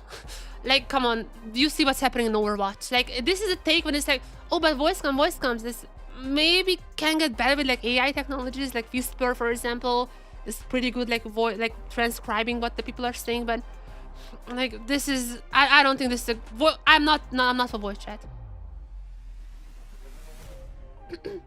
Do you believe in the Hongyu Supremacy? Yes. I was the first one. I was the first one to be believing in the Hongyu Supremacy ever since Split 1. I was on the train. I got on the train at the station, at the first station. And hello, oh Makaria, thank you for the raid. Thank you for the raid. I just noticed. Thank you for the raid, Makaria. Hello. Gossy. So yeah, I've been believing from day one. Hongyu Supremacy. Of course. I mean, I literally just said during game 3 that his call is a little quiet. And the moment I said, like 1 minute later, he got that 1v2 kill. And I was like, yep, he woke up. And Ariam, thank you very much for the follow. Thank you. Now let's talk about it. We're gonna watch the LS video after this game. Okay, the voice counting is interesting. If it's not about competitive, then we're gonna watch that after. For now, the draft. Nocturne Oriana. We have a Nocturne Oriana on one side of TSV. Nocturne has been banned, I think, a few times, but there they are now together. And we also have a Yunara. This is the first time this whole week, after watching LGL and after watching LCP yesterday, this is the first game that Yunara is not banned. And finally, she has been picked here. And I was favoring TSV in this game, but now that there's a Yunara on the other side, I might need to change my thoughts about the power levels. Yeah, also Pantheon Galio, incredible amount of global pressure to get the Yunara. I mean, they can just set up Yunara for like a pentakill here. So I think there is a pentakill angle in this particular game. But I don't like the Galio mid, to be fair. But I mean, for GAM, I can like, I'm fine, because Emo is the worse player than Kiaya. So usually what they're doing is like having Emo like these more tanky champions, like more like utility champions, and then have Kiaya on like the Aurora, which is Aurora's banned. But if this is a Kiaya carry angle, then I can definitely see this still working. And also, if this is just a tank, Yunara alone can probably can just. But yeah, we don't need to talk about that. There is a Rumble. GAM, incredible damage, incredible setup. To get this, like, if Galio jumps on someone, then there comes also Pantheon to get the Rumble ultimate. That is insane already. That is just an incredible power that GAM is having in this draft. And even if there is a Nocturne Oriana on the TSV side, I have to give this draft to GAM for now. And let's see what is the support for TSV. Taki, one of my favorite supports in the league, but he's just gonna be under the con. And what is Elio gonna be playing? I mean, it doesn't really matter. I feel like this is looking like a GAM victory here. Incredible composition. They have the potential for a pentakill as well for Artemis. And there's gonna be the Braum. I mean, that's pretty good against the Kai'Sa, even the lane. And yeah, in the end, GAM coming in here with a banger draft. We're gonna be seeing another Yunara. First time that Yunara is not banned this week, and we already see Yunara being picked. That's just how life goes. Are we gonna be seeing another pentakill though? That is another question. I predicted Dogo to have a pentakill. And literally, when I seen it was like last week, when Dogo picked up the Yunara, I literally said at the start of the game that it's gonna be a 27-minute penta, and it was exactly a 27-minute penta. Now I'm not gonna have wild predictions like that this time around, as I don't know if Artemis would necessarily be getting a penta here. I'm not as confident in him as I was in Dogo. But with that being said, I definitely think that it's a possibility. I definitely think that TSV is gonna have a hard time to fight against this comp. As a Levi Pantheon can be anywhere on the map.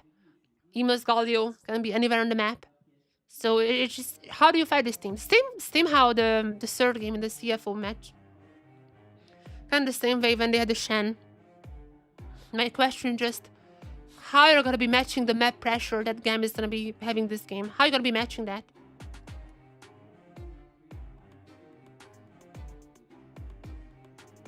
And I don't know. It might be just impossible. That might just be the answer here.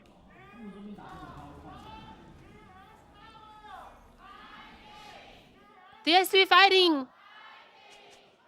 GAM fighting! GAM calling! TSW calling! There you go. The first game, TSW versus GAM. And I talked about this. TSW, for the most part of Split 2, look like our second best team. And GAM, for the most part of Split 2, look like maybe our third or fourth best team. They were not looking strong. But when playoff came, things changed. TSW kind of choked in the BO5s, while GAM was gaining some power. And they ended up also going to MSI. This time around, we're kind of back to even it was just one game that it was just one match that decided. So after the first round, we cannot say like absolute certainty that TSW would be our second and GAM our third. We need to see them play once again to be certain on that. But at least there has been signs to how this team looked like in Split 2. And TSW, here's your chance.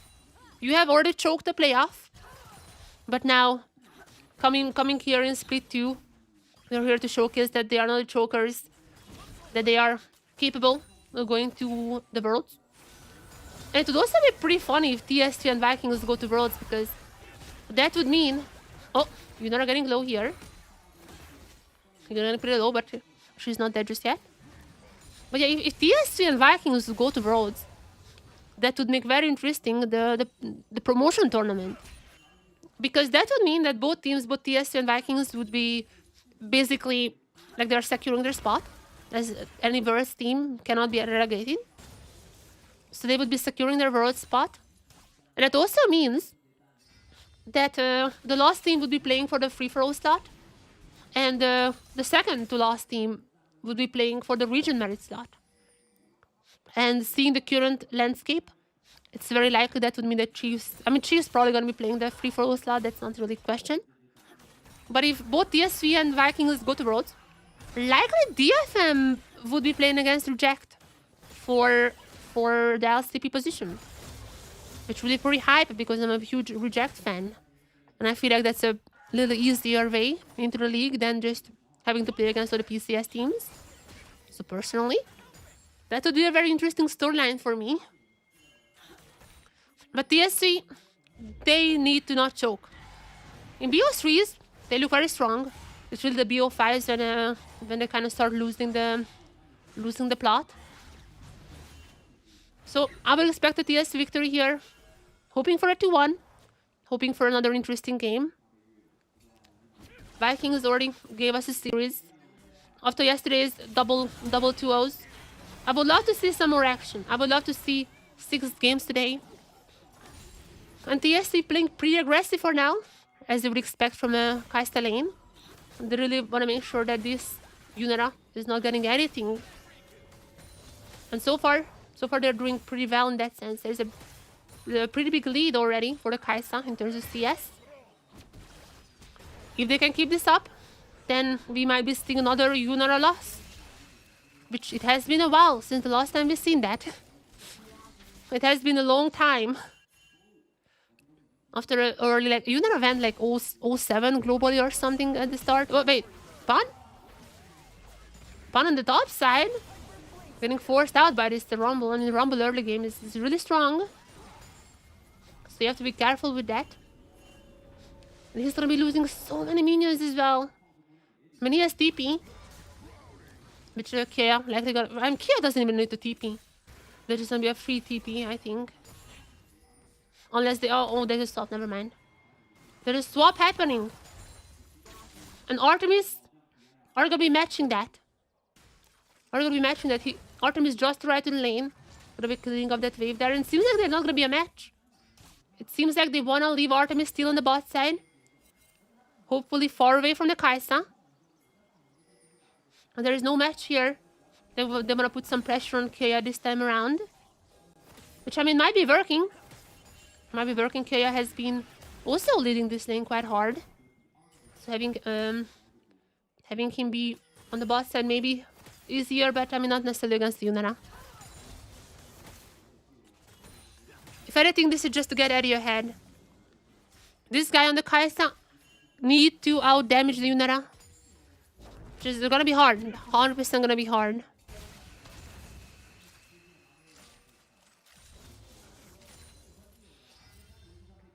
Also, by the way, neither top laner use the TP, so they're still gonna be available for them. And since level 6 is coming soon, their spawn level launcher a little bit later. Spawn needs a little bit more time for level 6, and I mean this swap lane is not helping him. And because of that, Levi gonna be picking up the first dragon. Also, this guy has like stolen away every single dragon yesterday. So, yeah, probably gonna be taking this one here. Pretty easy. Early dragon for GAM. And I'm not doubting Levi. He definitely is one of the better junglers in this league. He also had some carry performances beforehand, if you remember, like Split 1 when he was having that Maokai game. He literally stole away everything. So you can never be safe against him. So far, GAM with a tiny bit of a lead thanks to the Rumble. And can they snowball this? That's the big question. Rumble ultimate gonna be hitting. There's so much stun. And he still could not go anywhere. Eddie is gonna be the next one to fall. Levi is gonna be following that up. And there's 2 easy kills for GAM.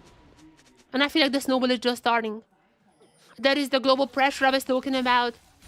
Like, how do you combat that? How do you combat that? At a second's notice, GAM could be anywhere on the map. And this is gonna be a 2 easy kill Kea. Back to the top lane. Back to his farming, and he's just gonna get even stronger. From the other side of the wall. Just using... Oh, he was flashing in as well. The easy 2 kills for GAM here. And Eddie, all the lead that he was able to get against Yunara has been evaporating. GAM coming in with a bang. So far, setting up nice little snowball here. As the Grubs is just spawned.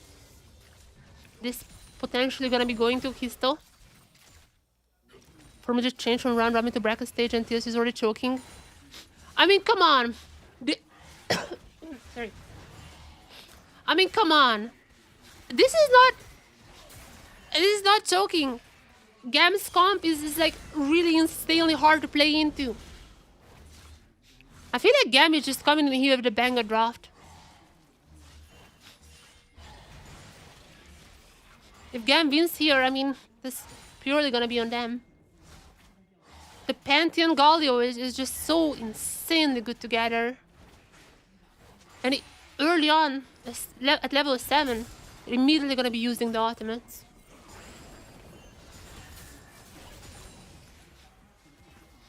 Even though I still think TSV is stronger from what I've seen.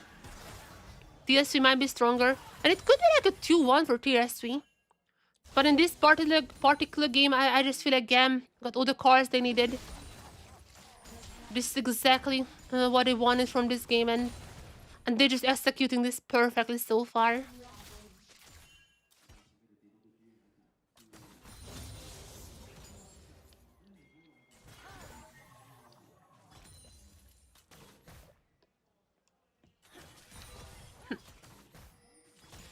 So yeah, that's it. That is my take. I feel like this is the GAM victory. Let's see what happens after this game, but... I mean, this is...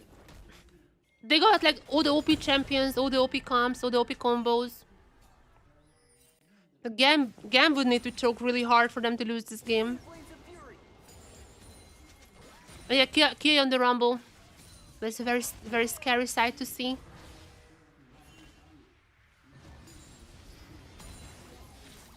Eddie still is able to actually to kind of recover.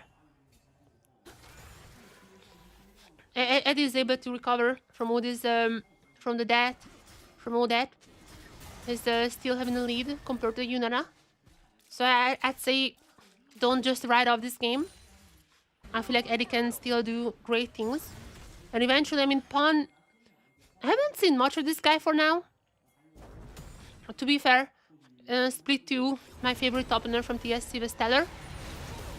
But with that being said, I mean, TSW themselves has some global pressure with the Nocturne. And gonna be using it now. They'll be taking down Histo. Pretty easy gank. Now the real question is, what can GAM get in return? Can he get something in return on the GAM side? Or is potentially just gonna be more time for Yunara, as the recon was away a little bit. Maybe some plates as well. But yeah, Rumble, Panther, and Galo just need to buy time. And there's a reply. There's a reply in the form of a dive. Everyone jumping in. It's already one kill for the Pantheon. And the second one also gonna be going for Levi. Can Dyro get something here? Shockwave is available, but he could not find the angle. And GAM recovered pretty fast with the dragon spawning as well. I feel like they're gonna be immediately jumping on the dragon. They're really gonna be setting up this Yunara to be able to, like, as soon as she gets her 2 items, that she's gonna be able to carry the dragons. Also very, very, very fast dragons from GAM. And plus, Levi just trying to help out everywhere he can. This is just a really, really insane draft to play into. Like, what do you do here? What do you do here? Impossible. I maybe would have liked a bit more if Yunara is the one getting the kills. But I mean, nonetheless, the fact that they could shut down Eddie once again, I mean, that in itself is pretty big. The gold lead on the bot side is once again back to equal. And that's all you want. You just want to keep it up, you know? Sometimes, I mean, Eddie has a very strong lane, obviously. So he's gonna be farming it back up eventually. But whenever Eddie is having a bit of a lead, you just wanna shut him down. And on the top side now, another gang. Another kill. Another kill. Rumble is not really gonna be able to do much. 1v2. As strong as he is. But now, once again, the question remains. What can GAM get in return? Last time around it was 2 kills on the bot side.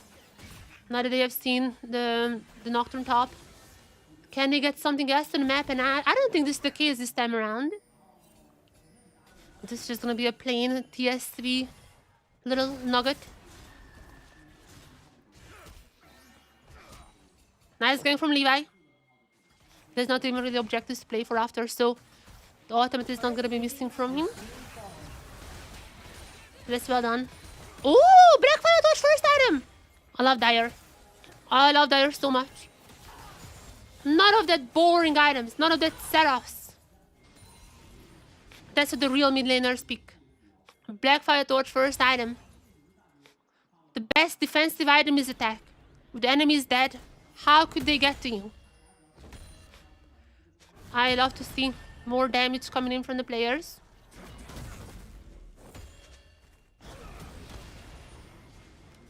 But again, TSW gonna be a little bit behind, so understandable.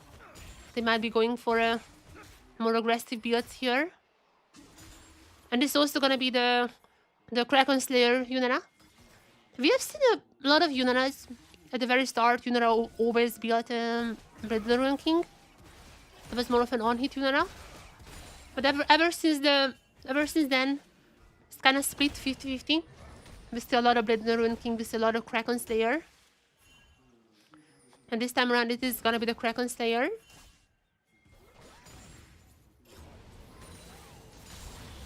But she needs to get 2 items. Before any fight happens, she needs to get 2 items.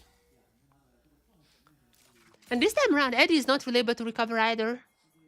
I mean, GAM understandably giving everything to Yunara. every wave. She's just going around the map to pick up. Eddie is trying to match it, but I mean, this time around, Eddie is not able to keep up. Is this already too late? Can GAM set up Yunara from this point on for a pentakill? She gets everything possible. And also the 2 assists are gonna be helping her out quite a lot.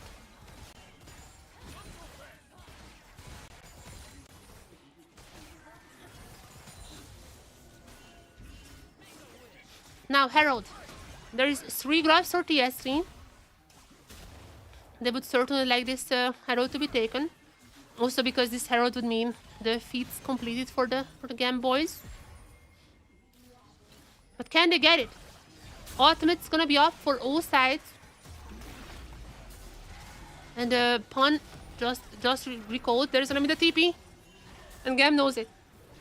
GAM knows it. They were preparing for that. Sorry. They were preparing for that, but Pun gonna be immediately disengaging. Well, he's still starting on the Herald, but they still could not get it. He's still gonna be jumping onto Emo. There's gonna be Eddie too, following this up. That's a dead Emo.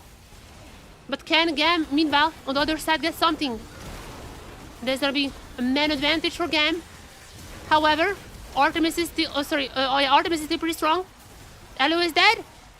And GAM is just falling one by one. Massive victory for TSW.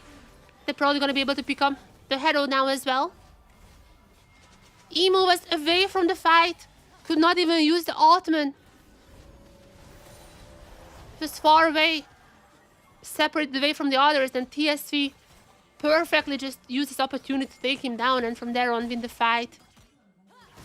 And yes, this is looking rough, but Artemis is still gonna be strong.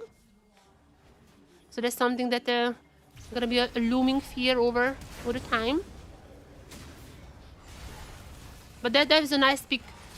Emo was out of position there. Found himself on the wrong side of the map. And Artemis is not strong enough at this point to really be carrying these fights.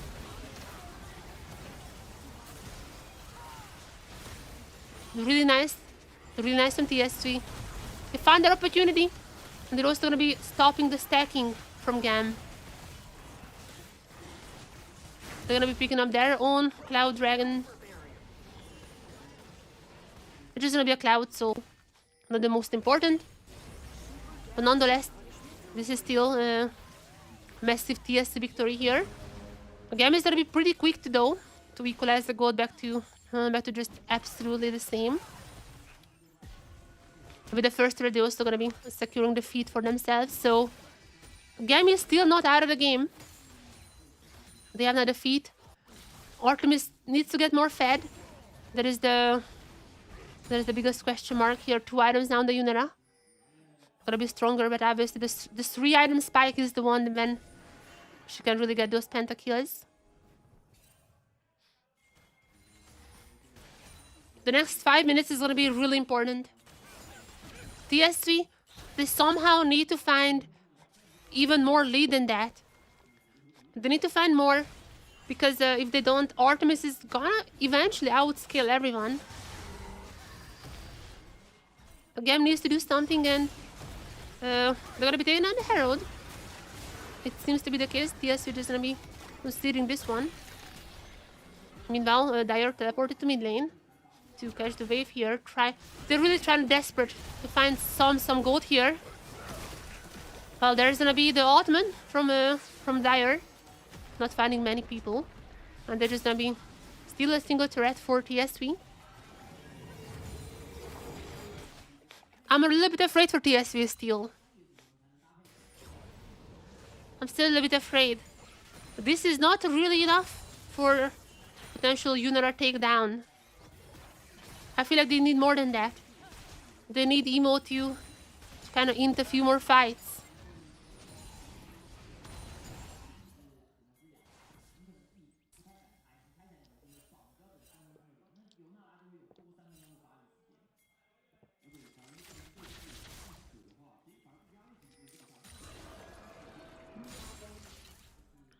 I mean, Dire is also gonna get strong, but yeah, I don't think it's gonna be in time.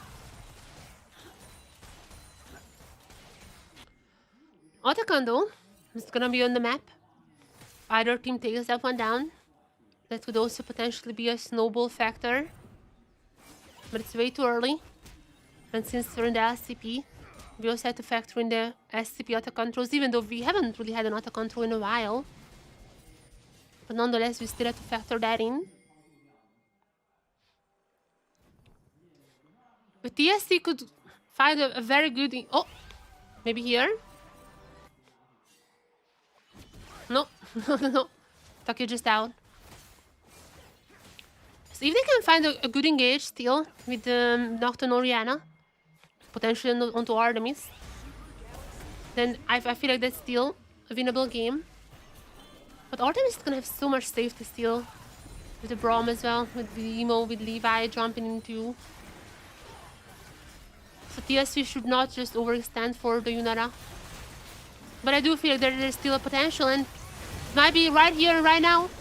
Oh, the Nocturne ultimate used defensively, but now coming in with the combo. Still, they could not take down Levi.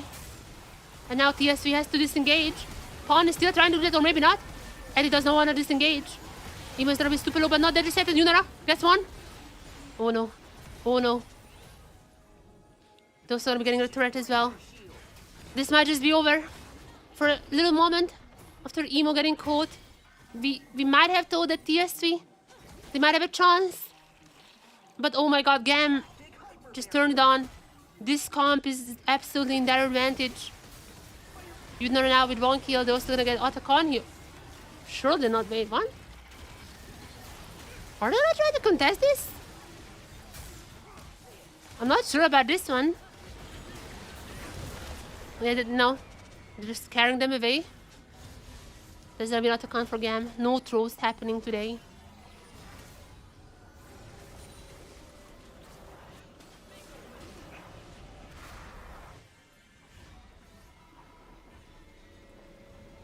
GAM took back their lead here. And again, I feel like TSU is running out of time. 3 items is gonna be gonna be coming for Yunara.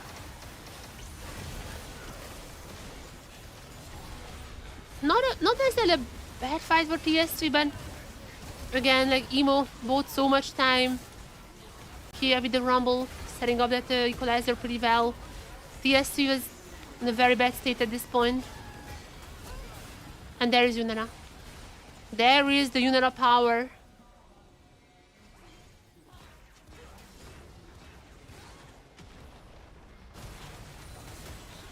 TSC gonna be getting the second dragon as well. I mean, they can go for objectives as much as they want. But again, they need more. They're losing tempo. The gold is not that much, but they're losing tempo hard. And okay, nice pick there. But on the Galio, I don't really think they can take down a Galio like this. It's gonna be an unsuccessful try. And while this is all happening, GAM's reaction is, let's try to give another turret.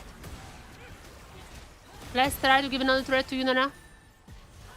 But if they are unsuccessful in that, the turret was hurt quite a lot. And to be fair, TSV also not gonna be lazy here. They're gonna get their second turret too, matching GAM with that. And this is an equal game. This is a very equal game so far. But as a reminder, the third item is still brewing in Yunara's inventory. And after it, when it's gonna be pretty hard. Kaisa is gonna be scaling too, so it's not like the PSV scaling is that bad. But it's just gonna get really hard, and Yunara has so much more defensive tools with the global ultimates.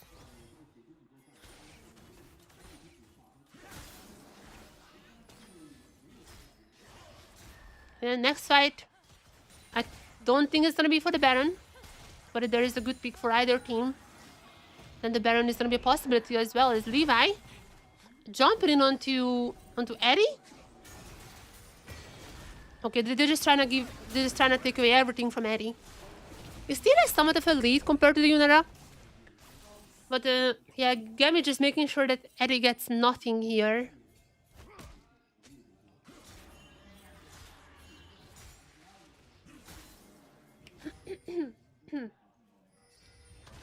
Is Eddie has 3 upgraded abilities now?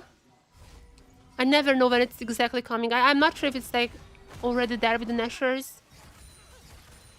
I'm not quite sure if that's already all the abilities upgraded, but I mean 3 items already.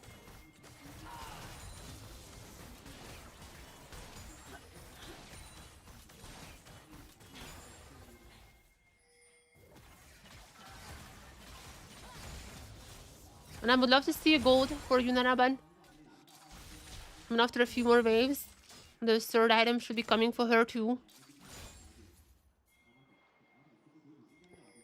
I mean, maybe now. Is she there just yet? There you go. There you go, the shield bow. 3 item Yunara is here. 3 item Yunara has come online. And just when the dragon is a little bit further away, but there's already the Baron on the map. TSW, you had a great run. You were able to recover from a lot of things, but this is gonna be your biggest challenge yet.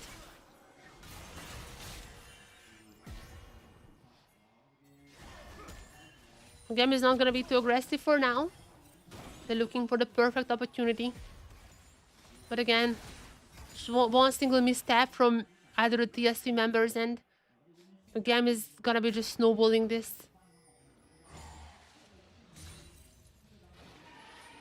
It's a very tense situation. Don't want to make the mistake, but Yunara, that's the character we're looking at. She's pretty strong already. If you just let her get even the 4th item before any big fights, then that's gonna be pretty detrimental. However, TSC might have another ideas. There's gonna be probably a dive here. A dive and a turret, potentially. TP immediately coming from Kaya. And also Levi. And the global ultimates. The global ultimates are already hitting. And TSC, when they thought it might be a good fight for them, suddenly, just the whole GAM is the one they're facing. As they're still going forward. There's a lot of damage from Eddie. Even the shockwave is helping them out a little. But it's just nothing. It seems nothing as there's already Taki down. And Pun are gonna be on the same fate. Levi is the one picking up this kill. And even though he's still up and alive, it's probably gonna be the Baron for GAM. Oh, unless Eddie has something to say about that, almost taking on Kiaya. Okay, maybe not a Baron. I mean, GAM is low on health. Yeah, I don't think they can go for that. They rather just go for the guaranteed dragon. Which would also put them on soul point. They're gonna be on soul point now. Not able to take down the Baron. But that was a nice victory for them. Low health bars across the board. It was a bit scary. But they are obviously coming out victorious from this engage.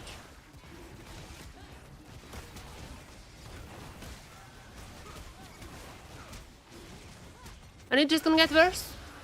Like when you think you finally found a good angle like this one. All the members are gonna be there in seconds. And again, Eddie is strong. And they have to be still careful of that.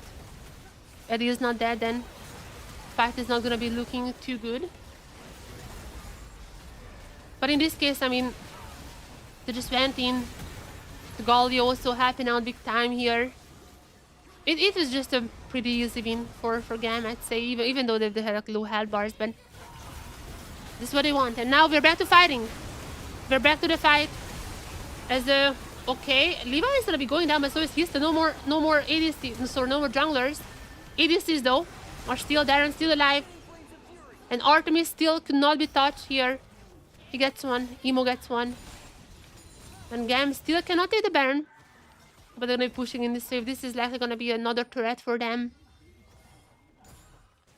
Just victories after victories.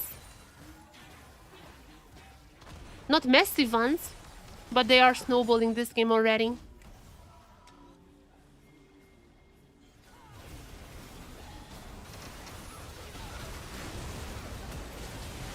And again, these knockdown engages are not bad. Like, taking down Hista was the reason they cannot take the Baron now.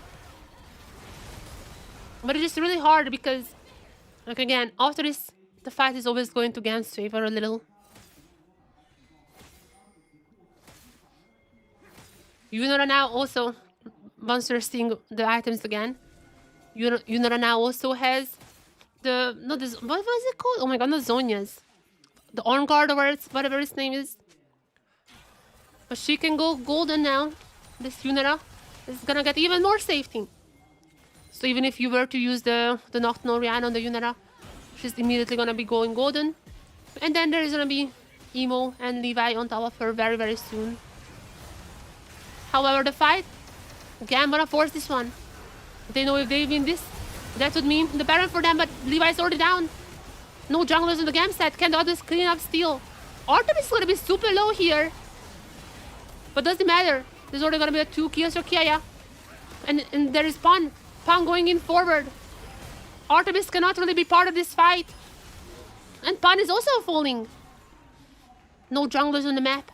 So I don't think this is still a Baron angle. But now a little bit of a refresh. Oh, where is the Baron? Oh, I'm not sure about this. Oh, I'm not sure about this. Trying to take down the Baron. They don't have a jungler here. Nor GAM, but GAM has a Yunara. Are they gonna be giving this up? There's gonna be the TP coming in from Dire. Or from Taki. All these spellbook supports, I can never tell who's TPing.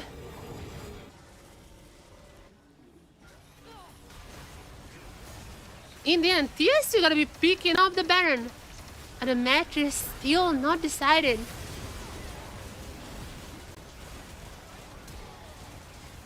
Artemis is keeping the arm guard though. Which I think is gonna be pretty important for the next fight.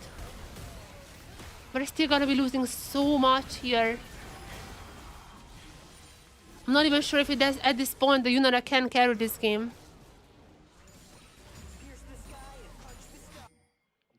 That's a pretty good gold graph. That's how you know you have an exciting game when the gold graph looking like something like this.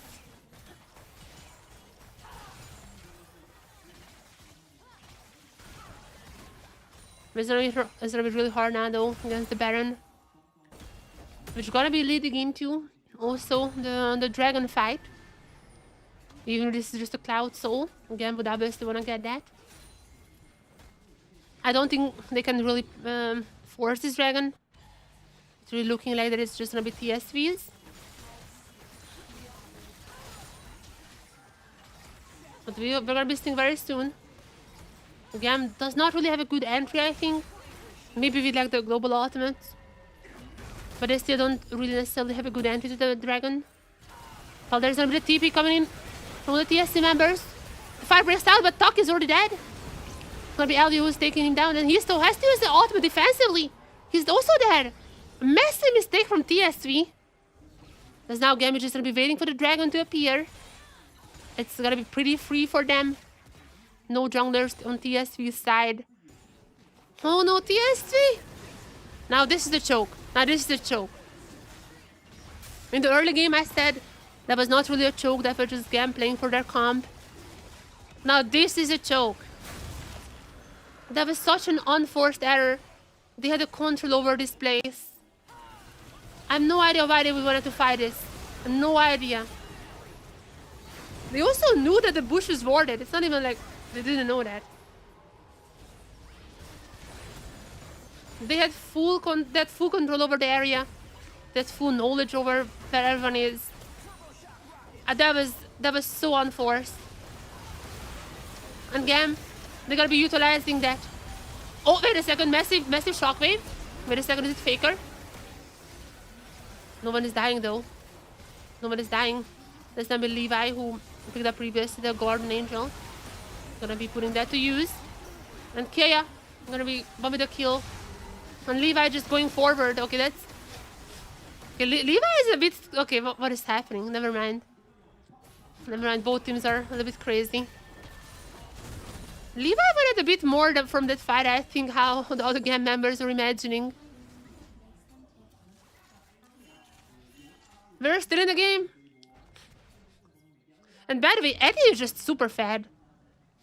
Like, I know that the Yunara is supposed to be this like happy carry, but Oh my god, Eddie is incredibly ahead of her. How did it start?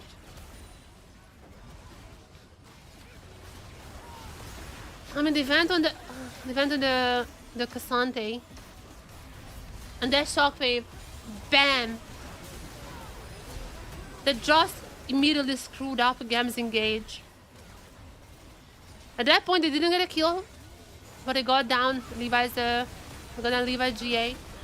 And even if they took down his still, I don't know. I don't understand.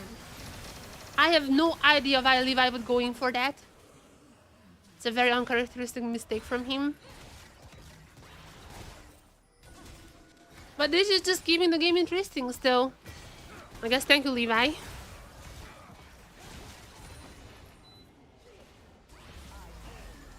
The game is back to being pretty equal. However, Eddie is just incredibly strong. Yunara still not really there.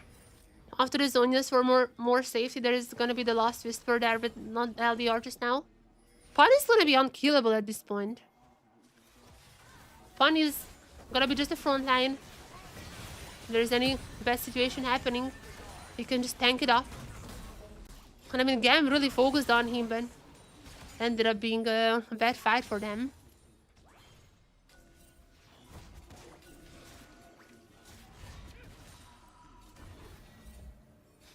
TSW is still in the game. And also, to be fair, Yunara had to use a lot of gold to build the Zonias, so that's definitely gonna be delaying her power, if there is gonna be any power left whenever we get to the later fights. Surprisingly, the most TSW even has an advantage. I mean, this is like not necessarily that surprising. Even with the gold lead, usually the Yunara and the fact that she has the global pressure with the Levi and Emo being able to jump anytime. Usually, in normal circumstances, I would say that still could be a Yunara carry. But the fact that she had to build the Zonias against to get even more safety. The fact that she's so behind Eddie. I mean, yeah, she's not really gonna be able to carry this now. So at this point, yeah, TSW is probably in the lead. Like even in game state wise, not just gold. Oh, meanwhile, by the way, GAM got the dragon, I forgot to mention that. They have the soul now. But is it enough to carry them? Immediately after Levi jumping in, there's a bit of disengage from TSW. But the re-engage is what they're looking for. Taki getting caught out here. It's a very slippery recon. He's getting out Pun. Who's gonna be the next target? Can they burn him down? The answer is gonna be no. TSW. This is not the best fight. They have to disengage, and GAM might just be getting the Baron. What is this game? What is this game? Who's winning? Cannot tell anymore. Who's winning? Oh, wait a second. Dyrus here. Dyrus here with an ultimate. This can go very wrong for GAM. Oh, this can go very wrong for GAM. There is Dyer here with the ultimate. And remember, Orion ultimate is something that actually steal away Barons. If there's even gonna be the steal. If there's even gonna be steal because there is a fight happening beforehand. There's a shockwave used. There's gonna be so much CC. And there's Eddie already starting on to the kill. But Eddie is down. Yunara is still up and alive. There's gonna be no kill for Levi. And now he's still going back in. He's still going back in to help out Pun. But they're just gonna be more kills again. And GAM is back in the game, baby. GAM is back in the game. There's almost an ace for them, and certainly a Baron. I guess they're winning. I guess they're winning. Sure. What? This is the closest game this week, I think. Which is not much to say because, again, we had like 2 O's a lot of times.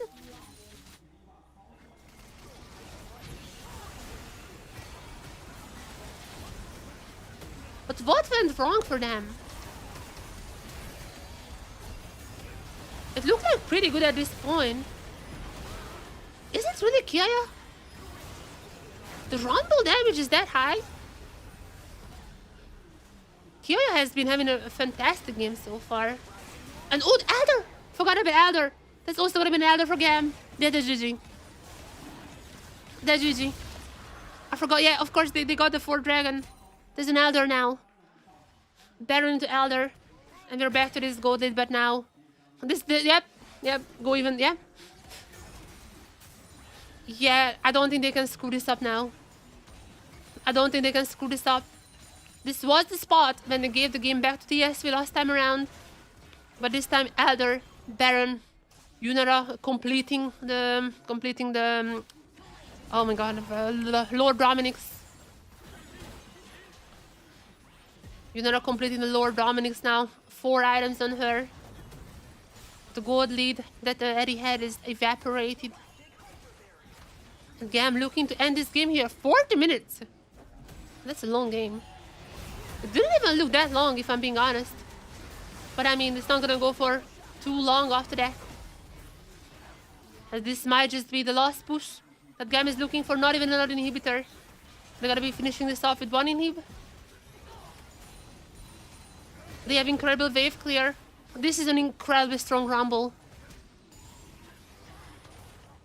For now, at least for game 1, absolutely Kaya has to be my MVP. Immediately going golden. So that's Yunara. Yunara going golden. And Pawn is gonna be taken down by Artemis. There's not much that TSW can do against the Elder. And even under the fountain, they cannot do anything. GAM, the statement game, back to back. Very, very back-to-back game. But in the end, gonna be getting the game 1 victory!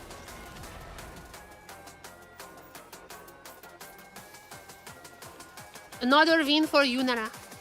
Even if I don't honestly think this is necessarily on Yunara. I feel like this is more of a Kaya carry here. But nonetheless, that's a victory. That's another victory. I think they had a better draft. To be fair, but they didn't win through the means that I was expecting them to win.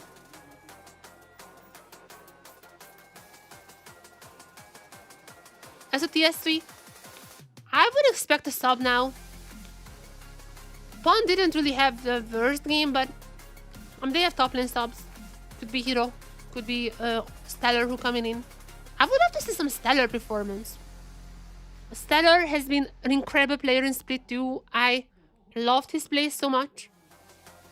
I would love to see Stellar back in here. I would love to see a game from him. But that's it for game 1. A little back and forth. GAM far from a clean team. But they came here with an idea about this draft. And they executed this incredibly well. Now, you guys know, you already know. Back to the LS video. So is this about voice? Is this about like game voice comms? Speech and kind of going along with. The thing about voice is it opens up gateways to new ways of discrimination. Yeah. Oh, so this is sorry. Oh, sorry. Yeah, so this is about not. Oh, sorry, I was wrong. Okay, so I was wrong. So this is not about like the pro player voice comms. This is in game, and yeah, I agree with LS. Yeah, I 100% agree with LS in here.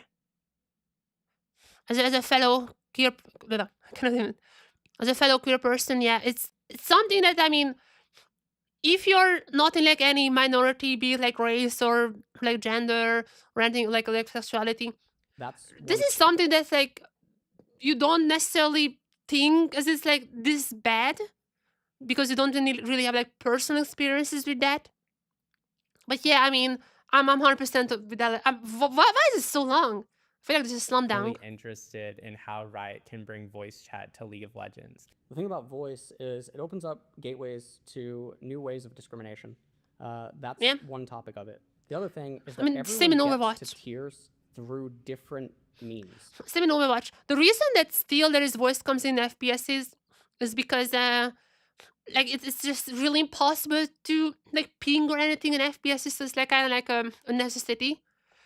And I know some people could argue it's the same in League. And yeah, I mean voice comms could make the comms like the overall game quality better. But I feel like that's not as a necessity as much as it is in FPSs. And because of that, it would just bring more bad than good. Someone might get there just by only split pushing top lane, and that's all that they really know. They play 2 champions. That's, you know, they view the game from the lens of how their champion fits into the game in isolation.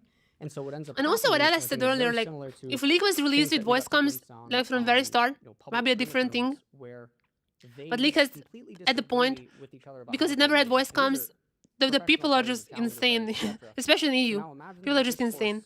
amongst gold players, silver, platinum. They're all just going to start saying that someone's an idiot. No, we shouldn't do that. No, we can't go to Dragon. Someone is really Yeah, and adamant. also in Europe especially. Like if anyone types in French in chat or Spanish or whatever, everyone is gonna be jumping on them. The same would be like if you have like a French accent. It would just turn into like a toxic mess.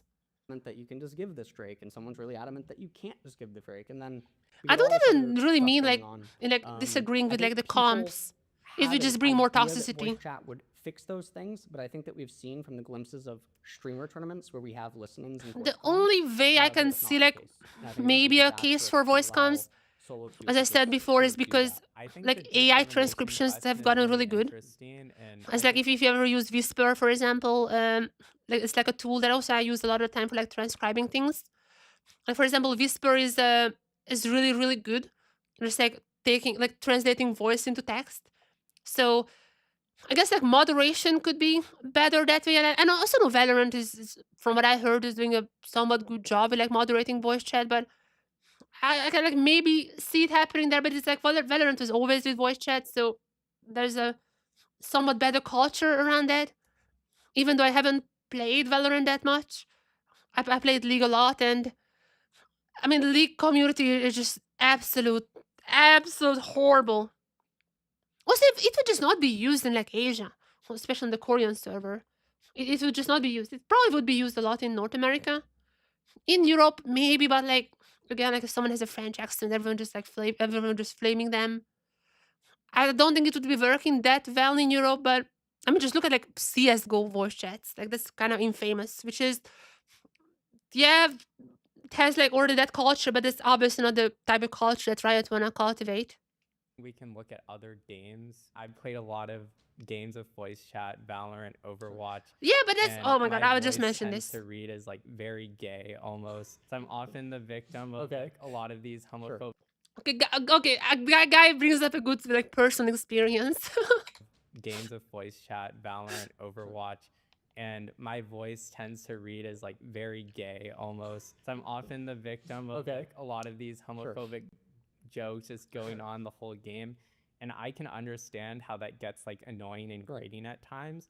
But even as a player, I don't know if I would really trade that for just the enjoyment that's the of question. experience of being able to talk to your teammates. I mean, that's still that is still I think that is like still the I mean that's the question. Like there's a trade-off. It's a trade-off. Would you want that?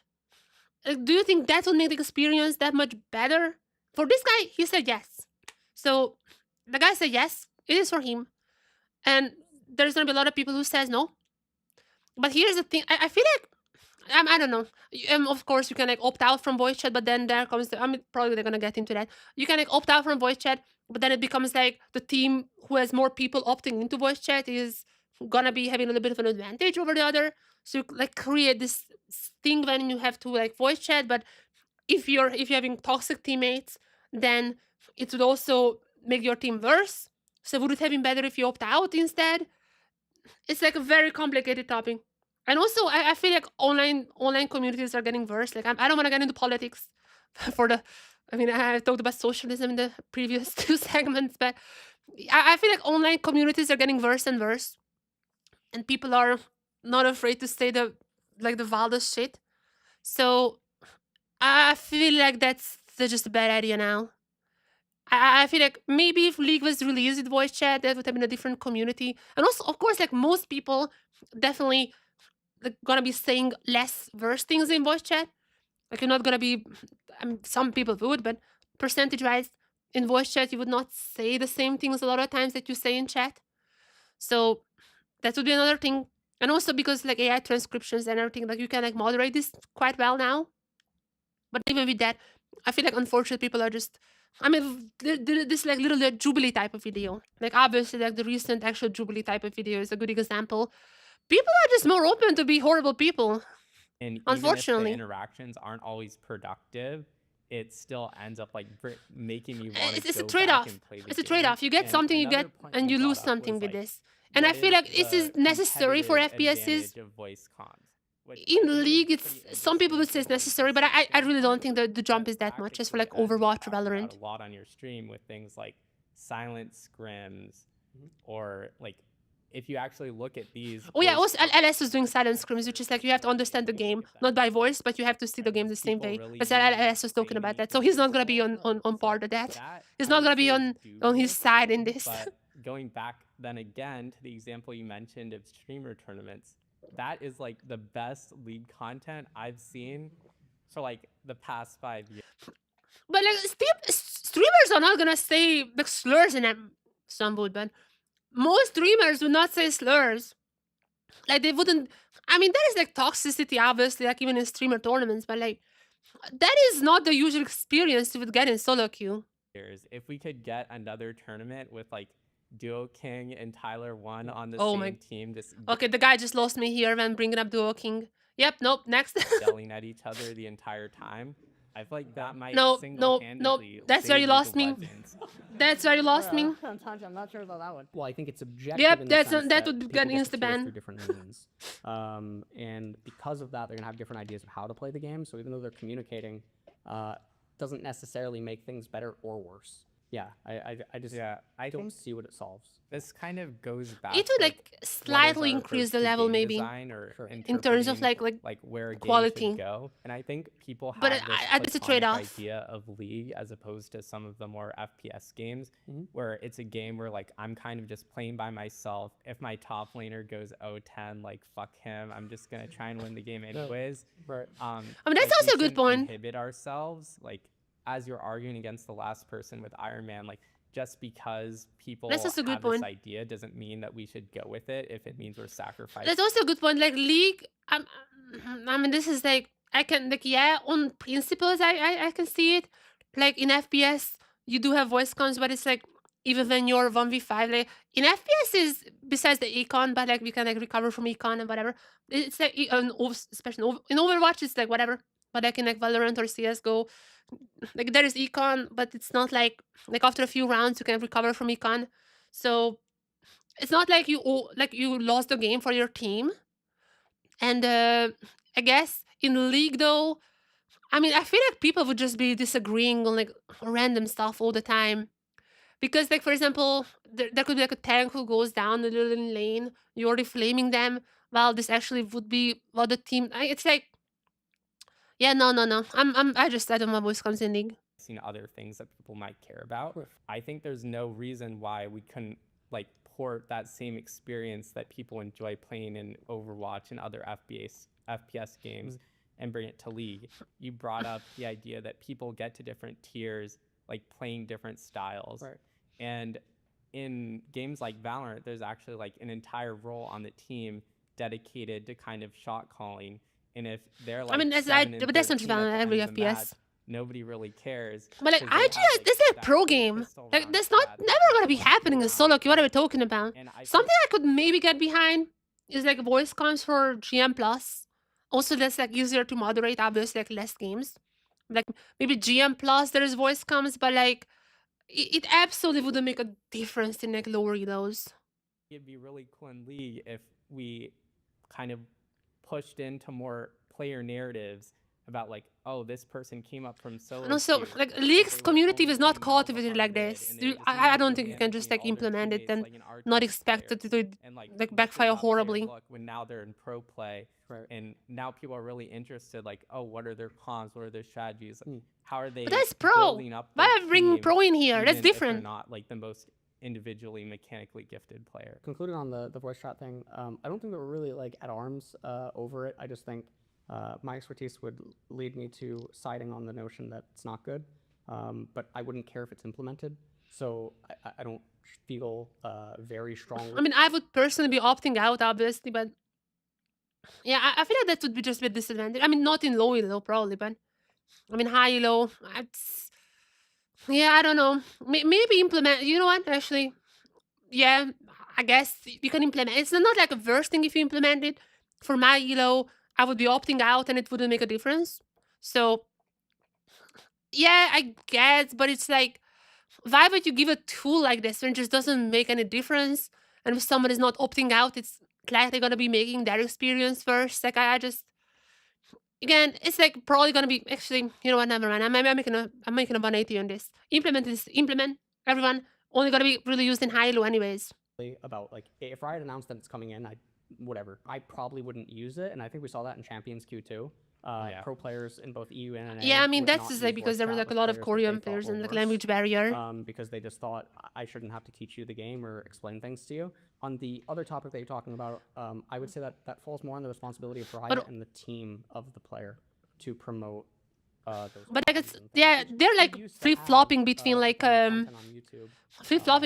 pro and champs, which is like almost pro. With this event, FlyQuest can bring back the concept. If we show a hand, would you use voice comms? 100%. Yeah, it's like most of them would. A lot of them wouldn't. Oh. Okay, we're in draft. Let's watch this one. After that, we're gonna be watching the next segment too. Yeah, actually, you know what? You know what, guy? You kind of make a 180 for me. Yeah? You not implement it. I mean, in my elo, it wouldn't make a difference. I would be opting out. I don't use voice chat in Valorant either.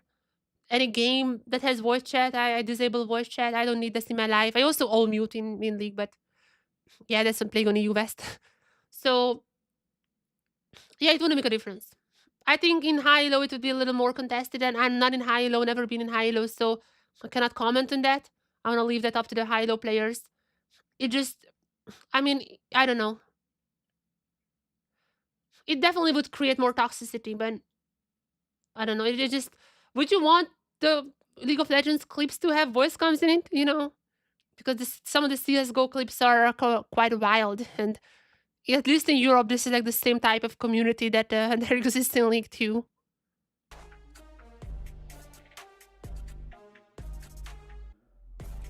Where's the draft? Varus is not banned this time around. Okay, Varus is not banned. And it's gonna be immediately picked by Eddie. I feel like this is a really good start already. Varus has been perma-banned in like every single game, I think, so far.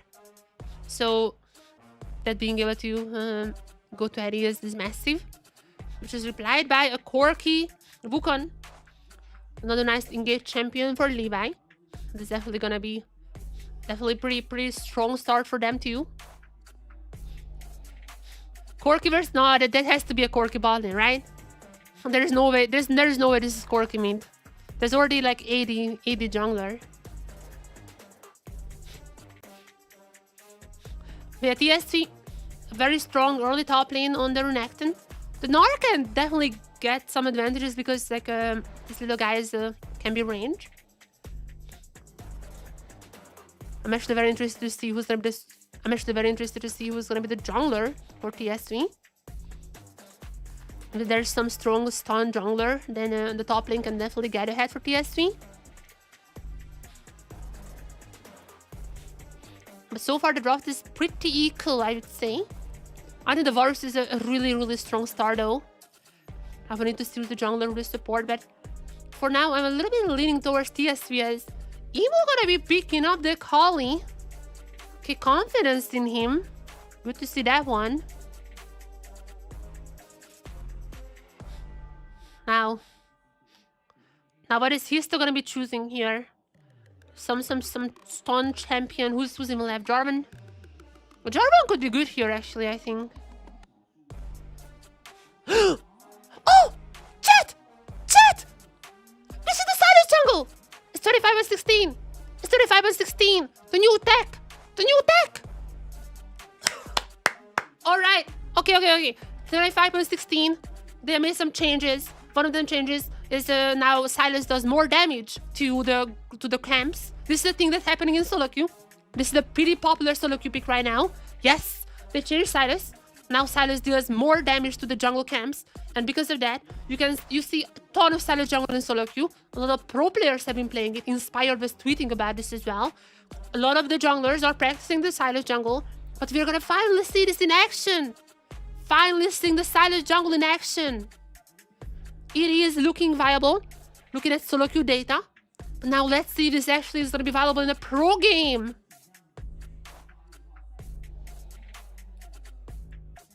Which is my... But this goes to Twitter. Yeah, I was just about... That's the reason I was posting. I'm just about to say this goes on Twitter. Okay, let's see.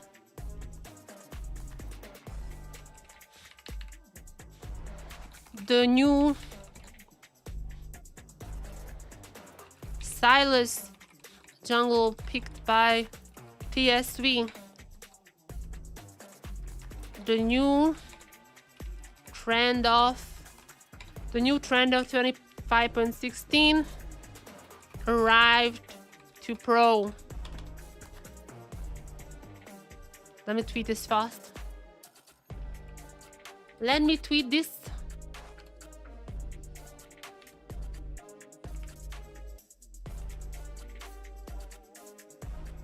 Yeah, that's the new trend. This is viable. This is the new thing on this patch. Solo queue has been all over it. Even pro players like Inspired has been posting about this. He has been playing it in solo queue. I don't think this... I think considering the second leagues, this probably has been picked beforehand. I don't know. I'm not checking it now, but I mean this is still probably this is still probably one of the first ones, definitely.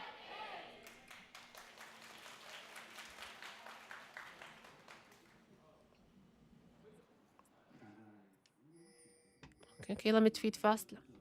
Tweet. Send tweet. Minions have spawned. Send tweet.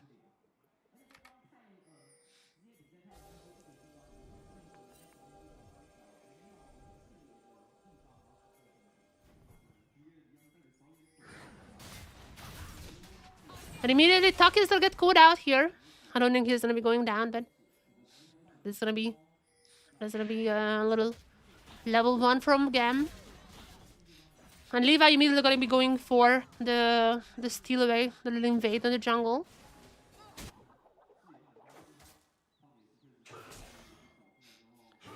Let me check GOL. You know what? I'm gonna check GOL. We have the early game to check. I'm fairly certain this has already been played. Or isn't it? No! That is the first one! You're right! Wow! Across all the regions, actually. Across all the regions, you're right! Across tier 1 and tier 2. This is our very, very first Silas jungle. But again, it's not like a super weird thing. Because it has been very popular in solo queue on this new patch. This is the new thing. This is the new thing. Obviously, the pro play is a little late to these trends.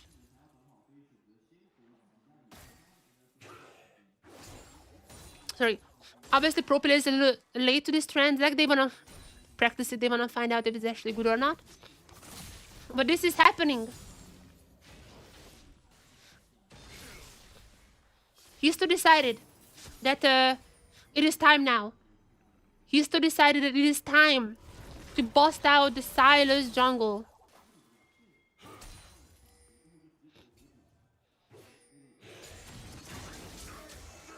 And again, this is popular. Like, this is very popular in the solo queue. I don't know how to check. How do I check win rates? Which is a side that has like champion rates? Yuda.gg, there you go. Yuda.gg jungle. Okay, according to Yuda.gg, okay, let's select Diamond Plus. Diamond Plus, Silas win rate is 48%. Which is Okay, that's not necessarily the best. But it's OP, I swear. I mean, he was disabled for a while because there were some bugs with him. But nonetheless, I've seen pros trying it out in solo queue. They love the silent jungle. Inspired was like, Riot, this is not fair. He had the tweet.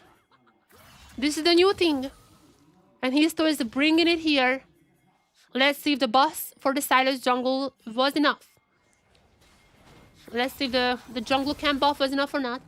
And GAM is doing their best to make sure that Silas is not getting to play the jungle.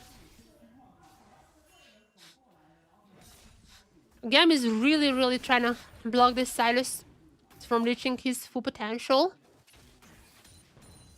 But yeah, nonetheless, this is something that I've been waiting for. Yesterday, every single time I was like, Silent jungle, Silent jungle. I kept saying this yesterday.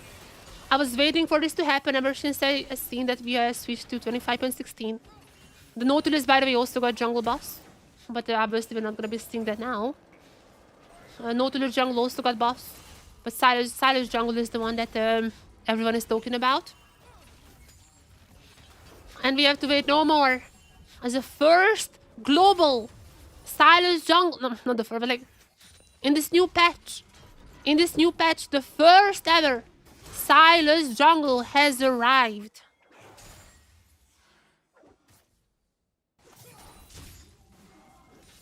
Obviously, it has been a thing beforehand.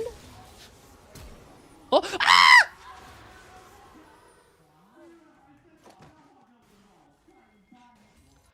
Yeah, let's not talk about this. Let's just move on. Yeah, 1 for 1. Let's move on. Flash exchange, 1 for 1. Let's not talk about this. Let's go back to talking about Silas jungle. So, Silas jungle. The new thing, Silas jungle.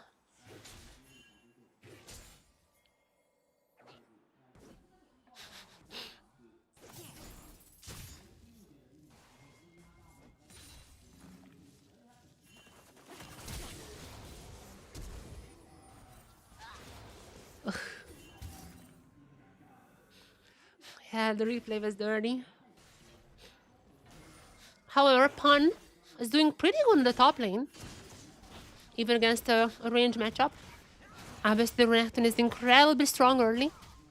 So, this guy is forcing out Kaya like crazy. Well, Levi, once again, a pretty early dragon for GAM. This was their plan on game 1 as well. They love these early dragons. The intuitive toss one against Emo. I mean, the play was nice if he flashed out correctly. Okay, he still cannot play this game, Jesus Christ. This is gonna get most of the camp. But like, that's crazy. Levi is just bullying out Histo here. They really don't want to give Histo the first Silas jungle victory on this patch. They really don't want to make this happen.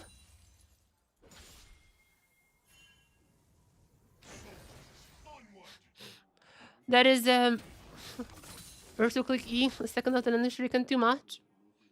I mean, the play was fine. The flash was the only one that was less suspect. The flash was suspect, but the play was fine.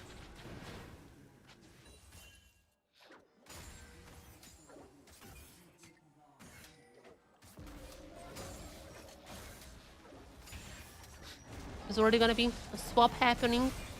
And okay, wait a second, Kia. That's not a good game from him. He's gonna get the he's gonna use the ultimate now. And Eddie gonna be forcing Kia once again. Kia once again forced out from this lane. And I mean Eddie still strong. Then he's still gonna be picking up then the drops here. But Levi gonna be around though. I'm still gonna be jumping in. I mean Emo is gonna be a little further away. So I'm not necessarily sure GAM is gonna be that keen. Maybe just a few steals. I mean Levi is known for his steals. So maybe they would wanna just steal a few away. But it seems like no, they're just disengaging. This is way too dangerous. 3 grubs for TSW. And 3 grubs for the Silas jungle.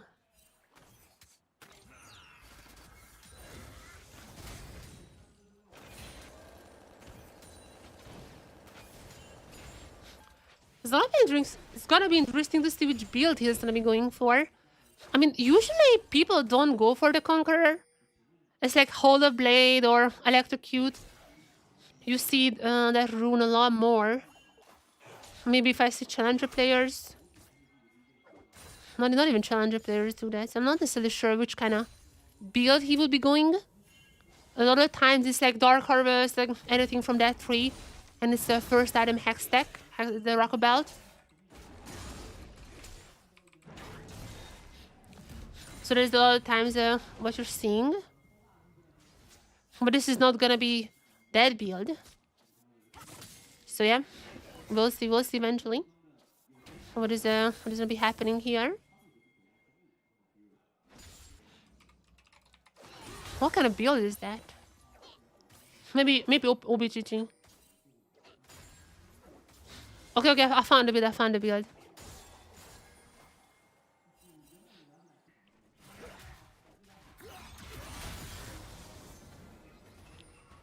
Yeah, there is one Conqueror build.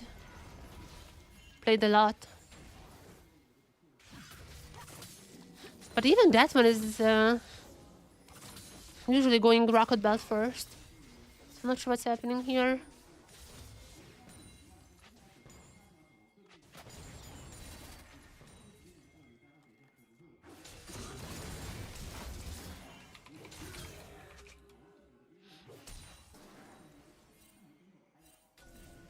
Yeah, no idea what kind of build it's gonna be.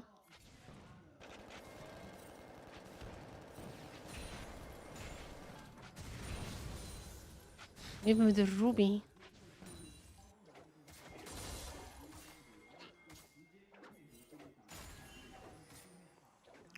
Alright, let's not harp on too much.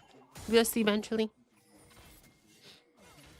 Nonetheless, after that little trade that happened in the mid lane, there hasn't been too much action. A silo jungle still goes around the map. I don't think this is diveable. But the dragon gonna be up soon. So there is no more reset for the Silas before that.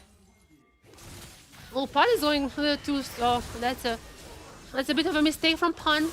So they're flashing out even with the ultimate though, but he is gonna be going down. Levi gets a kill. And Levi as strong as ever. Levi as strong as ever.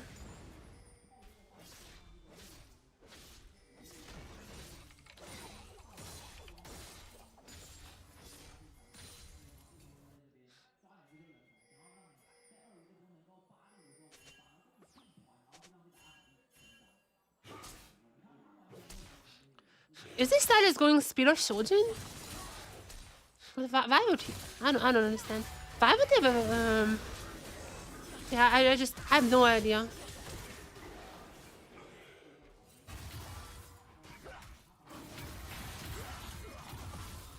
But what is the Thundler and Sundered? Was it gonna be a Sundered Sky build? I have never seen a Sundered Sky build in the Silas. I mean, that is new for me as well. That's not a thing in solo queue. Solo queue usually goes for some like crit build or something like that. But I mean, Sundered Sky is gonna have incredible healing for him, and they're already taking down Levi here. And even if Sundered Sky is not done just yet, he's still gonna be healing back up. It's gonna be even amplified when the Sundered Sky is done. And the guy is still sticking around. Already one kill for him. I mean, for one kill for Dire, rather. But they're looking for a dive here. Taki is gonna be the one starting it. And Elio is gonna be falling pretty fast. So is Emo. And even if the Silas goes down, there's still gonna be 2 kills. 2 kills done for TSW. Yeah, there's a Sundered Sky. Sundered Sky? I have never seen the Sundered Sky Silas. Again, Jungle Silas is very popular right now. Okay, let me check Korea. Is it a Korean build? Not even in Korea. It doesn't even show up on OPGG. I mean, I guess I can see the idea behind that. You know, heal, heal, heal, heal. I can see the idea why you would want the Sundered Sky Silas, but this is not the usual build that people go for. in the solo queue when they're talking about like how insane the Sylas jungle is. It's only popular in Challenger, but it's like I'm searching up now. There's 2 games of a sample size for this build on the Korean ladder, so this is one of the least popular builds. It's only on the Korean Challenger. And again, like I still like 2 game sample size. It goes like Sundered Sky, Shojin, and then a Riftmaker. That's a pretty interesting build. But yeah, but that's the new thing. That's the new thing with this Sylas. Yeah, it's 80.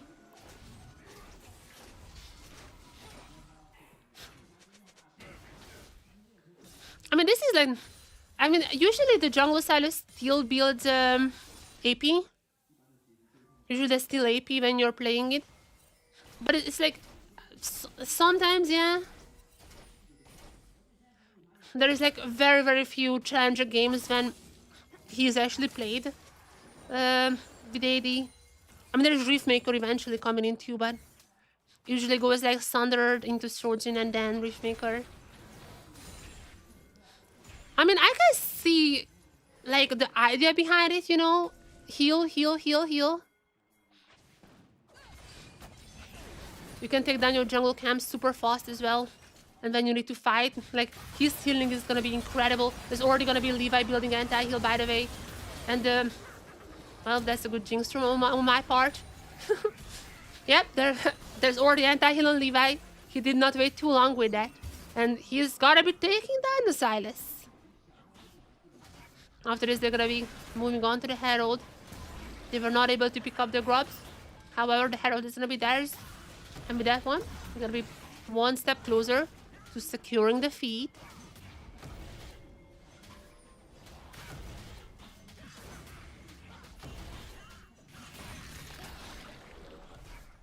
One step closer.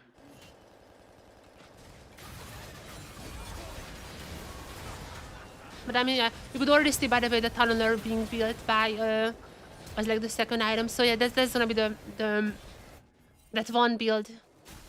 Shojin is also gonna be coming soon for Sylas.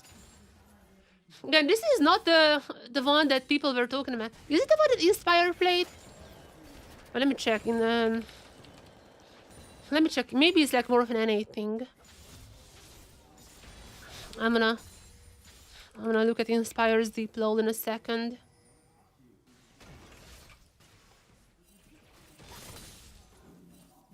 Let me check Inspired, because I know he was someone who tweeting about that, and he talked about this. Okay, Inspired currently is spamming Mordekaiser jungle. Well. Wait, he hasn't played Sylas? Okay, apparently wait, what? He played it mid lane though. Inspired played Sylas mid lane. But he went AD. It seems like this is a new tech in like basically these are like 2 different techs that are happening in Challenger. One of them is the Sylas AD, even in mid lane, which is like the Spear Trojan start. Oh, sorry, which is like the Sundered Sky start. That's a thing that's happening in high elo sometimes. Like AD Sylas is kinda back. But also, the jungle Sylas, that's because of the changes. That's because of the new patch. That he deals more damage to the camps. That is the reason that jungle Sylas is a thing. So that's like 2 different brand new technologies at once that we're seeing here. And I mean, I'm not sure if this is overcooking or not. I guess that they wanted to go AD because they already have the Azir. But yeah, these are like 2 different techs at once. Let's see. Let's see how good it is. I mean, Dire got a kill. And he's still gonna be sticking around. So far, it's not too bad. Even though, I mean, I don't think the Sylas is providing any Sylas thing for now, but it's gonna be very fast. There's the stun as well. And so far, TSW looking quite strong. They're gonna be picking up this dragon too. the game is very far from over. And Levi is still gonna be pretty scary. As again, you already had the second item anti-heal immediately. And again, the Sundered Sky is making sense in that way. Have as much healing as possible for yourself. But this is just a little uncommon.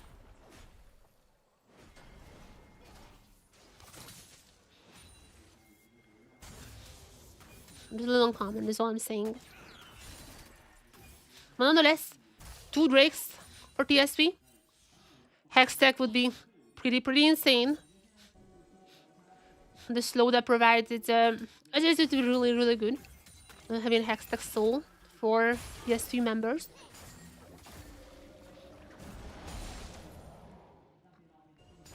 But there's still okay for now. For now, the Silas has not popped off, but it's coming anytime now. Anytime now.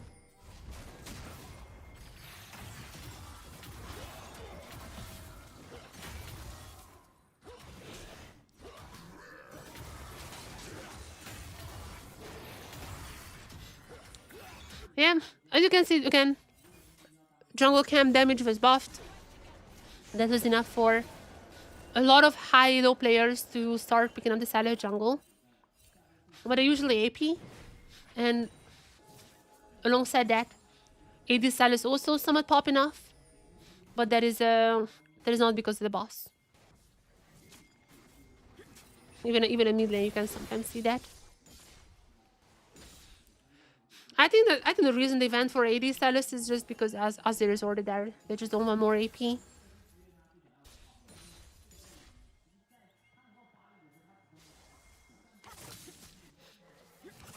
But yeah, not much is happening now. Not much is happening. Otacon, I don't think any team can really start it for now. I have to wait a little bit longer for that. However, oh, Levi might be caught out here. Levi might be caught. He's still keeping a low profile. He knows there's a ward there. He knows he's safe. And what is still happening? Emo also trying to farm up. The teams are being careful for now. Ozir is getting pretty fed, but there's no good angle for any vase. But items are slowly coming up. And okay, there's no way they're starting Otacon here. Chat, we might be getting our first Otacon throw. It's been okay, are they gonna be stopping with this? No? Are they pulling it out? But at least GAM is gonna be aware that it's happening. But there are so many members. Okay, I don't think GAM is gonna be engaging on this now. The LCP Otacon throw still might be happening after the fight. Was Levi going in? Not gonna be able to steal. He's gonna go to TSW, but the fight after. The fight after. The reactor is already gonna be down. And Cyrus cannot heal back up. Oh no. Chat. We're so back. We are so back. The LCP Otacon throw never went away. It slapped a little. Been a while we've seen this. But the LCP Otacon throw is living strong as usual.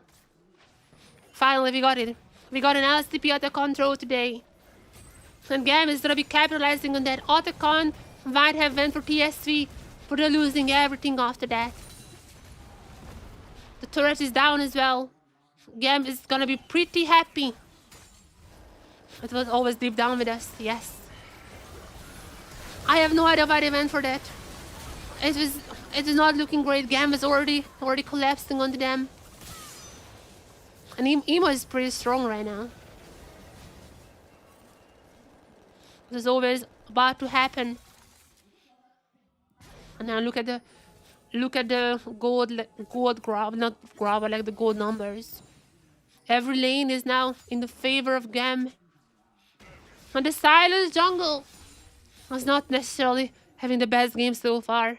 But to be fair, this is not the Silence jungle that people are talking about. Alright guys.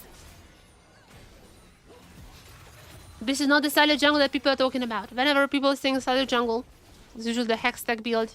Like the Proto Belt or Hextech Rocket Belt, whatever it's called now. Sometimes Lich Bane.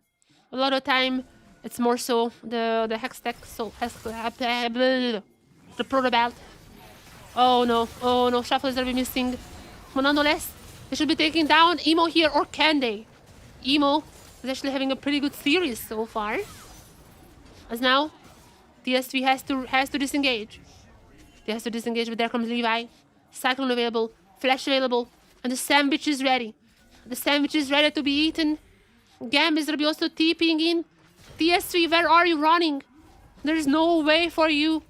Emo gonna be back after resetting. And while the other turret is somewhere there as a safety, not for too long. Emo gonna be taking on Taki, and Histo just gonna be running away.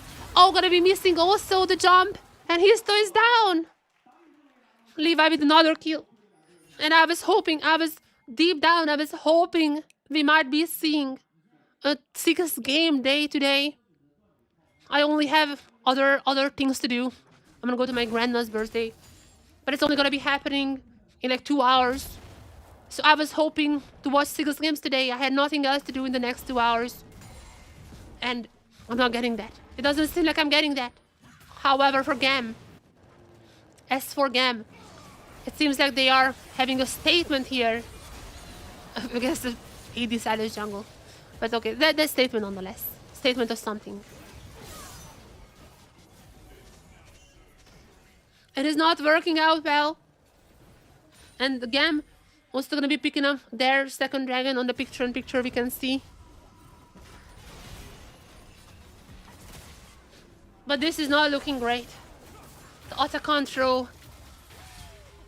You can run from it, but auto control arrives. Oh wait, that was not even a missed. Oh, that was not even a missed ultimate. That was Levi with the cyclone. That was really nice. TSW2 at GAM 2 weeks ago, yeah. TSW tried some new stuff here. You know what? I can appreciate that. They tried some new stuff, but GAM Game 1 came here with an amazing draft. They executed it really well. Props to them. And on this one, I mean, Silas tried stuff, but it's not necessarily working out here. I still maybe would have liked AP more, even though you already have Azir. I mean, you have the Renekton, and you have the Varus. I feel like that could have been still fine. Like, I kind of wish we had seen more the Dark Harvest AP Silas to the Rocket Belt. That is the thing that the solo queue is all the craze is about. The AD Silas, while existing, has been played on this patch. It is not necessarily on the same level as the AP Silas jungle. So we still need to wait to really see that happening. As Taki jumping out, but probably gonna be jumping in into his death. As oh, okay, that was a nice shot from Dyer. Wait a second.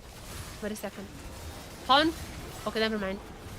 For a second, I was like, maybe there is a chance, but they were very too behind. And Silas, even if Dyer goes golden, Silas cannot do too much here. He's gonna be falling now. There's gonna be the double kill for Artemis. And so far, GAM is looking incredible. Maybe someone told them that this is not the second round, this is the playoffs. Maybe that's the key for the victory. They told that okay, the first round is over, so that means we're in playoffs. I mean, actually, this is the bracket stage now, so it's not a round robin anymore. This is the bracket stage. Maybe that's what GAM needed. Maybe that's what they needed to really get this victory here. Silas is down, while on the side there is gonna be one kill for Artemis. However, Silas is down. And even though GAM possibly cannot do this better anymore, they is still looking for a better word. Dire. Sorry for the pun. Oh! Double pun.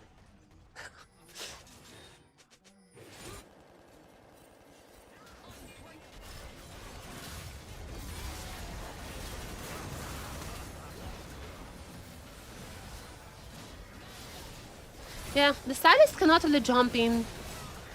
Look at this, like, he just cannot do too much. This build is not really doing anything. I really wish we could have seen the Rocket Belt moment. Nonetheless, I mean, this is still pretty hype, seeing the Silas. It's definitely gonna be appearing later on as well. I don't think this is a one-off. It's way too popular in solo queue. It only needs a bit of time to finally see it in action. And we'll see one variation in action, but I do feel like that eventually they're gonna be seeing the AP Silas jungle as well. Maybe tomorrow. However, as the bracket stage comes, TSW looking at the TSW looking at the format. They are like, wait a second, round 2 is the bracket. It's time to choke. It's time to choke. The gold lead is not the most for GAM. So honestly, might still be comebackable, but I don't know who could come it back. The Aussie are gonna be somewhat strong. Lethality versus gathering the items, gonna be on 4 items very soon. But my only worry is that this Silas is just extremely useless. And once again, as a disclaimer, when I was getting hyped for the Silas, I was expecting the AP Silas. Who would pick Silas jungler from junglers to play tomorrow? Who we have tomorrow?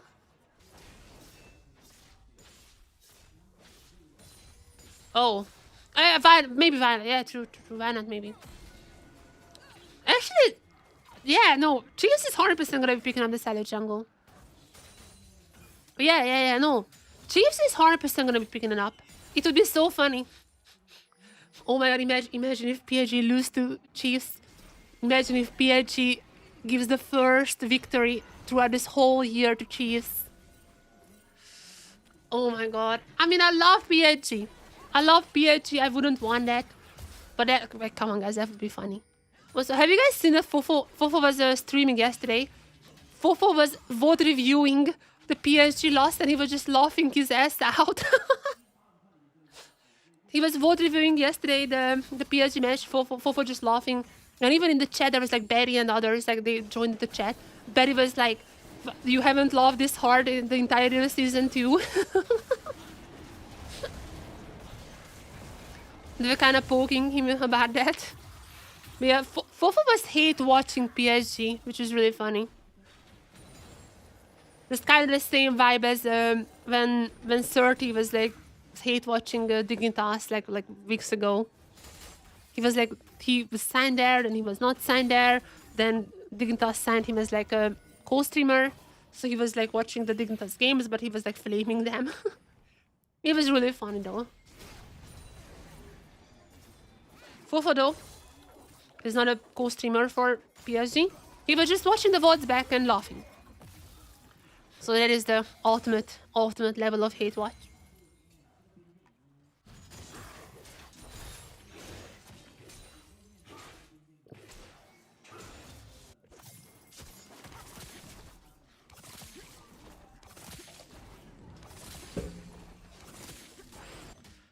Yeah, that's for tomorrow. But that is for tomorrow. And it does look like that as for today. This stream is not gonna be going on for too long either. Because GAM is coming in here hot. You know? They're coming in here hot. It seems like they're here to play. I know my Histo is not even gonna be on his 3rd item just yet. Not even the 3rd item. That is crazy.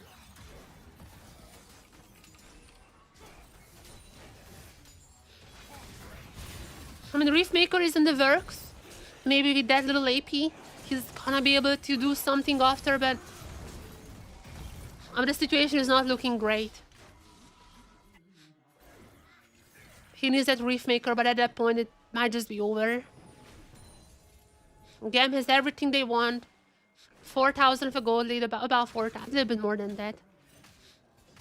Yeah, a little bit more. It's just very, very comfortable. And it seems like they are not gonna be giving us a 6th game day today.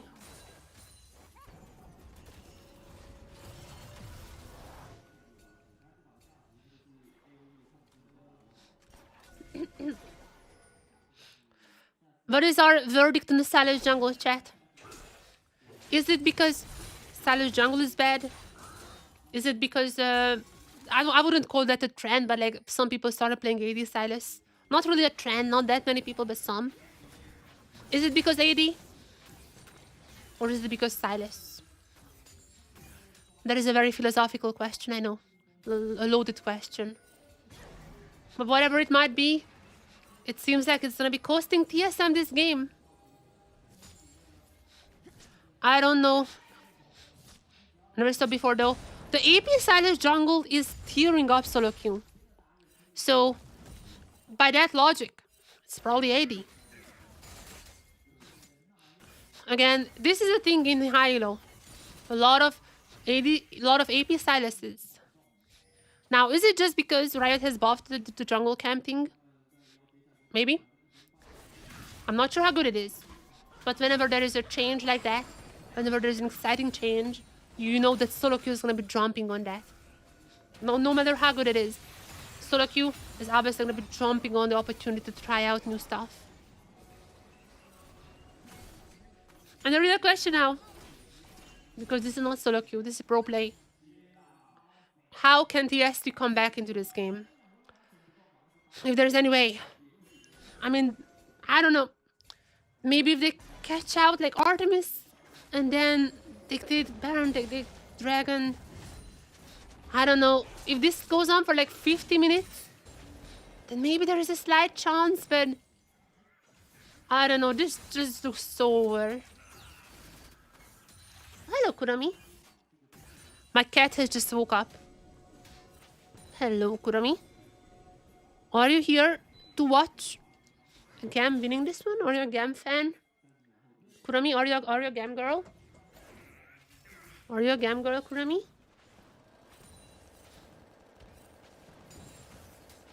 My cat has just awoken.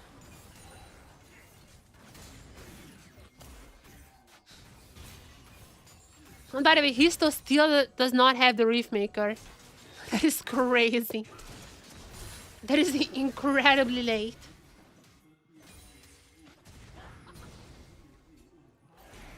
I mean, he's trying to clear the camps, I guess. I mean, we'll see. We'll see if that's gonna be coming on till the next fight, but TSV jumping on the dragon. GAM gonna be knowing that they are there, but since this will be GAM's soul and Hextech's soul of all, which is pretty strong, they obviously have to fight it. But Emo already going in.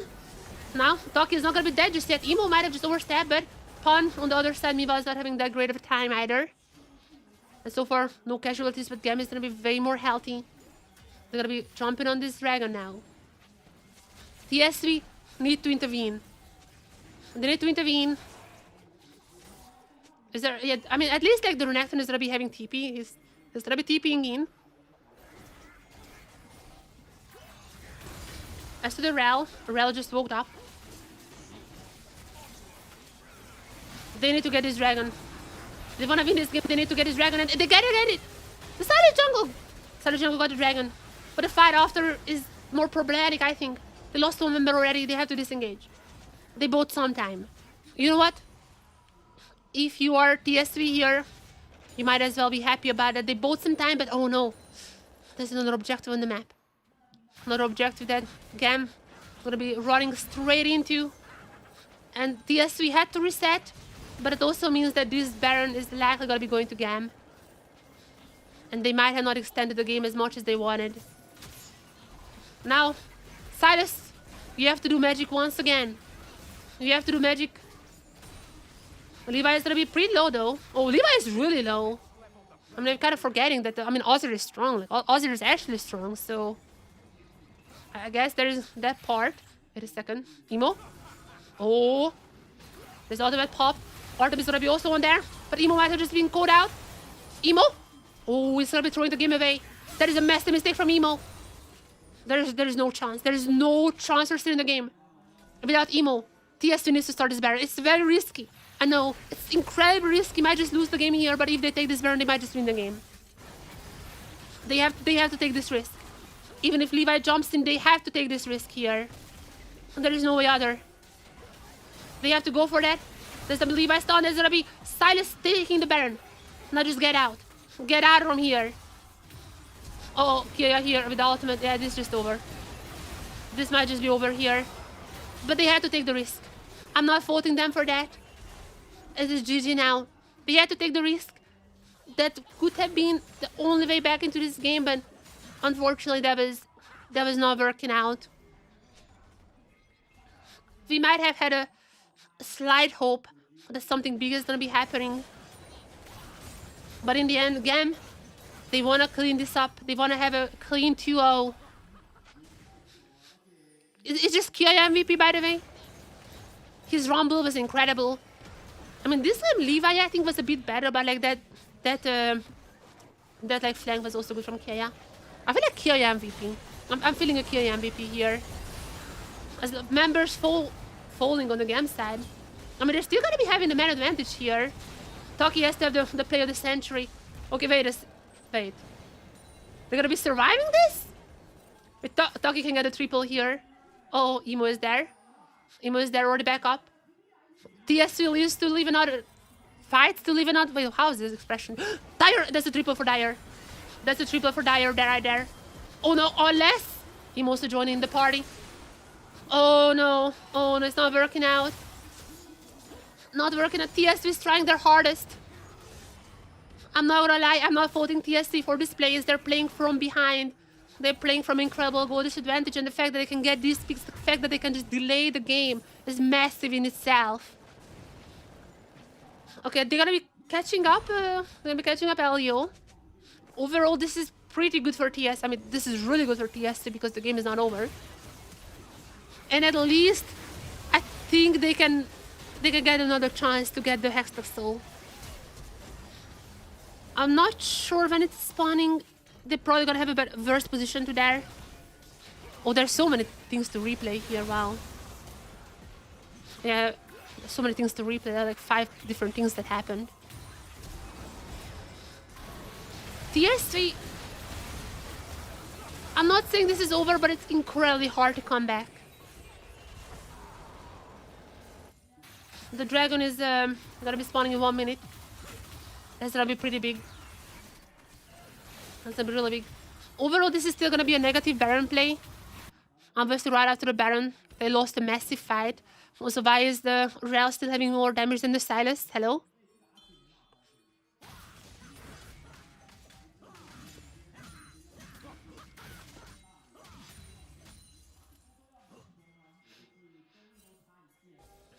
That dragon is probably gonna be deciding the game. TS3, they find the best perfect angle, that might be something they can do, but they need to take the dragon. They need to win the fight after. I feel like they're just too much of an ask. Obviously, it requires GAM to make massive mistakes as well, and they have been a shaky team. So I'm not putting necessarily it out of the question. They did have their mistakes. So it's possible, but Pawn is already gonna be caught out here. And the 1v2 is not gonna be in his favor. Gonna be flashing on the threat, and Emo and K are gonna be out of the fight for a little bit. That's gonna be prompting TSV to go into the Baron ping. And they're gonna get a dragon, not the Baron, so the dragon, but they got a dragon. However, the fight after, they are forced to fight, and it's not a good fight for them. Hist is also gonna be going down. And the TP just coming in from the Renekton. But it is not a good TP. They need to disengage, and Silas is dead. Pawn is gonna be followed up. There's 3 kills now for GAM. I feel like they can just end this game. I feel like they just end this game. 2 very strong members still remain from TSV in the form of the Azir and the Varus. Both of them are still strong. Both of them now has the Hextech Soul. So that part is gonna be helping them save the base, but oh my god. 5v2 is not really a fair fight for them. They have the range, but they just need to delay the game. However, GAM has now the best chance to end it right here. There's also no Rel here. We're gonna be spawning soon, but no Rel here for now to go for those massive stuns. But maybe now. Kia is gonna be stunned. Kia is gonna be going down. Artemis still has the GA. However, there's no chance they can save this one now. This is gonna be double. What? What? How are they doing this again? How are they doing this again? Artemis did not have to pop the GA. He still has a GA. But how are they doing? There's no way. There's no way. Surely GAM is gonna be winning this game, right, guys? Surely GAM is gonna be winning it. Wait. No way. Wait. Whoa. 40. Artemis is up. Elio's gonna be up in 20. Oh my god, there's chat.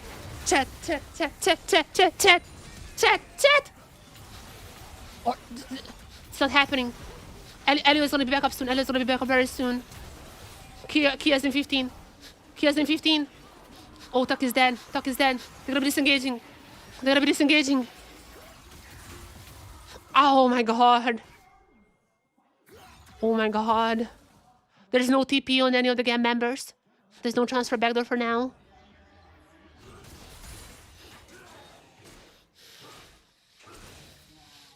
I'm scared to say a single word. I don't want to jinx anything. I don't want to jinx anything, man.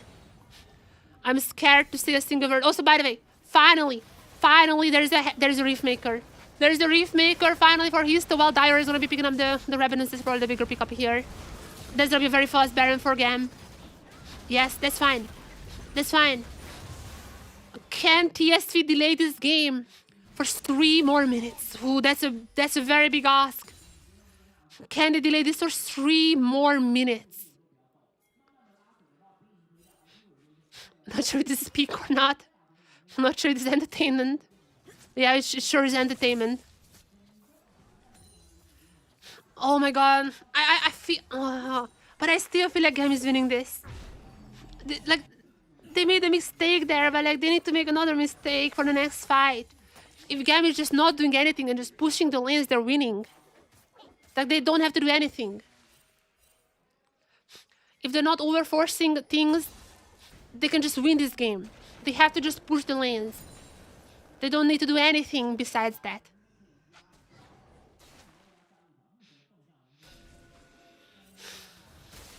Chat. I don't think GAM's... I don't think they're losing.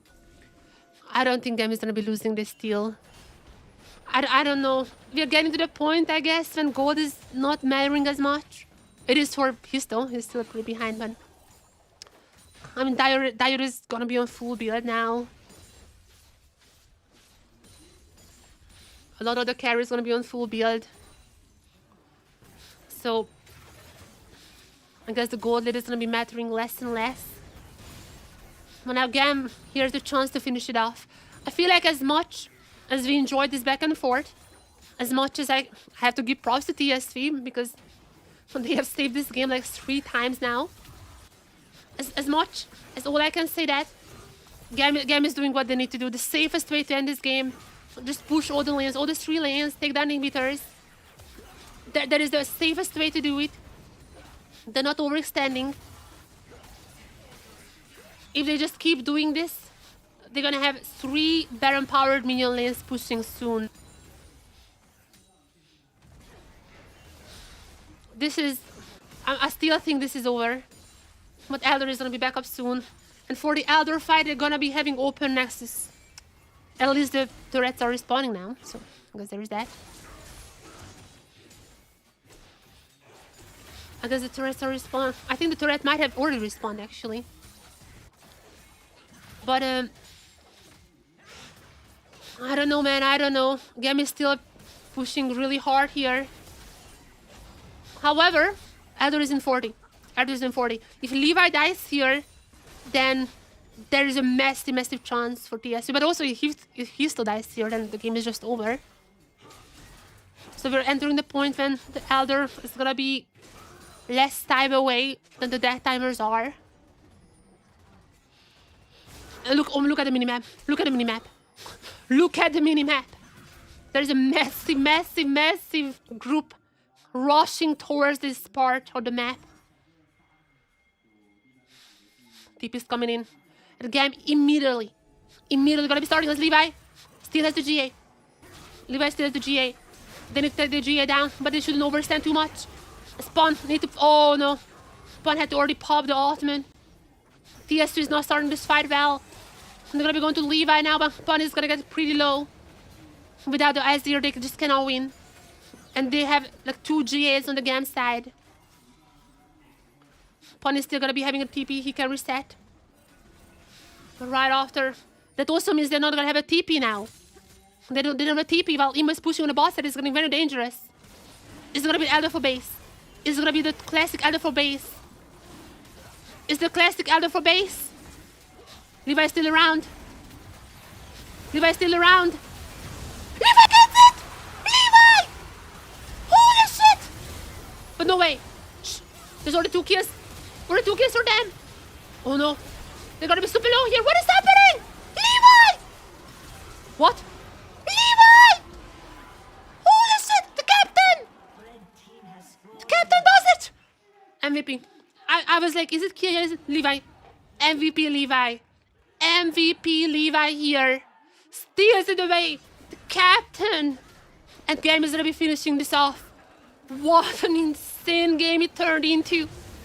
But unfortunately, TSW's luck was not keeping up for that long. And Levi, in the end, I'm gonna be winning the series for GAM. Holy shit, this guy still has it after all these years. The captain, he still got it. What a series. I swear, even yesterday, he just kept stealing dragons. Kept stealing. I don't know, this guy's smite is bugged or something. Check his PC. How is he stealing everything? This is like every single season, like split 1 or 2, he was also like having a performance when he just stole everything, and that's the sole reason they won that game. And also right after, like he just kept stealing.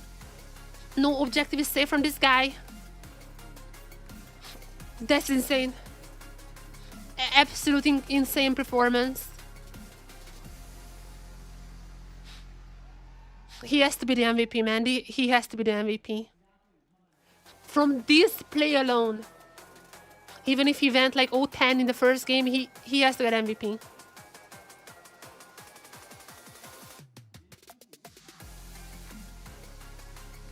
I mean, GAM should not be happy with this victory, not gonna lie.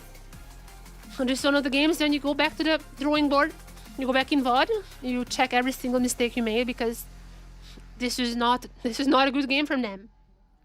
But Levi, I mean, he deserves like the most expensive shrimp, or I'm not sure if, whatever his favorite food is. He deserves the most expensive food tonight. GAM time was the filthy Frank.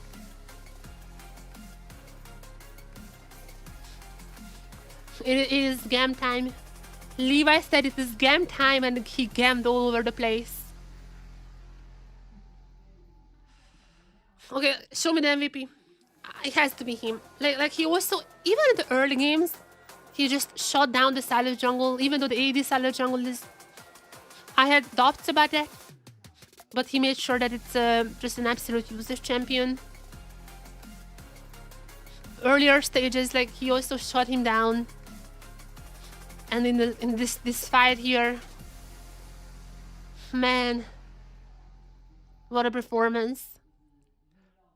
And like every single time, whenever GAM needs him the most, he just performs. When GAM needs him the most, he always shows up. Without missing a beat. Yeah, this is just... My god. He also was the first to build the anti-heal. He even did this for the team. Right, like that was his second item. He bought the executioner for second item. He took it for the team as well. He took it for the team. He picked up the second item very early on. Picked up the anti-heal. He was like, guys, I can do this. He was just an insane guy. He's a team player. He's stealing everything away. He's a carry player as well. Kia is the MVP. To be fair, I did say that up until that play, I was like, of course it's Kia. His rumble was insane. I mean, that the Nor engage was also insane. Kia also deserves it, obviously. Kia also deserves it. There's no question about that. These two, the top set of GAM is just insane. But everyone, thank you for joining in. I was hoping for a Game 3. We didn't get that today, but that was an insanely fun game. And also it was like 50 minutes or something. It was an insane game. 50 minutes or something that's in itself is more than the STG games that we've seen yesterday, all of them together. So I feel like this counts as 2 games, and in that way I'm still very happy with today's games. Yeah. What other game? Tomorrow we're gonna be having more games. It's a 3-game week, a 3-day. What? We have 3 days today this week when we have LCP on. Tomorrow also we're gonna be watching LCP. Tomorrow we're gonna be watching the lower group, which you might be like, huh, those are bad teams. But PSG is gonna be playing. PSG has not won a single game so far in this whole season, or like the third split.